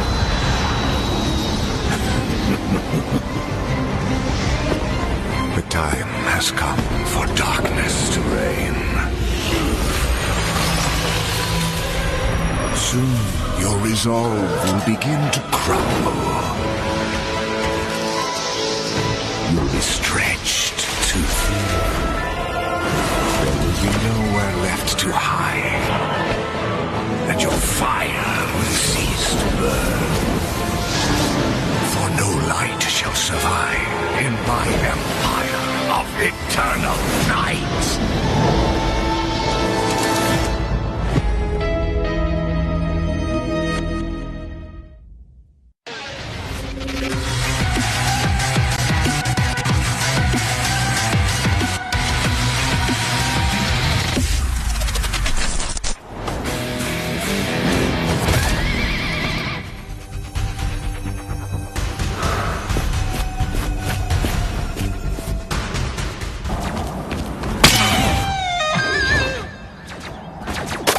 Grab the whip.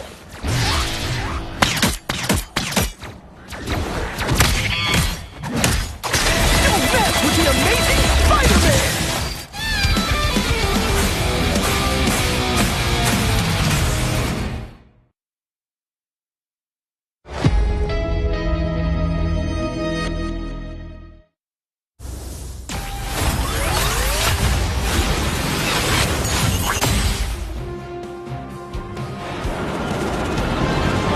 Anyone say fireworks? Powering up. Maximum pulse!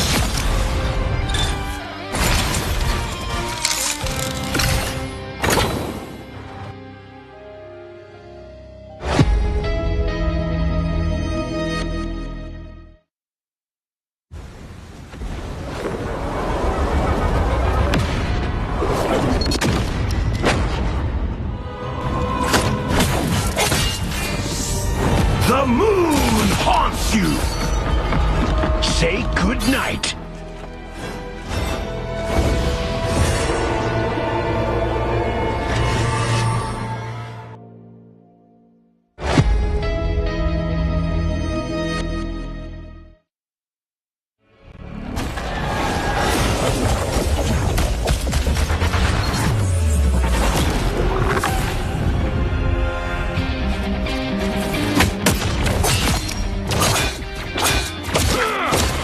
Tremble before fast!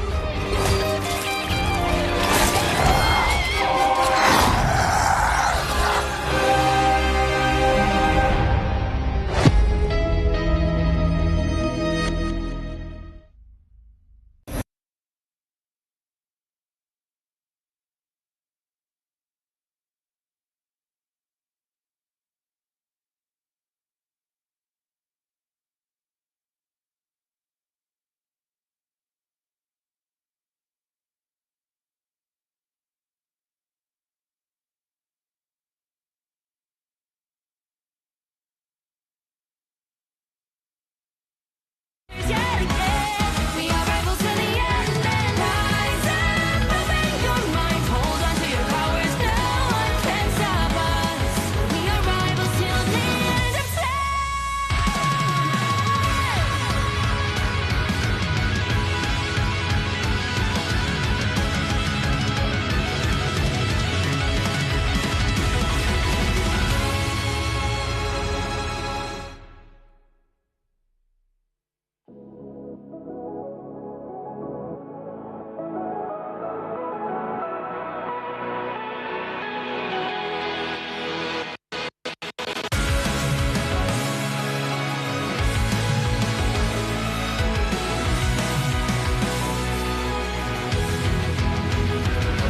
Remember the dust, the lights gripping tightly, trapping all those fighting souls. But yet, across the world, I see you standing in my way.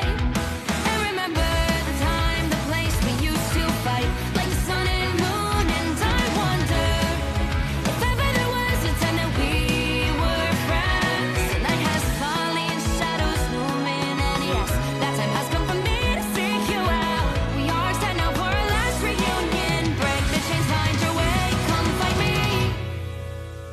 Do you remember who you really are? Show me that you are still the only one. Alrighty, Luminosity with a great win there. They're going to see if they can continue to do that in this next round. Losing Sanity, though, they've definitely got something upon them that they can bring to Luminosity here, Lunium.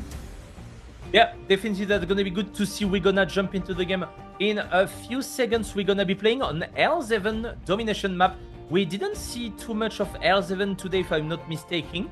So that's gonna be interesting to see. Important thing also is Luminosity still going to ban the Human Torch, because we've seen I'm York taking it and pre-locking the Human Torch and instantly being banned. So we might have someone just playing Human Torch quite nicely, and we are respecting this pick. So that's going to be interesting to see if we are keep on going into the strategy. But on Luminosity, it seems like we can basically play whatever we want. We got such a big panel of characters being playable, so that's going to be quite interesting to see. And you kinda still want to get rid of the Star-Lord from Sestroid, but you got the Ella on the other end. So what are you doing? Because I think you have to change your plan on losing Sanity if you want to keep up and get one game. Yeah, look, we felt that, you know, the Venom was something that they need to have a look at.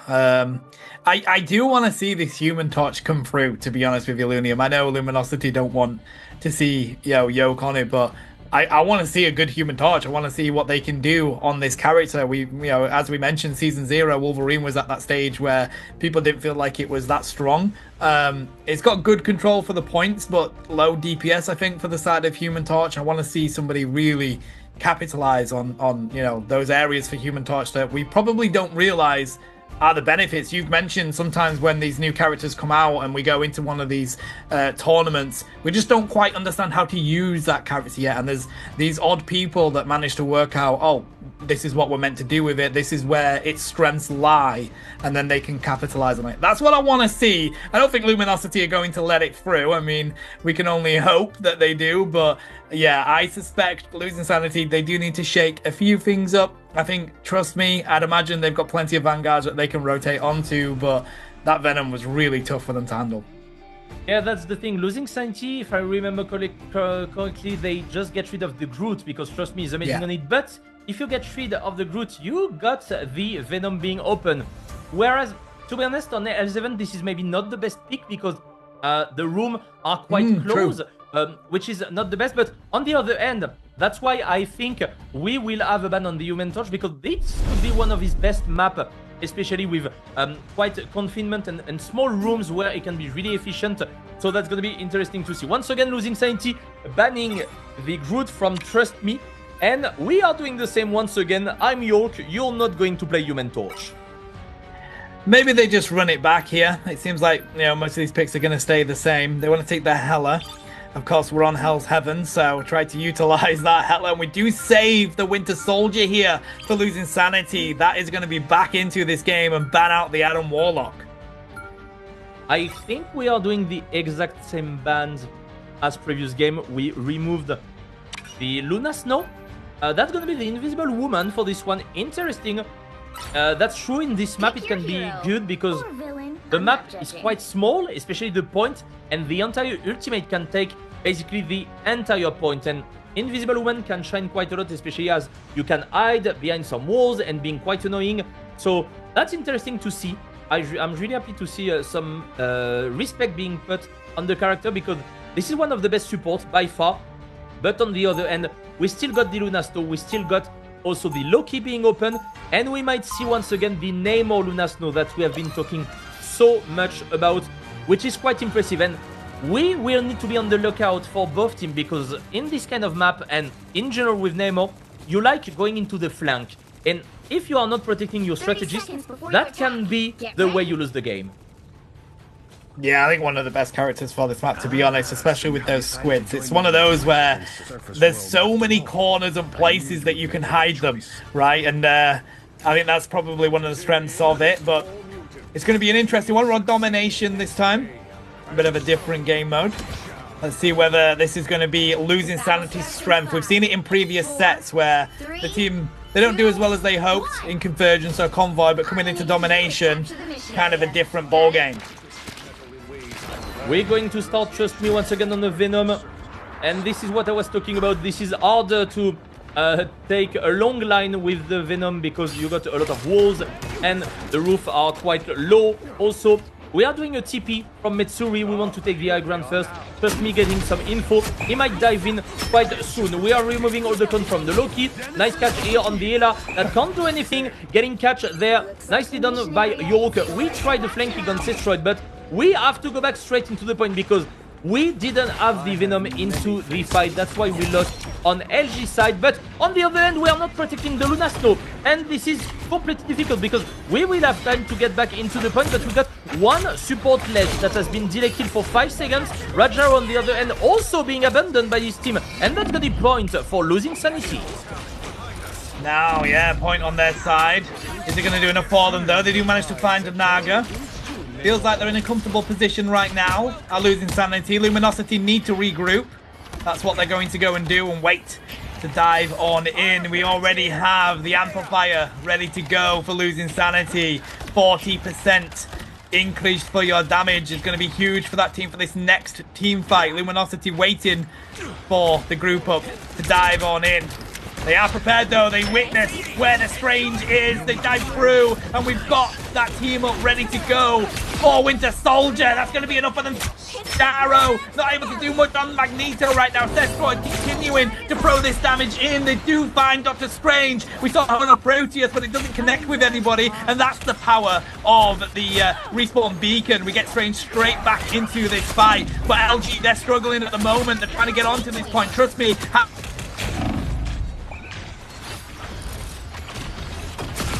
I'm ready to put on a show. You are under my connection.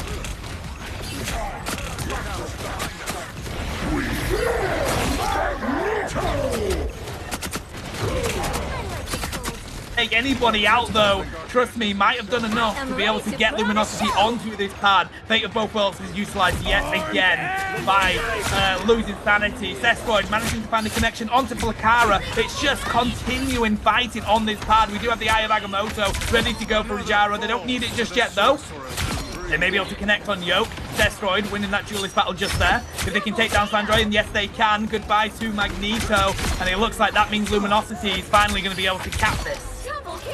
Finally, but losing sanity managed to get 95% of the point. They fight all the time on the point, and this is basically, they need only one good team fight to manage to get the first sub map, which was really nicely played from them because we used a lot on Luminosity. Even if we now we got of course the God of Mischief, we got the Eye of Agamotto, we got the Goddess of Death, we got the Horn of Proteus, we got a lot of resources to manage to get into the next fight. Fate in the back line, just on the lower level when everyone is fighting upper, which is interesting. Eye of Agamotto from Mezuri, can we make it? We want to do it directly on the Venom, but that's not working. Sestroid managing to get a good KO on Yoke, but we got the Resurrection Beacon, which is nicely being done.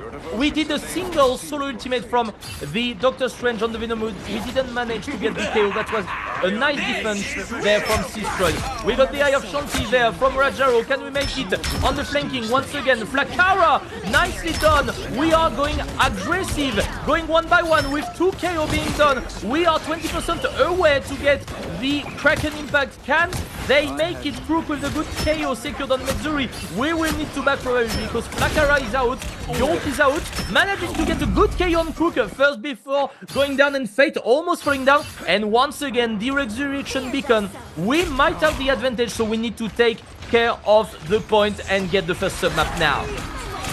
Yeah, 76%. We utilize the portal to get back in for losing sanity, but they need to win this and they need to cap it now. Placara gets deleted using the dark power from Rajaro, and they find the double KO onto Yoke as well. Fate of both worlds has to be utilized. We're ready with the Horn of Proteus, so from the side of Naga, waiting for these strategists ults to run on out. They do connect though with Discordance, and they're taken down. Now they're trying to find Missouri, and they do. Rajaro taking down Sandro, and that's going to be it. They take the first sub map for Luminosity. That's super sad for losing sanity because they were 5% away to get the point, but we managed to get a better ultimate economy for Luminosity Gaming. We are getting good picks. We are maybe trying too much individual plays from losing sanity. We are doing a single ultimate Eye of Agamotto on Trust Me, and it's not working out. So you using a big resources that could be winning a team fight just for one person that is not even getting knocked out. So I think they might reconsider how to using this ultimate in this way, because this was definitely not the best way to do so. Once again, Trust Me taking so much pressure, and also Sestroid, look at him on the Ela, always on the flanking side, doing 2 free shots on the support, removing one strategist from the fight, and this is basically helping Luminosity so well. We have some good opportunities once again for losing sanity, because as we mentioned, they get 95% of the points, which is not nothing at all. They did some good plays, so I want to see them what they got in their heart for the next round. right there, Rajaro. We are going to TP on the high ground, and we don't have TP anymore, so we might have the advantage from Luminosity Gaming at taking some good information. Yeah, they're aware of the rotation that Losing Sanity are making, and it feels like Losing Sanity, they get so close, they just need that little bit extra to be able to win a round, buddy. And let's see if this is going to be it. Horn of Proteus gets rained on down, but here's all the ultimates, the Kraken impact from Blakara. They do find Crook. They need more, though. They're not able to find anybody else just yet. They do take down the clone. They utilize the again twice there. Sestroid, though, was wary of it, and they do take down not one, but two. Quick succession on those KOs. Sanro trying to do whatever they can to cap this point for Losing Sanity, but Luminosity has got quite a few people there. There's the Meteor M, trying to see who they want to connect it to. They do find Luna Snow, the right target for it, but Sestroid still getting these right angles to take down not one, but two yet again. A double KO, in fact a triple KO there for Sestroid, and that's going to be enough for Luminosity to get this first cap. I need healing. Yeah, that's Ella work, and Sestroid is cooking. He has been doing so much, and we've seen what resulted into Luminosity winning the fight. Once again, that was Naga with the flanking on the Namor. He managed to get out the Resurrection Beacon, and then you just go back and go behind their strategist, and you one-shot them with both squids and a good harpoon. So that was nicely played, and now we got the control of the point. Trust me, also with the ultimate, he can do a dive with a good Fist of the Abyss. And we go with the Eye of Agamotto. Blakara falling down with the good damage from Sestroid right there. We got the position. Blakara being raised by the Raccoon, so that's back on the 6v6. But we need to get rid of Sestroid, but he's doing too much damage, but he can't be reached with the team comp that we have. That's why we got York with the Psylocke right now. Is it going to work? We are forcing two Fate of both worlds. Is it going to work? Naga with a good one-shot there on the Psylocke. Sestroid on the other end, falling down. Good damage boost from the ultimate from Fate of both worlds, swapping the stance. That was really nicely done. Rajaro with the good damage. We got the, again, Kraken Impact not working out, unfortunately, there. No, that was not. I thought so, but we still got, though, the Kraken Impact for the next fight, and we will need to use it. That's going to be important. York, on the other end, Dance of the Butterfly. We are just getting delay once again, and we are using one important resources for nothing. You just need to be with your teammate, York. That is going to take Doctor Strange for the last TP and maybe the last fight there. Oh, what are you doing, Discordance? What are you doing? Are you really trying to face off an Ella as a raccoon? Yeah, that wasn't the call, buddy. Sestroid as well was not the person to take on there, but Meteor M comes on out. This is going to be it, the final fight for this game. We are in overtime. What great play there by Yoke just to block off all that damage coming in from Sestroid, but they land and they find the KOs anyway. Trust me as well, taking down Missouri. Eye of Agamotto is utilized, and it looks like we're just going to clean up the rest of Losing Sanity here, and that's going to be it. Luminosity are going to take game 2. It's match point. Match point and a spot for the top 8 in the Marvel Rivals Championship Season 1. Luminosity honestly deserve it. They have been there since the beginning of the game, and this roster is massive. This is really, honestly, a good team. Unfortunately, they went into the loser bracket, but this is not letting them down. They are just going up once again, but something that I'm scared of, and this is normal at one point because we will be soon in top 8, Tano, but at one point, as I told you, we got 0% Team Peps, we got Luminosity, we got OG Sports. At one point, they will face each other, and that's gonna be hard to decide who's gonna win that. Yeah, no, rightly so. And I mean, winning this one here, it felt like Losing Sanity just needed that little bit extra to be able to take something away from LG, but every time they needed a clutch play from one of their heroes, they were able to find it on the side of LG, whether that was Trust Me with finding the connects and getting onto the point, whether that was Sestroid with some absolutely heavy connections using that Hella, but it was the difference. Naga again on the Namor. So yeah, it's a difficult one for Losing Sanity, but fair play to Luminosity. Of course, it's not over yet. It's match point, buddy, and I feel like if anything, Losing Sanity, they do have the capability of being able to win one of these games. We've witnessed them take them to the wire on the side of Luminosity, but you can just never count them out, buddy. And just to keep an eye on that chat, have a look at these highlights.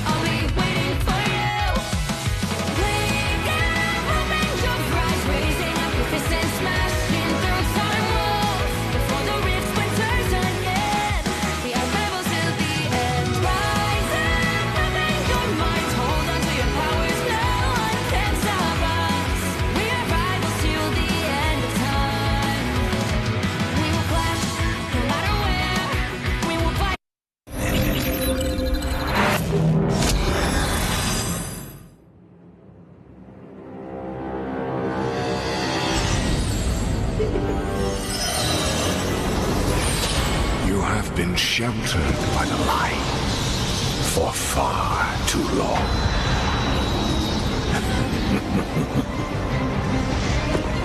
The time has come for darkness to reign.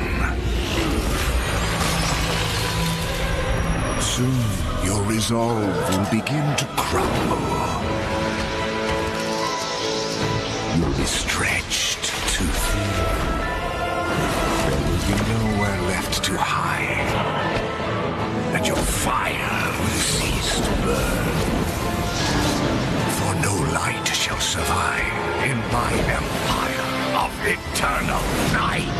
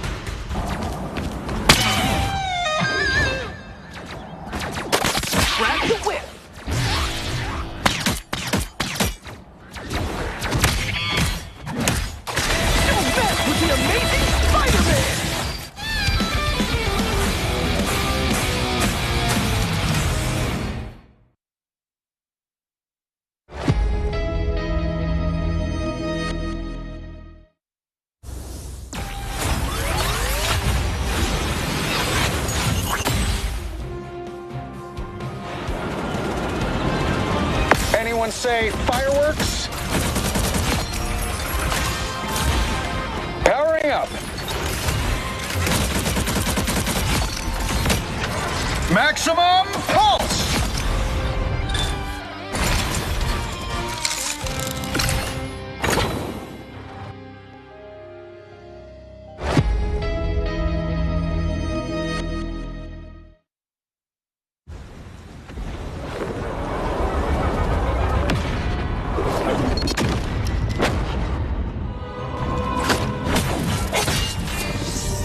The moon haunts you! Say goodnight.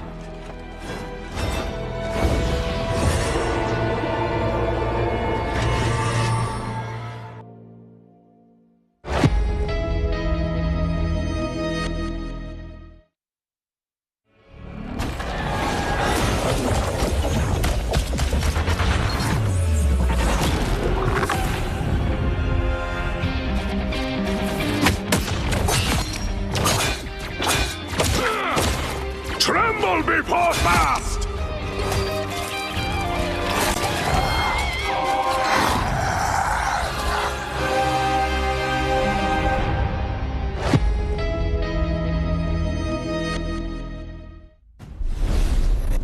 Luminosity Gaming is dominating this series versus losing Sanity, but this is not done yet because they are leading 2-0. They are one game away to get into the top 8. Will they make it? That's gonna be interesting to see. We're gonna move up soon into Royal Palace domination map. Tano, what you need to do into losing Sanity right now? You need to think on other bans maybe, because the Venom has been quite annoying twice in a row, but if you ban him, you let the Groot being open, and is it not even worse?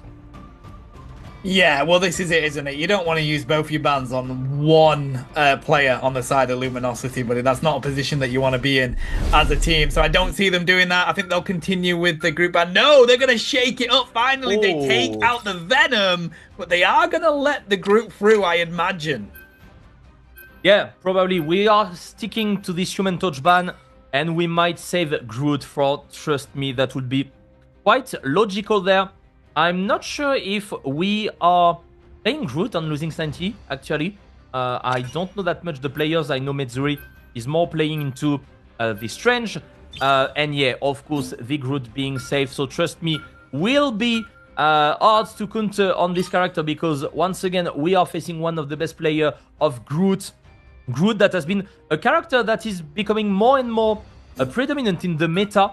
Which is quite interesting, especially with the little buff he received with the wall that you can put a bit more further. And the wall are doing so much damage if you know how to place them well, and especially combining with Winter Soldier that we might see because it has been saved by losing sanity. This is a devastating combo. That it is. I'm quite surprised that they did protect the group there.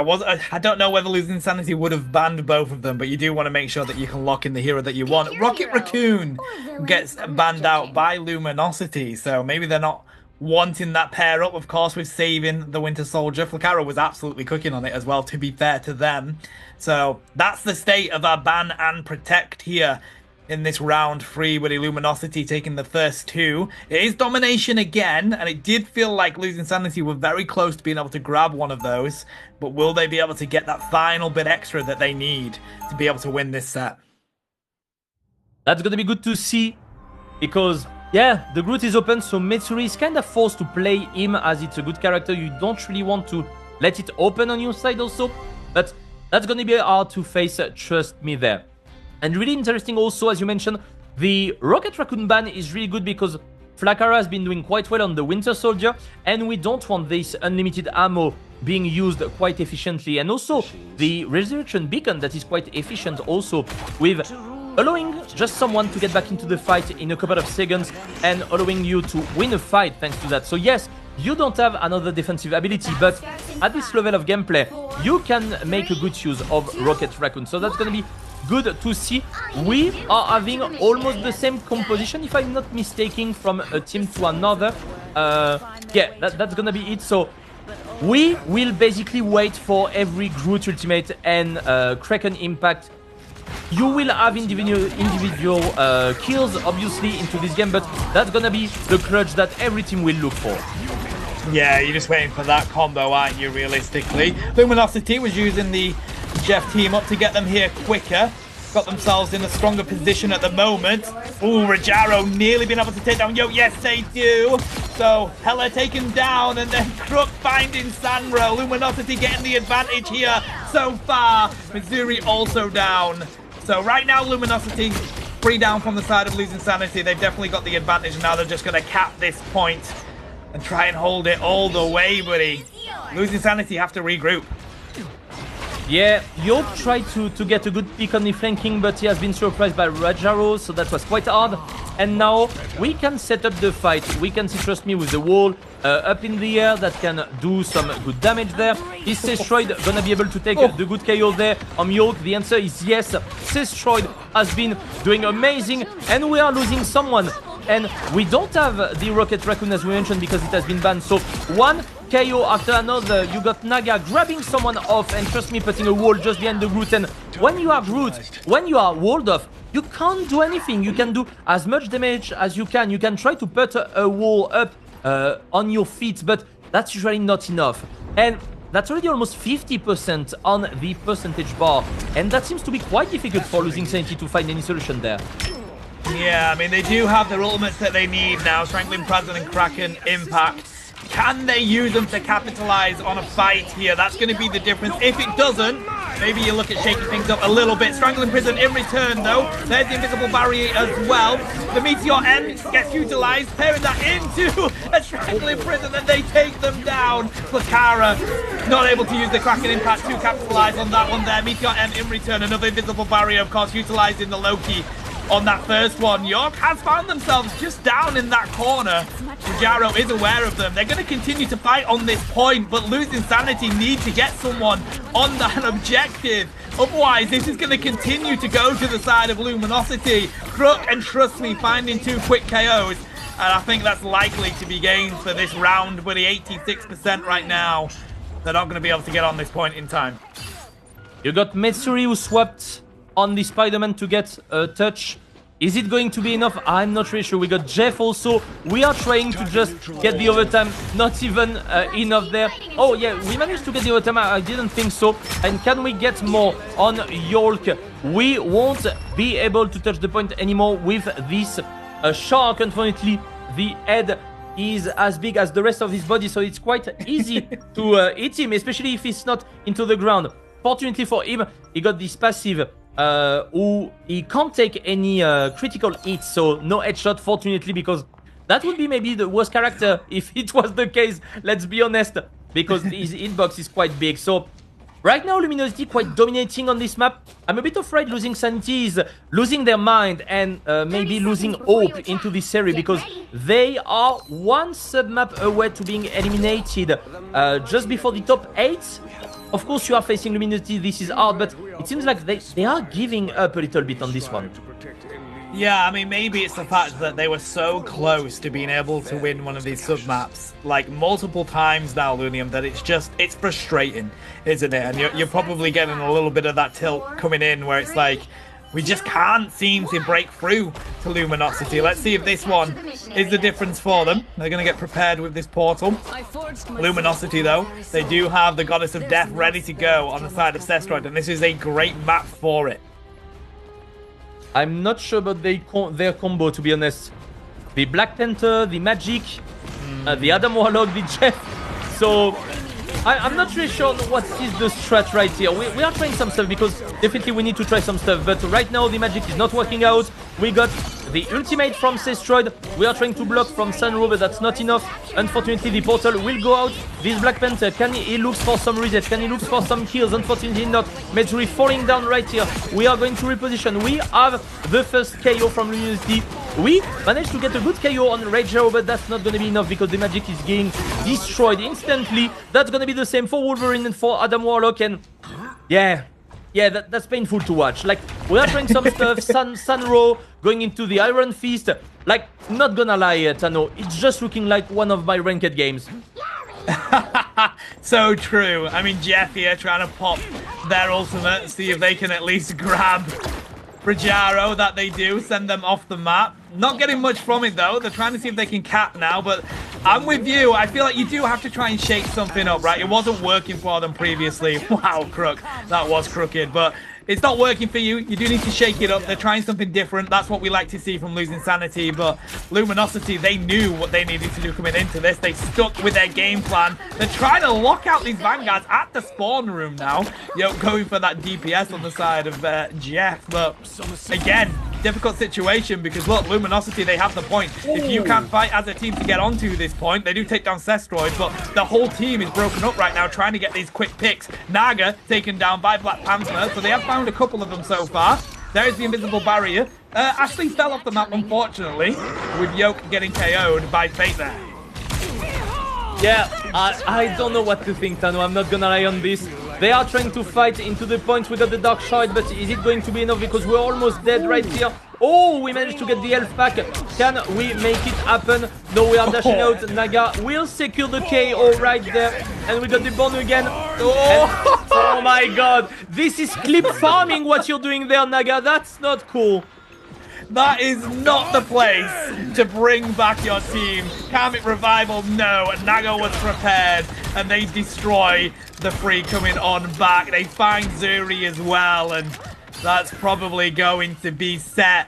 Losing Sanity with some crazy plays, allowing Naga just to break the back of that team so far. Trust me here, putting up the shields, putting up the defense. We do have an Iron Man now on the field for losing Sanity. Losing Sanity is the case, but it is the strategist play that's gone on to the Iron Man right now. It's go in, go big, or go home. Luminosity says it's probably going to be time to go home. And that's it. Luminosity Gaming will reach top 8 of the Marvel Rivals Championship Season 1 with a clean 3-0 into this series. As you mentioned, they lose their sanity. Let's be honest, they are having the good name for their team, especially in the last game. But honestly, they have been showing quite a good gameplay in the 2 first map. And as you mentioned, in Hell's Heaven, you are so close to get one sub-map to Luminosity, one of the best team in Europe. And you don't manage to do it, and maybe you're just losing hope, you're losing faith, and that's still a really good tournament so far that they did. They reached top 16. They are part of the top 16 best team in Europe. So congratulations to losing Sanity for reaching this. But today they faced a stronger team with Luminosity Gaming. Yeah, that they did. I mean, 12 final hits there for Naga. on the Winter Soldier. I mean, 3 of them were from the get-go, from that Karmic Revival. Just line it on up for the Kraken impact. Great play from both teams, but Luminosity, they definitely were a lot more comfortable in that. I do feel like losing Sanity probably just got so frustrated with not being able to get that final extra bit that they needed to find, that's where they came into that final game, and maybe just thought, let's have a bit of crazy fun with it. We ended up on that Iron Man at one point, buddy. So I tell you what, though, chat, just have a look at these highlights.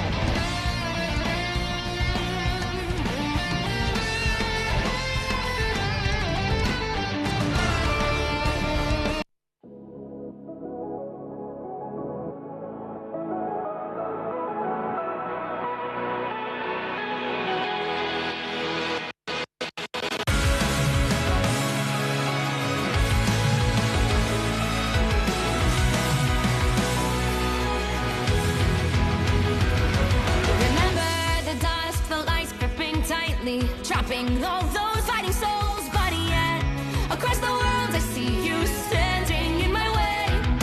And remember the time, the place we used to fight, like the sun and moon. And I wonder if ever there was a time that we were friends. The night has fallen, shadows looming, and yes, that time has come for me to seek you out. We are set now for our last reunion. Break the chains, find your way, come find me. Do you remember who you really are? Show me that you are still the only one for me. I'll be waiting for you. Wake up, open your eyes, raising up your fists and smashing through time walls. Before the rift splinters again, we are rebels till the end. Rise up, open your minds, hold on to your powers. No one can stop us. We are rivals till the end of time. We will clash, no matter where. We will fight.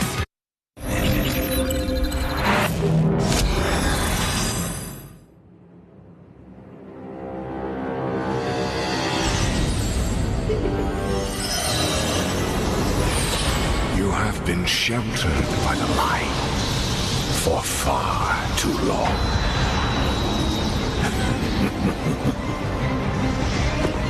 The time has come for darkness to reign. Soon your resolve will begin to crumble. You'll be stretched too thin. There will be nowhere left to hide, and your fire will cease to burn. For no light shall survive in my empire of eternal night.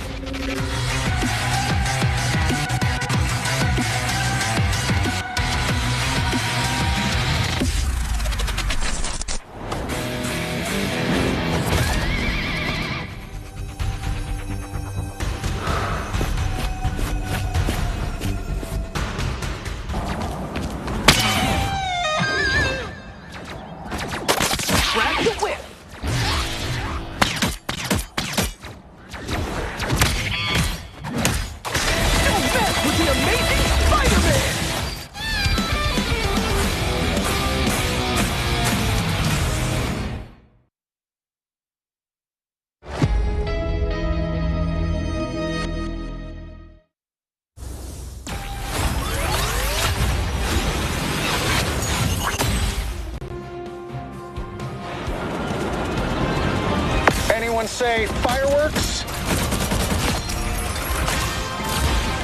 Powering up. Maximum pulse!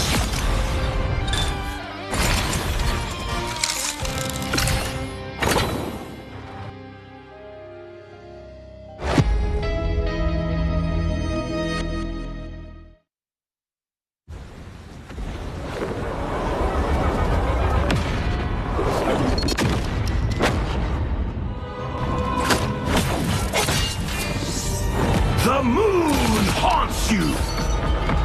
Say goodnight.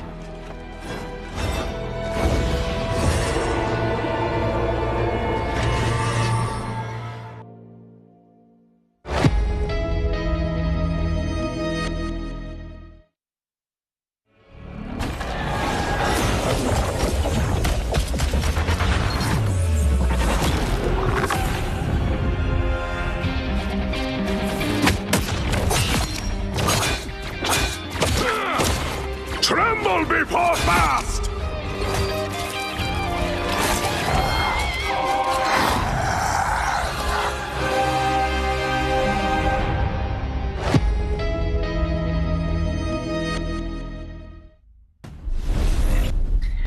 Ooh-wee, what an exciting set of action we've had for round 10 and 11 for this Marvel Rivals Championship Season 1. But I believe this is going to be the final set before we make way for the incredible NA region to kick off. Look, I know I said EU's the best, but I'm extremely biased, obviously. NA is such an exciting region for Marvel Rivals. They may actually be the best region, to be honest, Lunium. But before that, we do have Lodestar versus OG Esports. We need to see who makes it through to the top 8. This is going to be an exciting game. That's gonna be, as you mentioned, the last set, and we know OG Esports. Yonkanda previously, top 2 in Europe right now. They are facing Lodestar, a team that I don't really know, to be honest. So we might see some new names, as we've seen with maybe All Business and other teams in the past. So that's gonna be interesting. But OG Esports, they are here to go back to the top 8. So they are not gonna let a lot of chance, I think, for Lodestar. So that's gonna be interesting to see who's gonna take this spot into the top 8. We are going into the draft. We are going to play into the Burning Shard domination map. I think, if I'm not mistaken, we didn't see the map today, so I'm quite happy to see. This is one of my favorite maps, probably my favorite domination map, I would say. So that's gonna be good to see. OG Sports, we are removing the Ella because, as I mentioned previously, we are not really playing Ella. Etsu is not, Tanuki is not. Etsu can play a little bit, but we are more able, like we are better on the Winter Soldier, for example, or for Tanuki, the Star-Lord, or even the Wolverine. So that's going to be good to see. And speaking of Wolverine, this is not banned for once on OG Sports. So are we going to secure it? That could be cool. On the other end, we got the Groot being secured because, yeah, Groot is one of the best. And if you are having a secure of Wolverine in the enemy team, you are literally like countering the Groot, and this is what is happening. Tanuki will just try to grab the tree and put it back into his team and just destroy him instantly, and that might be the game plan right here. Yeah, maybe so. Will we see a Winter Soldier ban? Namor gets taken out. A very comfortable hero for Domination. OG Esports, Domination, they dominate on Lunium, so they're definitely in kind of a position they want to be in this map. Lodestar definitely have a mountain to climb, but what's going to be their final ban? I feel like Winter Soldier would be a good shout, but no, they're going to take out the Lunar Snow. To be fair, also a good shout. Fate of Both Worlds will always be one of the best ultimates. Just, you know, it's very easy to heal the entirety of your team. You have to use Meteor M to stop that ultimate. So Etsu looks like they're going to lock straight in on this Winter Soldier. We may have a repeat of the previous set here for OG Esports. I'm a bit confused about Lodestar. Why are you banning the Luna Snow when the Namor is already banned? Because, like, if you're banning Luna Snow, you're usually not banning Namor because you are losing some value as you don't get the frozen squid. But I think you just don't want to play against Luna Snow. You got the 11 seconds Fate of Both Worlds, which is quite annoying. So I can understand that, to be honest, but you got a lot of other resources. As we mentioned, we got Invisible Woman, Ken, who is going to play once again the Loki. He has been doing a lot, known before It's Bittner for those people who knows his name. And Alex is just giving the packs, the jetpacks, the armor packs, and he might go back into Invisible Woman, which is the best pick that you can add right there into the team composition. I'm really looking forward for Tanuki, so I'm not familiar with Frost Mountain, but Tanuki literally is one of the best Wolverine in Europe by far, so I'm quite happy to see what he will be able to cook us right there. Let's see what Lodestar can do. I'm with you. I don't know a great deal about this team, but that's why I love the championship, because we get to see so many teams come out and start cooking. But OG Esports is definitely not an easy one to go up against. We're connecting at the moment, trying to see who can get this first pick. Groot working a treat here on the side of Enzo. We may have dived in a bit too deep there for Gimsy. They get taken out. Dr. Strange no longer on the field for Lodestar. Group up in the sky. We're trying to get on the point here. Lodestar nearly being able to cap it there. But now we dive on from the side of OG Esports. We're going to have walls left, right, and center in this map, buddy. That's the issue with having two Groots. But Tanuki finds them anyway. Groot down for the side of OG Esports. Nearly taking down another. But they do dive back to their team here. Let's see if Snaze can find the connection. Onto Gimsy yet again. Enzo for Frost Mountain. And it looks like Lodestar have been picked off here on this point. The cap is going to go to the side of OG Esports.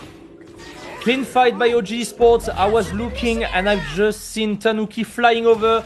Is it a plane? Is it a bird? No, that's Tanuki up in the air with the jetpack, and that was quite impressive to see. So we got the first point, we got some ultimate, and we know we are on the lookout for Enzo and Etsu, because that can be quite hard to resist there. Cross Mountain, well, okay. You don't have the passive, that was quite hard, but you got the resolution from the Rocket Raccoon. You will need to go Tanuki almost with the ultimate. Are we going to do the Strangling Prison? That will be a good move combined with Etsu and the Kraken Impact. This is what we are trying to do, but we don't want to get the ultimate being eaten by the Magneto Shield, obviously. So we have to be careful. Tanuki with the grab, that's gonna be missed. No, that's not gonna be missed, but here we come! Here with the Kraken Impact and the Strangling Prison. Etsu with the triple! Oh, Penta! Can we get the exact KO? Please come back, Wolverine! Oh no, Frost Mountain gets away, buddy, but Etsu just deleted Lodestar with a great combo coming out from OG Esports there. Now we're at 60% on this cap. Tanuki just prepared with this last stand to dive on into these vanguards where they need to. They've spotted two of them, and that's what they use. Last stand diving on in. That's the KO onto the Winter Soldier. Groot taken out as well, trying to take down these ruins. But I tell you what, Lodestar just cannot get past OG Esports. They're getting backed up into their spawn room here, Lunium. Etsu continuing to find these KOs. And I think this is going to be way too much for Lodestar to handle. That's likely going to be it for this first submap. That's gonna be hard. You are not moving forward with the Strange to TP on point. But you got ultimate abilities. You got the wall being placed by Enzo there to just slow down the progression. You got the Strangling Prison. Is it going to work? We got Invisible Woman, but it's not working. Oniro getting absolutely destroyed. The last 10. Is it going to work on Enzo? Unfortunately not. He almost didn't lose any HP, and then he's coming Isidore, that is going to fall down a bit more into the back line. No help from his team, and that's gonna be it, because Gims is also falling down. We are losing the passive from Frost Mountain, and that's gonna be it for the first submap for OG Sport. They look really, really strong, and it seems it's going to be quite hard for their opponent. Yeah, I mean, look, it's so difficult to not be biased when you see stuff like that happening, isn't it, Lunium? I feel like we know OG Esports. We've seen them play in the Invitational. We've seen them play for the Alpha, for the Beta. We've seen them play together since Marvel Rivals was pretty much here. And it's difficult because Lodestar were on the back foot for the entirety of that game. OG Esports didn't have any difficulty whatsoever handling what Lodestar was bringing to them. So Frost Mountain looks like they're going to rotate on to possibly the Human Torch here. We might finally get to witness somebody trying out the Human Torch, but I don't know. Good team up, of course, with the Invisible Woman, but I don't know whether it's going to work too well. Of course, this is the map where you can at least get in that area where you can be at that medium range, which is definitely where Human Torch has more of an advantage, right? Yeah, definitely. You need to be mid-range, close range, and I had the chance, I can't remember the player name, but in the team Zenith, they went to top 32, so that's still a really good performance. They had a really good Human Torch players, and he has been doing quite a lot, and honestly, that will be cool to see him a bit more in the competitive scene coming up in the next tournament. But first, we are still in the MRC Season 1 and we'll see what's coming up with Season 2 and every changes. We are there, Tanuki looking for a grab right there. We can't grab the thing, which is a good counter that you have against the Magneto with the bubble. That's not working out. We're forcing the passive on Tanuki, but we're doing so much damage. Can we make it? We got this Strangling Prison. We are trying to wall off this Magneto. This is what we are doing. Enzo on the Psylocke. And here come the Magneto. Meteor M. Can we one-shot anyone? Seems like it's gonna be complicated. Etsu dashing out, not taking any damage yet. Good kidnapping from Tanuki. And it seems like the fight might be win. Frost Mountain with the Human Torch not being able to get any KO. We are still up in the air, but we're not doing anything. Not enough damage because we got Alex ultimate, the invisible boundaries that is being answered by the invisible boundaries from Nikato with the good copy of the God of Mischief. Enzo with all the walls. Where are we? In Burning or in the forest? I'm not really sure with all this wall. And here comes the Kraken Impact once again from Etsu and Enzo. Nice combo, and we secure the first point from OG Sports. All right, there we go. Kraken Impact used. Now they've captured the objective, and now they just defend it as well as they have done in the first set, buddy. That's just it. They're just going to fight them here near the spawn room, and that might be what we have for the next few minutes of this game as that cap goes through. Let's see what Lodestar can do, though. They do have some ultimates ready to go. We do have Frost Mountain ready to prepare for theirs and the Dance of the Butterflies, but it's whether they can dive into the background. Etsu does get taken out by Nami there. That might be the advantage that they needed. Oh, and then Orion finds 10. Not having the strategist in this fight could be the difference they need. Frost Mountain headbutts Alex out of this map back to the spawn room, and wow, Lodestar, as if to prove us wrong, Lunium, dominate OG Esports finally at that point and get themselves a cap. This is what we wanted to see, and really nicely played by the entire team, but they used a lot of resources. They still got Nami with the invisible boundary, of course. We will have both Vanguard ultimate, but can we make it all the kidnapping on the Loki? That was nicely played. We are using everything because we want to get this Loki out of the fight. Only one specialist, and we will go on this invisible woman forcing the disappear. Invisible boundaries, nicely done by Tanuki there. Clobbering time. Can we make sure to get the KO on Tanuki? Unfortunately not. The Magneto with the meteorite arm. Can we do it? Tanuki is not leaving alone this poor invisible woman. That's a double, baby. He is going in again and again. And this pick was so important on the Loki. And that's gonna be it. OG Sport is wiping them all and getting the point back. Wow. I mean, I was questioning the ultimate from Tanuki there.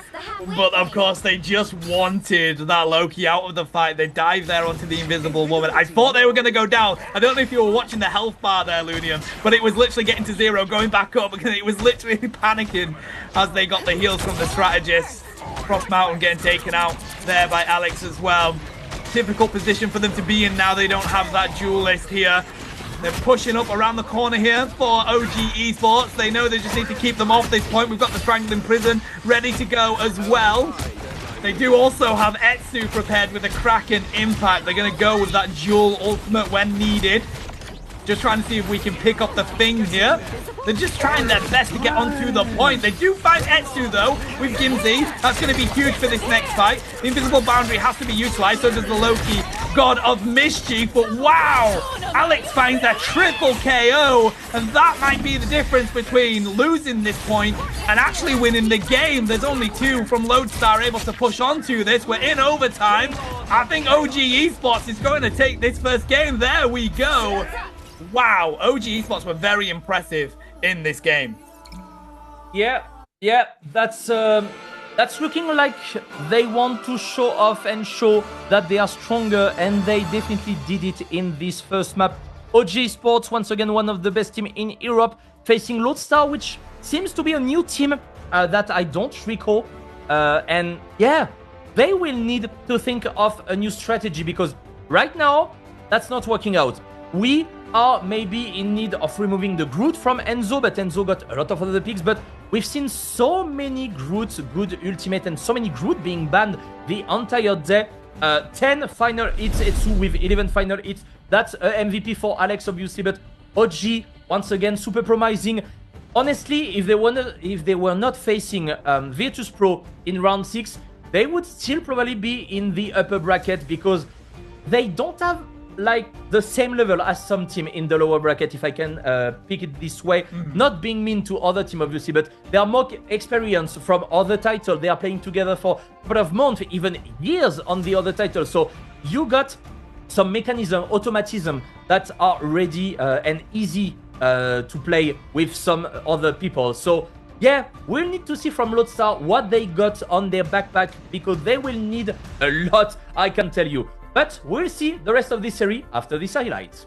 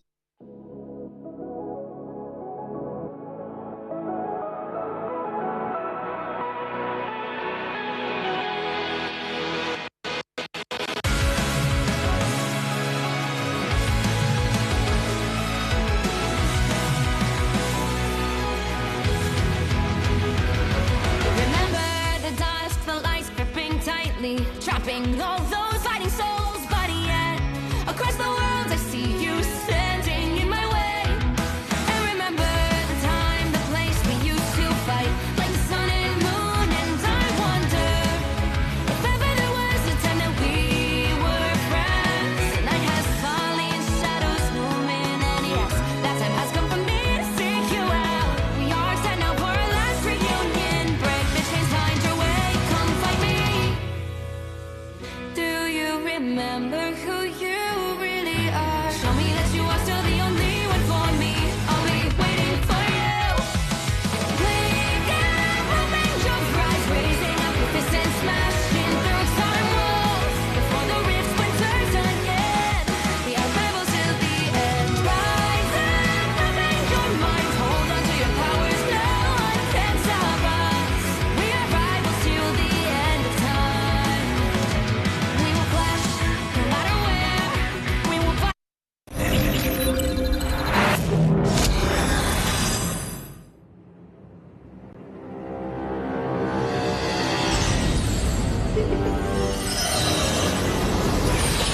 You have been sheltered by the light for far too long.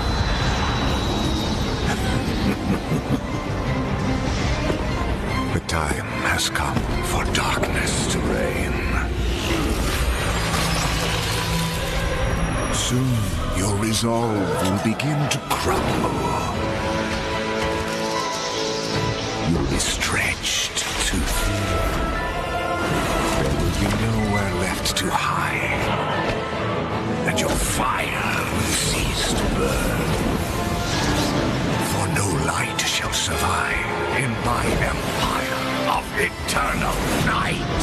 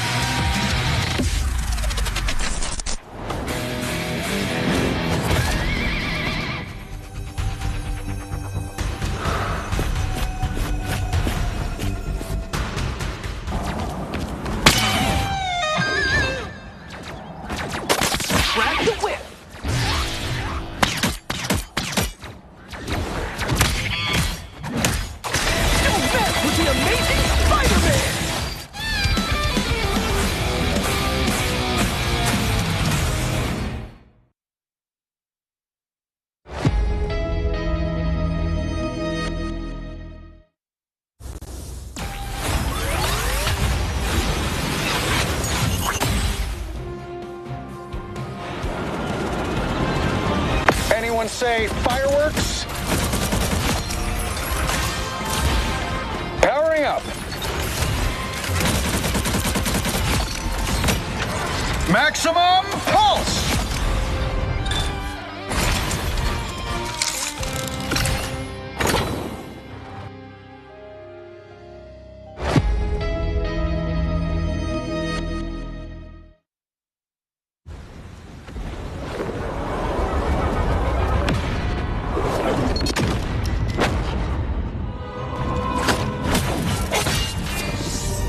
The moon haunts you!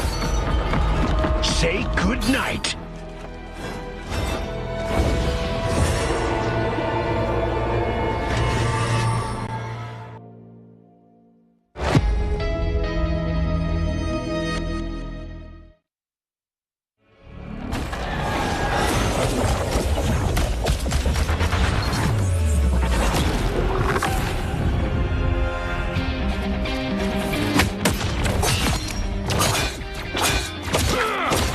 Tremble before fast!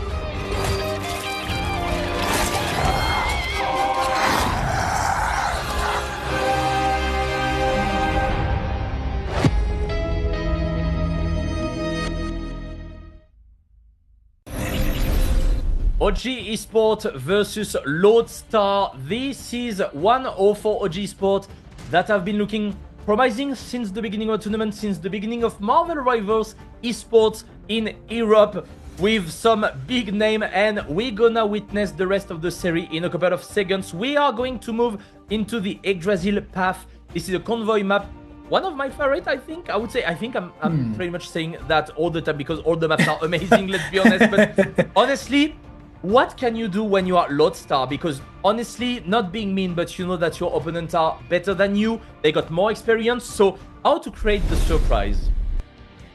Well, that's the difficulty, isn't it? And I feel like trying to, I don't know, maybe do you go for your comfortable picks that you utilize, or do you go for a comp that works quite well together? That's the difficulty of it. Do you try and ban out the strengths that OG Esports have? But if you do that, they're just going to rotate onto other strengths. So we're finding out here, though, but they're going to get rid of the Star-Lord on the side of Lodestar from the get-go. Hella banned out for OG Esports. And yet again, they protect that Wolverine, which Tanuki absolutely cooked on in that previous game. Yeah, I'm not really sure why you are not removing the Wolverine. This is what everyone is doing when they are facing OG Esports. Why do you want to get rid of the Star-Lord? Yes, Tanuki is a monster on Star-Lord, but I can tell he's even better on Wolverine. And Tanuki can play a lot of other characters, so we're gonna see what's going to happen. We have the save from the Thing also that Enzo can play quite nicely, so that's good. But this time, we are removing the Groot. Enzo is amazing on it, that's why he's moving on the Thing. He's basically playing Groot, the Thing, and Venom, but Venom is not looking as the best pick on this map, especially when you are in defense, because you're more into a dive character, you want to dive into the backline, but when you are in attack and not in defense. So that's gonna be interesting to see. Snaze once again on the Magneto. He has been showing off quite the entire tournament on this character and on Doctor Strange also, but he's definitely one of the best Vanguard that we have in this scene for now. And Frost Mountain, he still wants to show off with the Human Torch. He has been doing quite interesting stuff, I would say, in the previous map. How can he do on Yggdrasil Path? Maybe it could work out. Yeah, I don't know. We'll have to see with it. I feel like, you know, we saw some decent play from Frost Mountain, but as we mentioned on that domination match, you kind of want to be more at that close to mid-range for them. Whereas on this map, I don't know, I feel like maybe the Iron Man, if you want to take a flyer, I think Iron Man or Storm are probably going to give you a little bit more, but we'll find out. They seem to be very comfortable on that character at least. We dive straight out of the gates here on to the payload, and we're going to see whether we can push this just around this corner. OG Esports getting set up at that choke point, prepared to defend it. Frost Mountain is continuing to drop a decent amount of damage on down. The Thing nearly getting taken out, though. They have to dive straight back to their strategist. And we're just waiting for the first KOs to fall on through here. Oniro on the Winter Soldier, and this is really difficult to get some value out of the pick. You managed to get a good one on Tanuki. That was cool. This is the one that you wanted to do, but when you got the Thing, that is quite hard because he can just stand in front of you and he's not gonna get grabbed, and he can tank quite easily. So We're gonna see what's happening. Tanuki swapping directly into the Storm. Storm is a pick that we didn't see that much yet also. Enzo, they are falling down. We are forcing the first Fate of both worlds. This is from Ken, copying the ultimate. We got from Nami the other Fate of both worlds. We are having maybe 5 seconds delay. So we will have it obviously. Etsu falling down, and we will have Alex just going on once again. Again going from Oniro. Can we make it? Ken falling down. We don't have any more ultimate. Yes, we still have the Alex one. Feels the Magneto from Snaze. He needs to do a good sniping. Is it going to work? No, but that's gonna be from Enzo with the double KO and probably a good clobbering time right there. Forest Mountain, that is not easy to eat. That's why Tanuki went for Storm, but Storm falling down into this for now. Enzo doing quite a lot. He's trying to get some poking, but this is hard to get this human torch out. You have to protect your entire team, and right there you are putting so much pressure from the thing. Etsu is quite hard also with the grab. That's not going to work out because this is the thing. Clobbering time, good bubble there from the Magneto. Isidore falling down, and we'll have again this one. Oniro, nicely done. We got the TP from Tanuki because he fall down quite a lot of time. That's gonna be another KO secured by Etsu. Can we come back into the point? Gimsi on Tanuki, that might be complicated, and maybe Lodestar found what was the best for their team. So we've rotated here from OG Esports onto the triple Vanguard, but now they've got Tanuki on the Spider-Man. They're just rotating around these picks to get back to this position and defend it at this point as quick as they can, buddy. Etsu's trying to find if they can connect with Frost Mountain, unable to though. This is some great pressure from Lodestar. If they can take down Etsu, that might be the edge that they need because they're just continuing to drop masses of damage onto Lodestar here. Pushing then into Gimse, taking out the Magneto. That is huge for them. They do manage to take Frost Mountain at least down to the ground, but of course they do have their ultimate ready to roll the thing in the face of Etsu. They're trying to find that connection. The haymakers in the face from Enzo though. Those quick rotations onto these different heroes are so huge for OG Esports. Ken is prepared. They do have that Fate of both worlds that they've been able to utilize from that God of Mischief. Etsu still connecting. There's the Kraken impact. They pair it with the clobbering time. They take down Nikado, and they're gonna take down Henri as well. That might be it, buddy. We've got 40 seconds left if they can get back onto this point. But it looks like OG Esports, they've been able to regroup.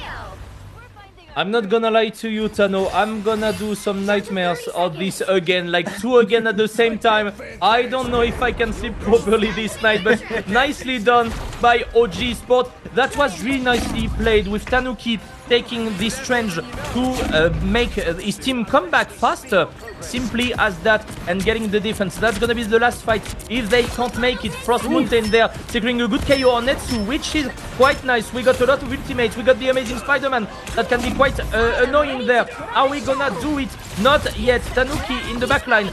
Fate of both worlds being procced. We got Mikato on the side. The clobbering time, is it going to work? No, but Snaze, he needs to smash them down. That's not going to work. We got Gimsi also with the meteorite M. Is it going to work? Alex taking so much damage. Tanuki with good KO on Frost Mountain. We are not able to do the amazing Spider-Man from Tanuki. We will fall down. Once again, it's with the Iron Man. What are we doing there? We are just trying to touch and to get some more value, but that was not working, unfortunately. Ken with the good freeze. We are just getting back. Both lamps are being blocked. We are swapping position. Good focus there from Gibbs, but that's not enough, unfortunately. Both tanks are taking so much damage. Is it going to work? We got the God of Mischief being ready from Nikato. Snaze falling down. That might be it from Lodestar, but they didn't tell their last word.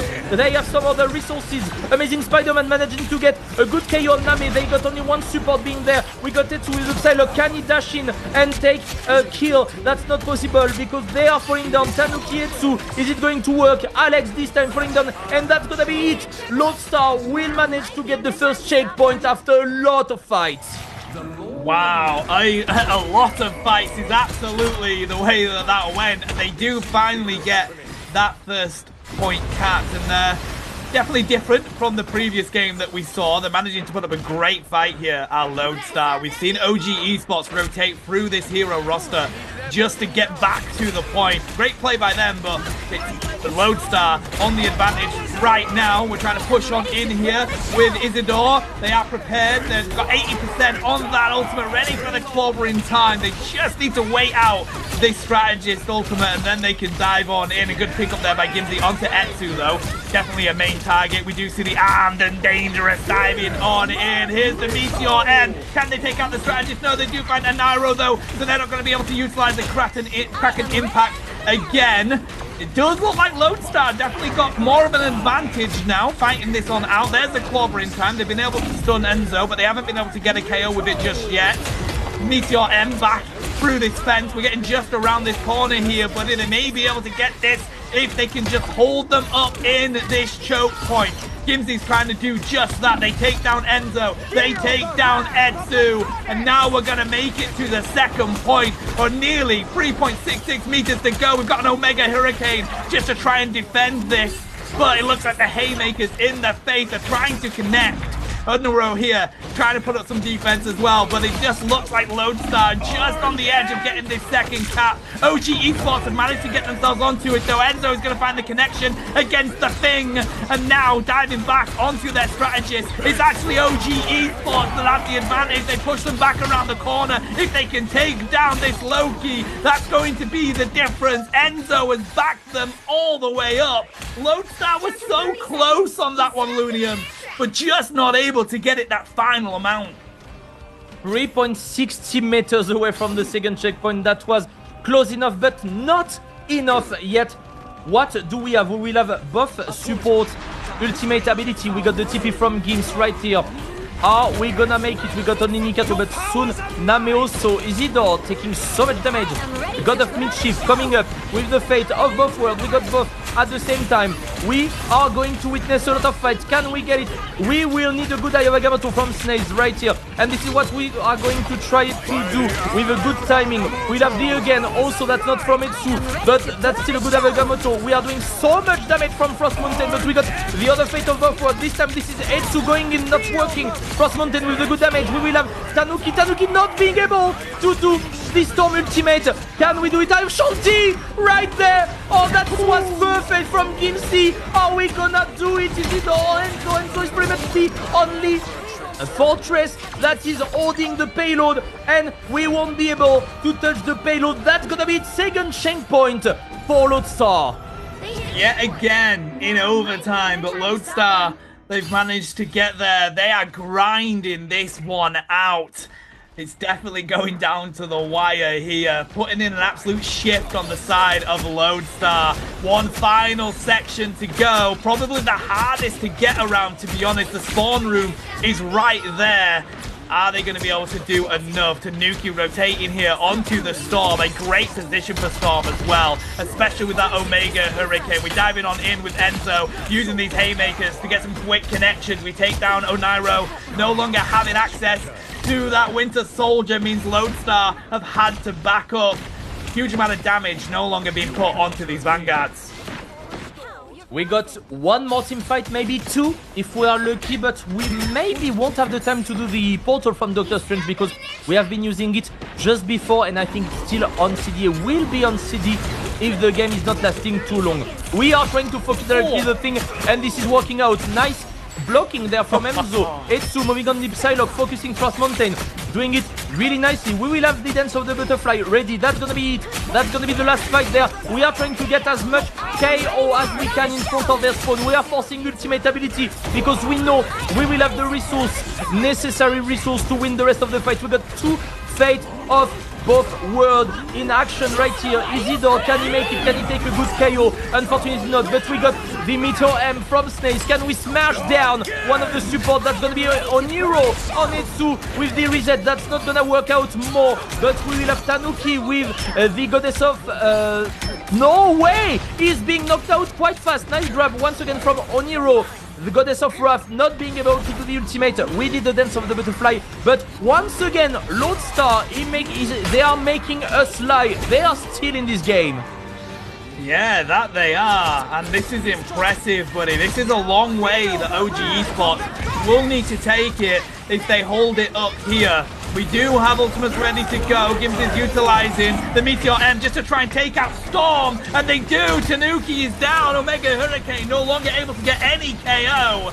And now we just need to get around here, see if they can pick up Etsu. But they're in the face of OG Esports. It's too much of a Vanguard line to get through. There's the clobbering time, but they still can't find the KO onto Etsu. We've got Magneto in their face. The Ruse are up from Loki. If they can't find any KOs quick, they're not going to be able to do anything here. The fate of both worlds is utilized there from Alex, and that might be the way for OG Esports to prevent Lodestar from getting this around the corner. Overtime is just about to expire. The Dance of the Butterflies is used from Etsu, just trying to see if they can strike out these strategists. We have a Cloak and Dagger on the field now, buddy, and I don't know if they're going to be able to do enough with it, because overtime is so close to getting expended here. There's the Meteor M, trying to see if they can connect, and they do. They find two, alongside Etsu finding the Kato. Enzo has found Gimsy as well, and we're just about to wipe out the rest of Lone Star. OG Esports gets an ace to end that one just around the corner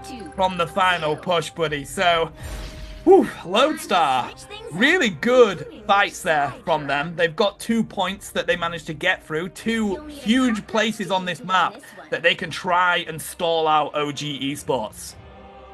I'm not gonna lie, I was not expecting them to go that far, especially after the good defense spot by OG Sports, but seems like the Human Torch is one problem. We didn't have enough resources to take care of him, and we had the Storm, but Tanuki was being taken down quite fast. We had then Etsu directly on the Psylocke, and it seems like we are moving position. This time that's gonna be Etsu on the Storm, Tanuki on the Psylocke, or maybe gonna change that just at the end, just before they're gonna start the attack phase. But honestly, Frost Mountain has been cooking and being quite decent even more in this attack phase. So he's putting a lot of pressure. I would be quite... yeah, I would love to see the statistic from this Human Torch. I think that's quite interesting to see, because he's doing a lot of damage, but... is it efficient damage? No, because you can have big numbers, but if you are not doing final hits, this is not really interesting, because you're basically giving ultimate charge for the support, and there is just a lot of healing. So that's gonna be interesting to see at the end of the game. We're gonna see this in a couple of minutes, but first, let's see what OG's got for this attack. Yeah, I do like Frost Mountain putting in a good showing here on the Human Torch. Gimsy getting backed on up. These Vanguards going at it as we get around this corner.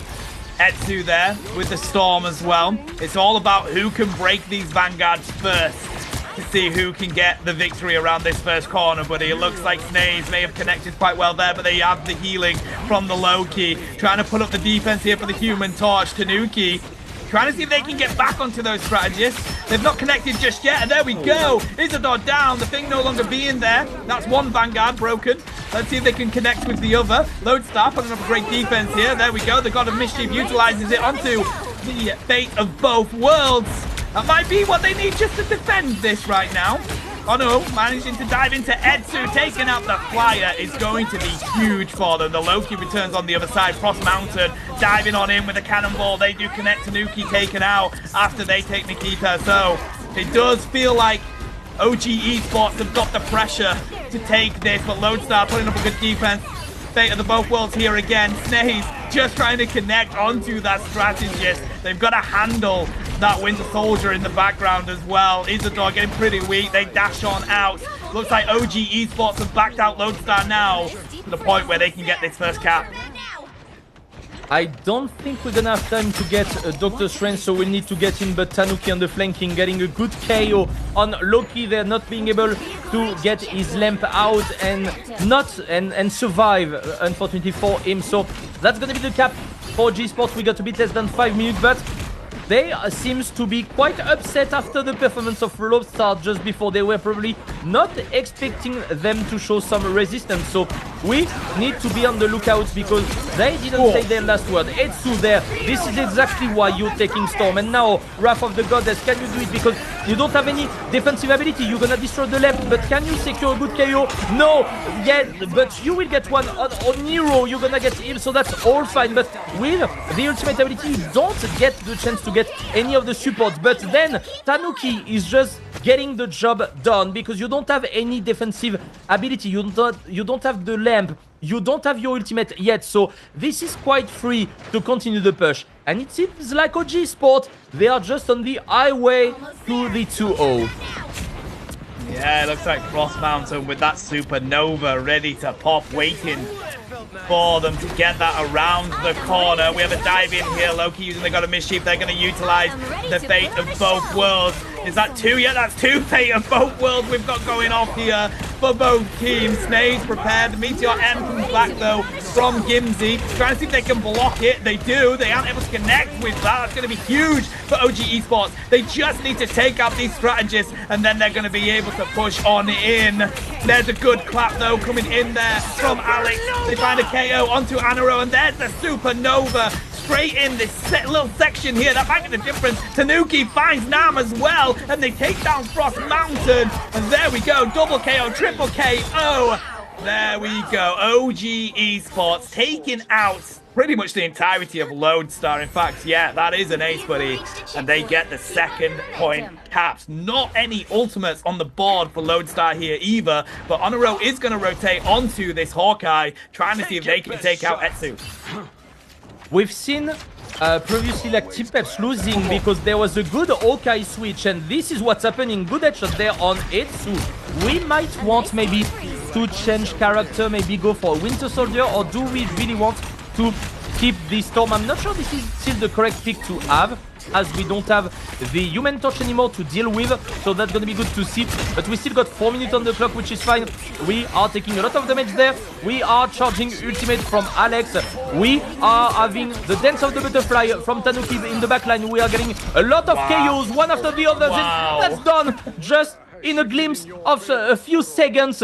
The entire team from Lodestar is being taken down. Gims with the portal is will he have the time to come back and to TP? I'm not really sure because we got 3 people on the payload. That's once again. Oh my god!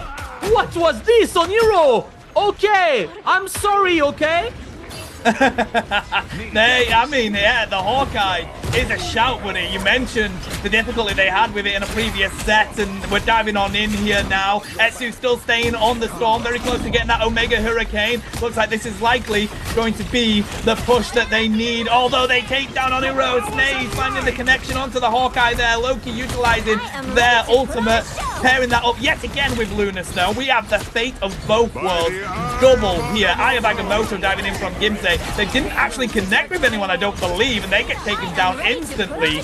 This is going to be too much pressure from OG Esports so far. Honoro's trying to come on out, but the Omega Hurricane from Etsu was ready to pop off instantly. Not able to do anything there. Etsu dives on through, nearly picking up Frost Mountain, but they get the healing they need from Nam, and this is it. OG Esports managing to push it around the corner. They're getting very close to the point that they need to be at. Yet again, cleaning up Lodestar so far. What an effort they put in for this match, but it looks like OG Esports has the advantage. They have the aggression, and they're going to be able to cap it, buddy. It is 2-0 to OG Esports.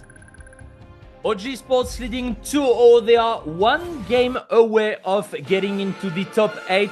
And honestly, we have to tell Lodestar has been showing a good gameplay into this map. I was not expecting them to be so good, to be honest. On the attack side, I was quite convinced on what they did. They never gave up. They, as you mentioned, play some character that you are not really seeing in the meta, especially with the Human Torch, but still managing to get some interesting pick. And look at that. I was telling you, Frost Mountain, 47k damage. Obviously, he went into the Winter Soldier, but he was doing so well on the Human Torch, and he managed to get quite a few final hits and a lot of damage, managing to secure the maximum damage. And look at the healing also on both teams. you don't have the time to chill when you are in these games, Tano. No, and I mean, the difference from the first set is massive in this one, Lunium. I mean, of course, you did have the difference of, you know, domination, convoy, all that kind of stuff, but I feel like that was more impressive from Lodestar. They put up a good fight to OG Esports. They really pushed it to the end there, but yeah, it's difficult. We're now on match point for OG Esports. Lodestar found a little bit of victory there for Frost Mountain on the Human Torch. Looks like they're going to stick to the guns on that one. I'd be surprised if they shake it up at this point. But this has been actually quite a good set. And I'm excited to see where this final game goes, to be honest with you, Lunium. But chat, we've got some highlights for you. Enjoy them before we bring you this final game.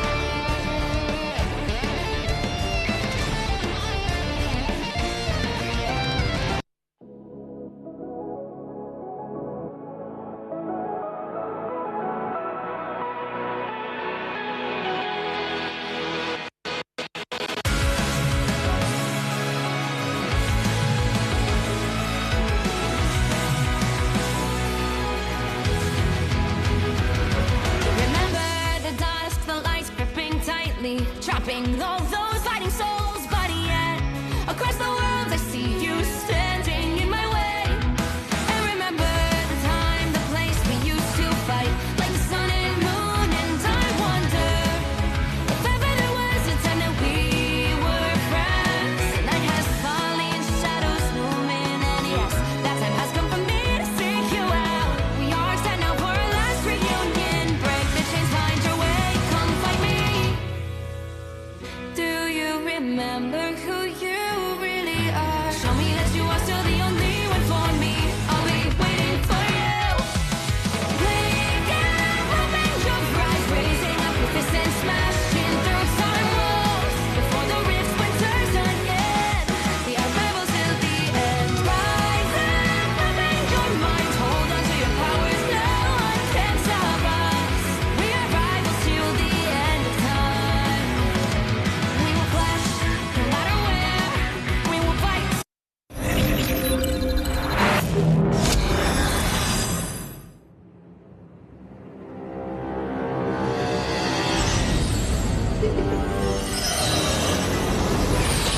You have been sheltered by the light for far too long.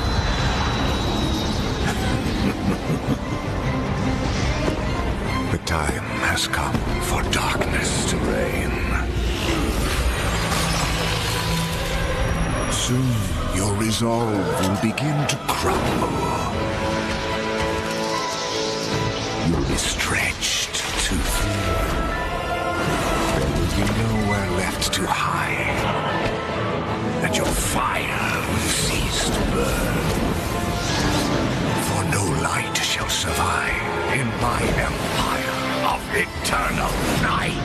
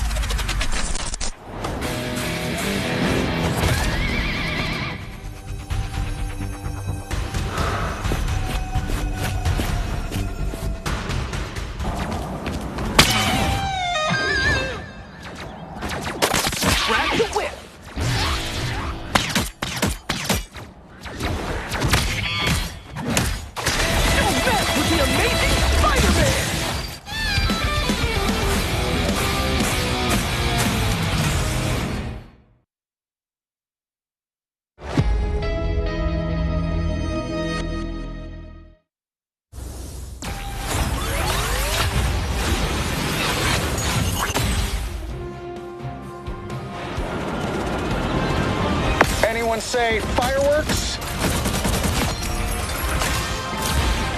Powering up. Maximum pulse.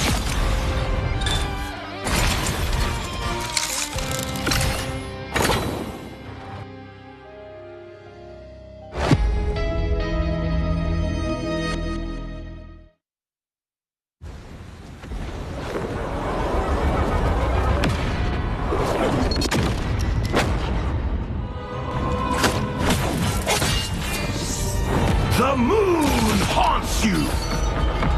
Say goodnight.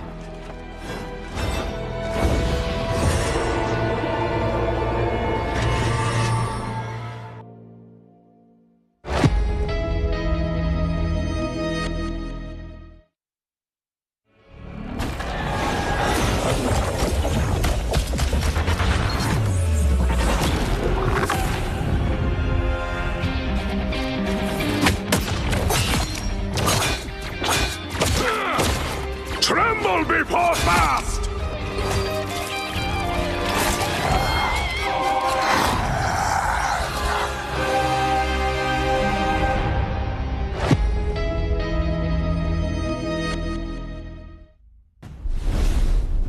All right, EU, here we go. It is match point for OG Esports right now. Can Lodestar do enough to bring this one back? I don't know. They're definitely struggling at the moment, but that was an impressive last game. And of course, stay around because after this, we have the incredible NA region coming up next. Everybody wants to witness 100 Thieves, Sentinels, FlyQuest fighting it on out, so don't miss that. But Lunian, what do you think is going to happen going into this next game? I really hope Lodestar can make it happen. Honestly, they would deserve one map, especially like the previous one. They shown quite a good gameplay, let's be honest, especially Frost Mountain. I was really positively shocked, let's say it this way, by what he has been able to do with the Human Torch, a pick that you don't see quite a lot, a pick that is not really meta. So can that make it happen? I hope they didn't put everything into one game and they are kind of giving up, as we've seen from the enemy team against Luminosity before. I hope they will give everything they can and we are going to see this. We are in the All of Jalia Convergence map. It might be the last map of the evening for Europe, and we will have, of course, the top 8 on next Saturday and the top 4 on next Sunday that we're gonna broadcast you with Tano, with Lyric, with Leg Day, and myself, obviously. But first, let's get back into this game. We are banning once again the Wolverine from Lodestar. That can be definitely a good map for him, and Tanuki has been playing him quite well, even if he didn't play him that much a previous game, because that was not the pick to have, let's be honest. No. Fair play, mate. I feel like the difficulty is here as well. They're on Convergence, which, you know, can be difficult to get that first cap on the objective. It's definitely a location where OG Esports feel quite comfortable defending it. We've seen them absolutely pop off on the side of Enzo and Etsu before defending these points. So we're going to save the Star-Lord here for OG Esports, trying to protect the Magneto as well for Lodestar. Let's find out what this final ban is going to be. Adam Warlock taken out. They don't want to get that team up knowing that they've got that protect on that Star-Lord there. Yeah, when you see that someone is securing the Star-Lord, you know that you need to get rid of the Adam Warlock, because this is definitely the play that they want to do. And on the other end, OG Sports, you get rid of the Namor. You definitely want to keep the Luna Snow, especially for the good healing, the freeze, and obviously the fate of both worlds, which is quite massive. And especially combined with Enzo, with the Venom, we've seen quite a lot of Luna Snow doing this. You are switching your ultimate, so it becomes damage boost, and you can do a lot of damage. This is what happened from Toot Toot in All Business that we witnessed a couple of hours ago. So that's going to be good to see. OG Sport is in the defense for now, Lodestar in the attack. I would love to see them run the Punisher and Rocket Raccoon in Lodestar. This is a combo that we have seen quite a lot, especially in Season 0 and Beta Tournament. Punisher and Raccoon, they were like all the time here. Of course, we didn't have that much character back in the Beta Tournament, which is quite normal. so the composition were a bit different there. So that's gonna be interesting to see if they are running this composition. Obviously, what we are doing is taking the high ground, and there is a high chance that Lodestar will just TP in the back line, as we've seen a bit previously. That's why Ken is just taking the high ground and hiding into the bush, because with the costume that he has, he's pretty much a bush himself, so that's quite hard to see him. And we can see with the X-ray that they are definitely doing the TP. So what we are doing, we are destroying the map to proc the curse of the map, and yeah, as planned, they are in their back. So we are just doing a rotation, the defense is going into the attack spawn, and we are fighting this way. Yeah, I mean, it is a give all or fail play that we see from Lodestar here. Etsu managing to pick up Punisher means that they're going to win the duelist battle so far. Enzo deep into the line of Lodestar. They get KO'd, but that might be the difference, because Snaze again finding Punisher from the reset of Rocket Raccoon. Etsu taking down Isidore and Name means that OG Esports are going to defend that first push there, Lunium. So no portal that Lodestar can use again. They know exactly the direction that they're going to be pushing in for. OG Esports, they pick up Honoro again on that first pick from Punisher. And again, having that duelist no longer able to drop such huge damage just makes it easier for OG Esports to defend here. From the time they are getting back and not staggering, OG Sport are just destroying the map, so they got better visibility, and there is nowhere to hide from Lodestar. This time we're gonna go into the right side on the little stairs, but that can be quite difficult, to be honest, if we don't have the time. We had someone going in, I think that was Enzo, right here, going into the backline. Not enough, unfortunately, but Gimsey in the point, not at just at the half of the Eye of Agamotto, so that's gonna be hard. We are using the lamp. The amplifier has been used by Name. Is it going to be enough? Nice pull there from Etsu. We are trying to get Ken out of the fight, and this is done. Nicely done. The Kraken Impact is not enough from Etsu, so maybe that might be what we are looking for, but we might have the ultimate from Alex also to save the entire team, and that will allow Ken to get back into the fight. Snake's falling down. We were too late on the fate of both worlds. Here come the Magneto. Fear him, because Tanuki is here. He tried to get all the damage from the Galactic Legend, but that was not enough. Tanuki securing 2 important KO, and Enzo once again on the point with the tentacles, destroying everyone with the Venom. He's just a monster. You can't deal with him. Wow, okay, Lodestar managing to get that first 33% cap onto the objective now, just having to regroup. OG Esports, the pull from Etsu to get Isidore off that point and stop that cap. It was so close from being able to stop them get that first section, buddy, but unfortunately for the triple of Lodestar on it, they were able to finally reach it. Now we're just at this difficult position where we've got the line of sight just around the corner. All of OG Esports is ready. It is final judgment time. Are they able to connect with it though? Etsu dives out of the way. They've not connected with a KO just yet.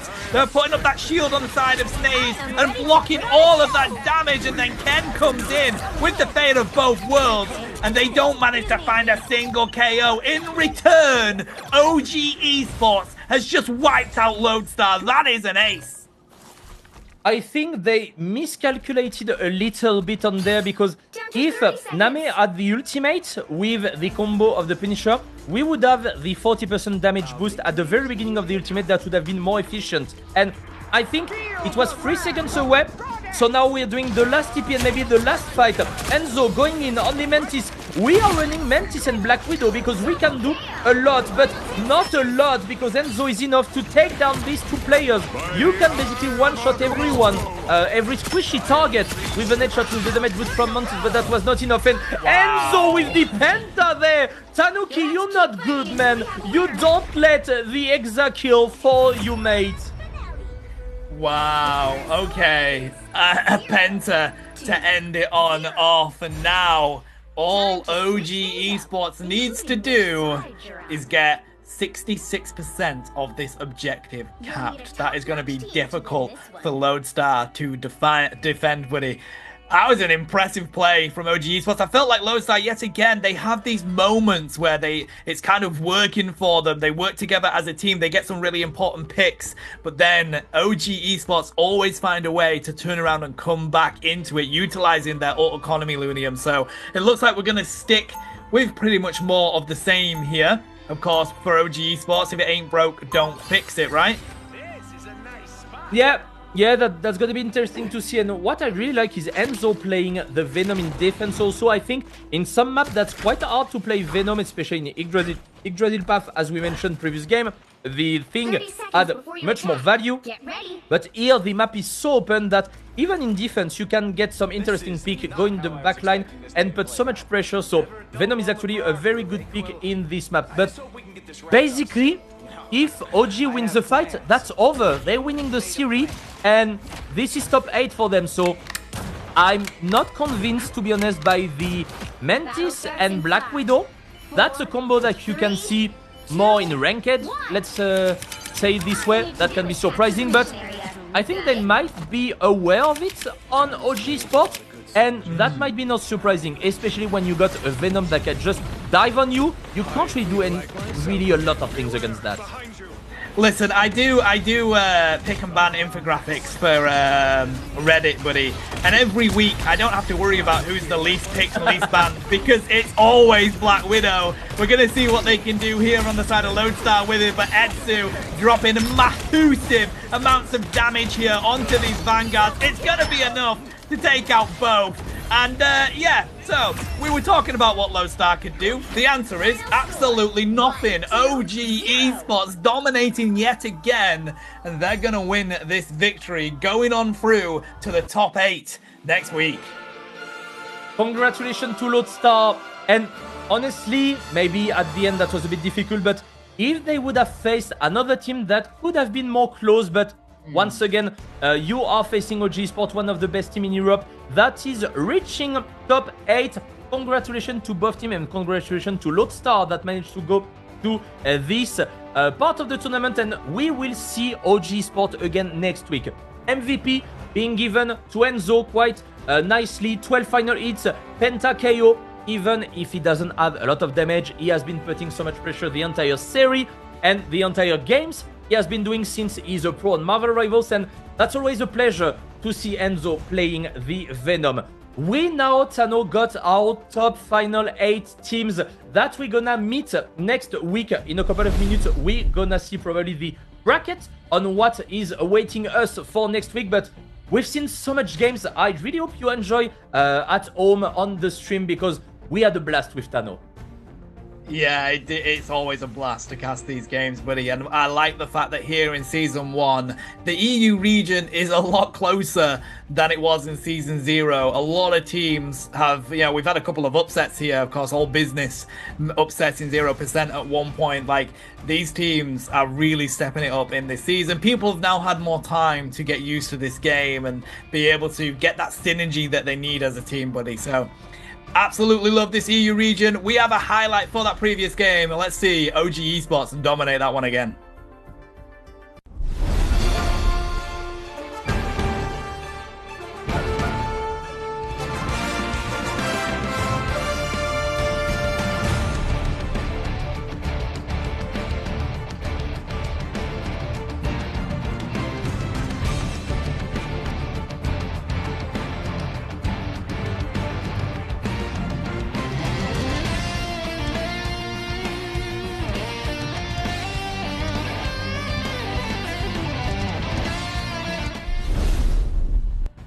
That was a nice highlight once again, and yeah, OG Sports, once again, one of the best teams, and I can't wait to see them next week alongside other teams. I know I've been noticing the other team, but of course we're gonna meet back Virtus Pro that has been doing a good road into this tournament. They didn't they dropped some games, but they are still in the upper bracket. They drop a game against OG Esports. All Business also. That is a team that we're gonna meet again, and I'm quite surprised. This is one of the outsiders. I think I was not expecting them to see that far into the tournament, so that's good to see them. We will have also OG Sport that we just witnessed a win. We will have 0% once again. So yeah, that's gonna be quite interesting, Tano.